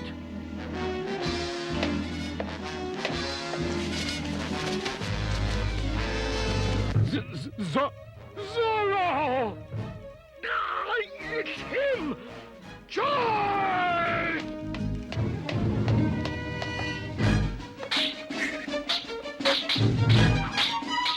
Oh, boy. Where did they all come from? Ah, Zorro, we were waiting for you! I'm glad we didn't disappoint you, Sergeant. You joke now, but the joke will be on you! Once you are in jail!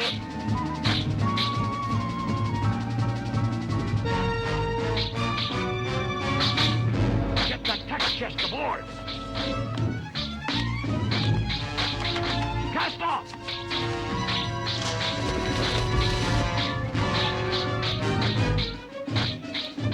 You were right, amigo. We were too late. Surrender, Zorro! We have you trapped! You...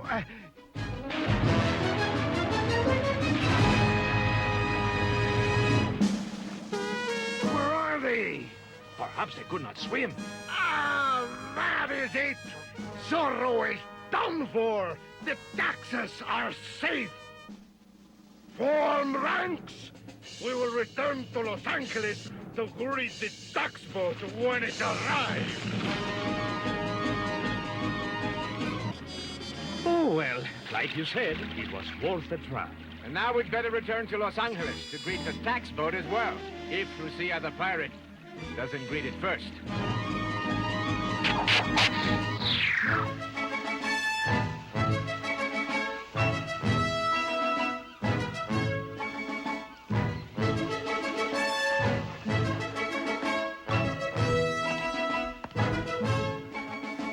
Why aren't the people happy, Diego? Oh, I'm afraid, dear Maria, the new dock was built with their tax money.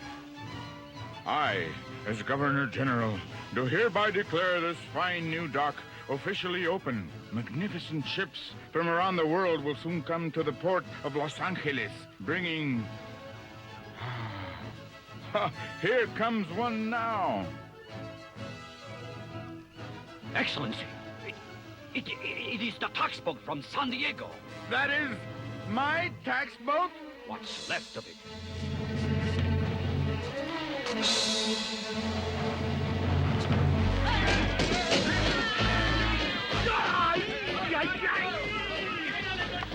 Oh, dear.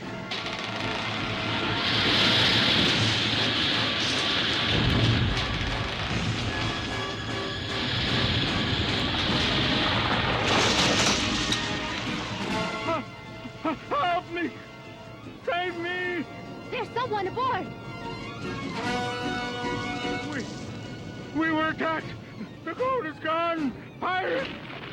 We were imprisoned!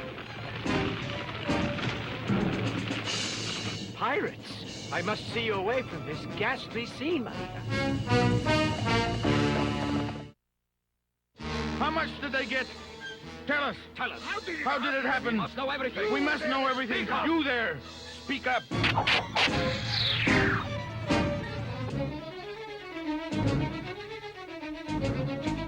Just take your time. And tell us where this bandit of the seas, this... Lucia, Excellency. Lucia the pirate. I know who she is. What I don't know is where she's hidden the gold she took from the ship. A map, perhaps. Can you draw us a map? I'll try. Good thinking. Bring paper and pen. There, gentlemen. Anacapa Reef. The last thing I remember was seeing Lucia sail right into those treacherous waters and with all that gold. Clever of her. I mean, who would even think to look for treasure there? You would. I? But... Don't worry, Captain. I'll do it for you. Zorro! And of course, I'll need that map. Never!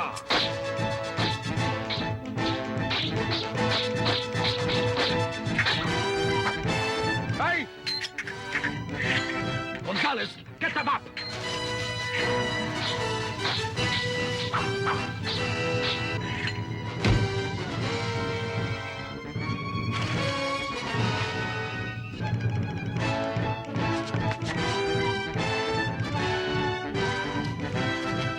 Thank you, senores.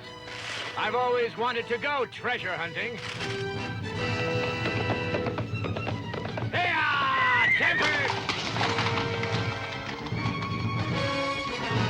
Do something.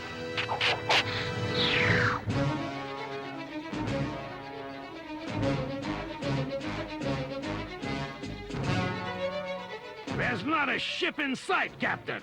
Only a few clouds on the horizon. Good. Then it's time to return to Anacapa Reef. Helmsman, come about!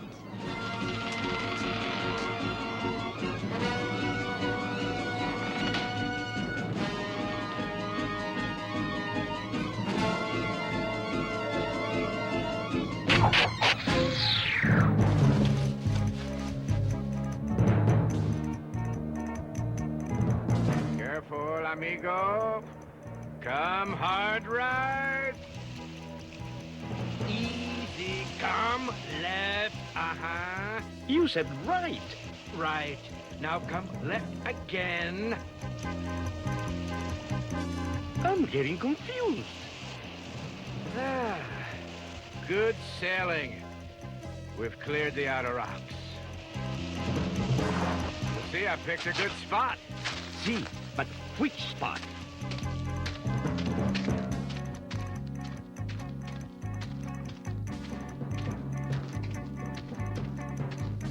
Look there.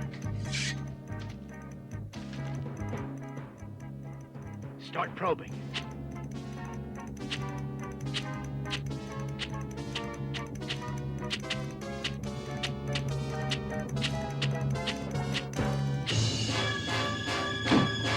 Wood. Amigo, start digging.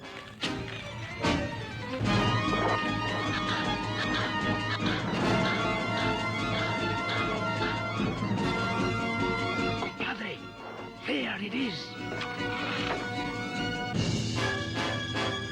Lucia's treasure. No, amigo. It is the people's money. See, you are right. But at least we found it. And Lucia has found us.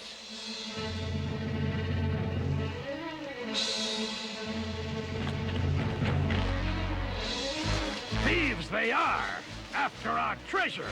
Drop anchor! All hands in the longboat! No one steals from Lucia. Ha! Whoever they are, they will never leave this place.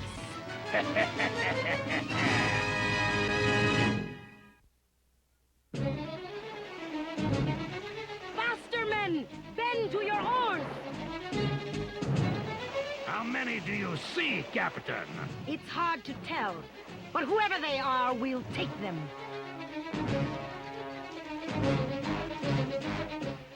They're almost here, amigo. Hurry! It's done.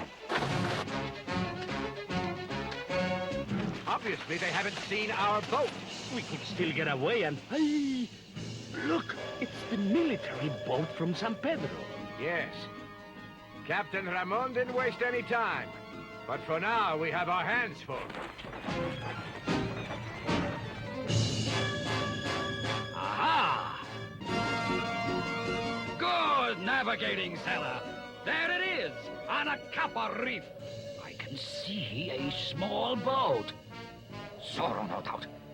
But what's this? Pirates! Lucia has returned.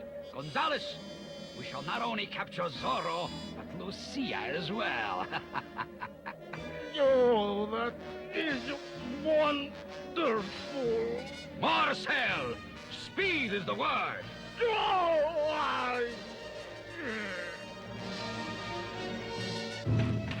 Spread out, men. Surprise is on our side. And mine as well, Lucia. Zorro! Ha! I might have known.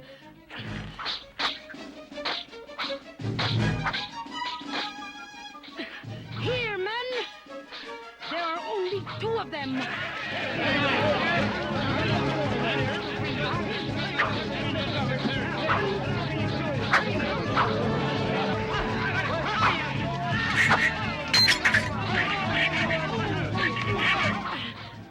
How did you know?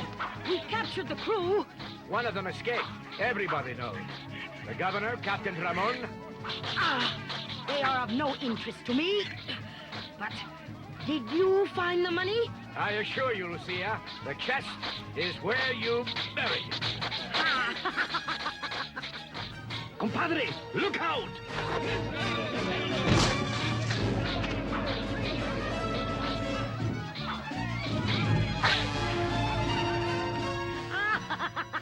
At last! You, Zorro, stand helpless before me. It is a moment I have long awaited. I bow to your superior forces. Dig up the treasure chest. Take it aboard the longboat. Oh. Of course it's heavy. It's full of gold. Or is it? Lucia, I think there's something you should know.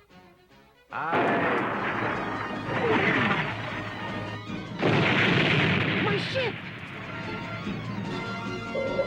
You see? It's Captain Ramon. Sink that ship! Fire!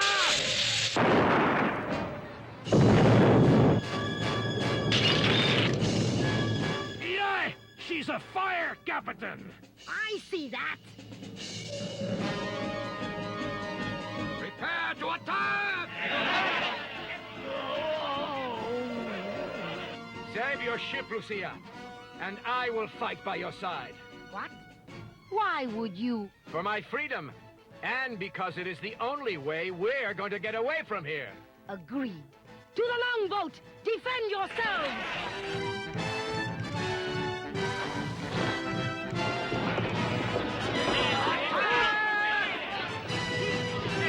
Oh, a solid ground. Thank goodness.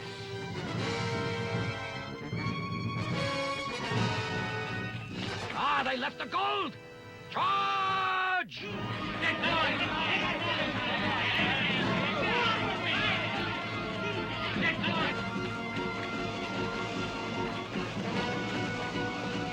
Aha! I have you both! Ha ha! Not yet, Captain.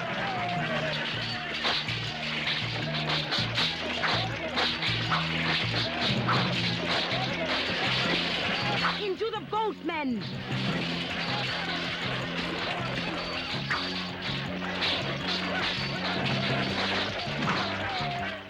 Lost my sword.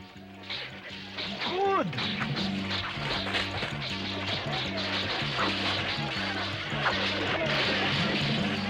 Give it up, Zorro! You haven't a chance. You've lost everything. Ah, really? Amigo, let's go! Stop them!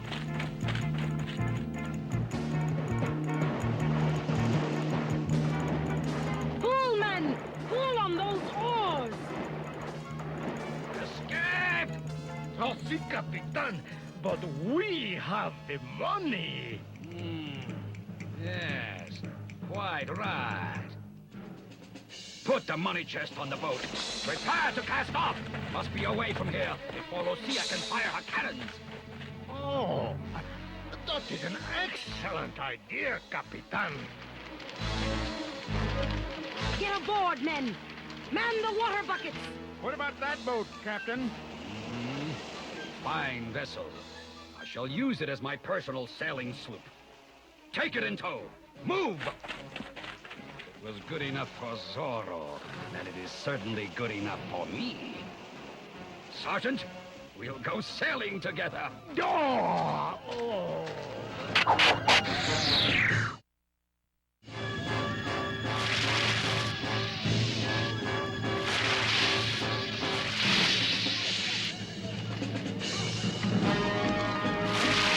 Mate! Have this mess cleaned up. Stand by the cannons! Ahoy! Aloft! Hoist sails! They won't get away. Ah, but they are getting away. We'd never catch them now. And they are taking our boat. I'll give them a broadside! No, Lucia. They were only soldiers following orders. On the other hand, I do think one cannon will do it. Only one? Yes. And I'll aim it. For my freedom.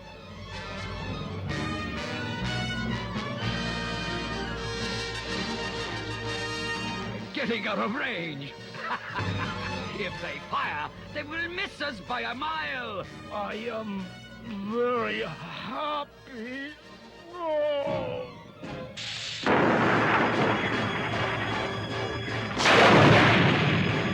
Ha! You see? What did I tell you? But, Capitan, the other boat. Who needs it? Steer for the mainland. There they go. And here we go. Adios, Lucia. And thank you. Adios, Zorro.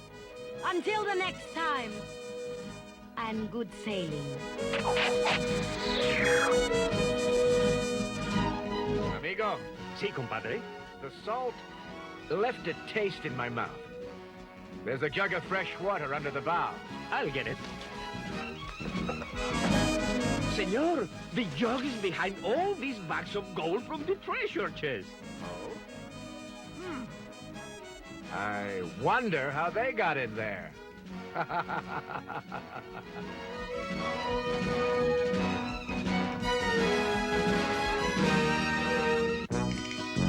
I tell you, senor, you should have seen the Governor General's face when Capitan Ramon opened the treasure chest.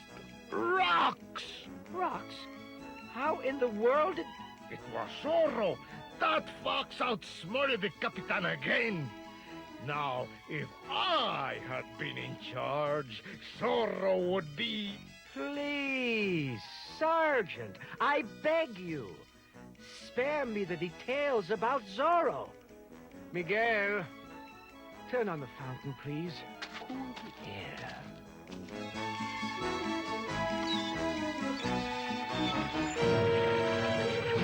You know how just the mention of that man's name... All right. Sergeant?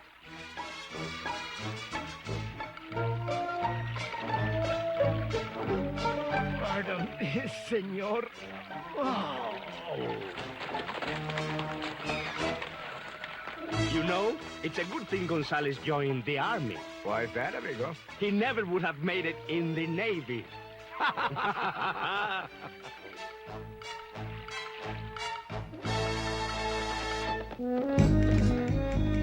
As you can see, on my left is the harbor of San Pedro, and on my right, the beautiful bay of Santa Monica. One is named after a man, Pedro or Peter, and the other a woman, San, when the saint is a man, Santa, when it is a woman. Hasta la vista, amigos!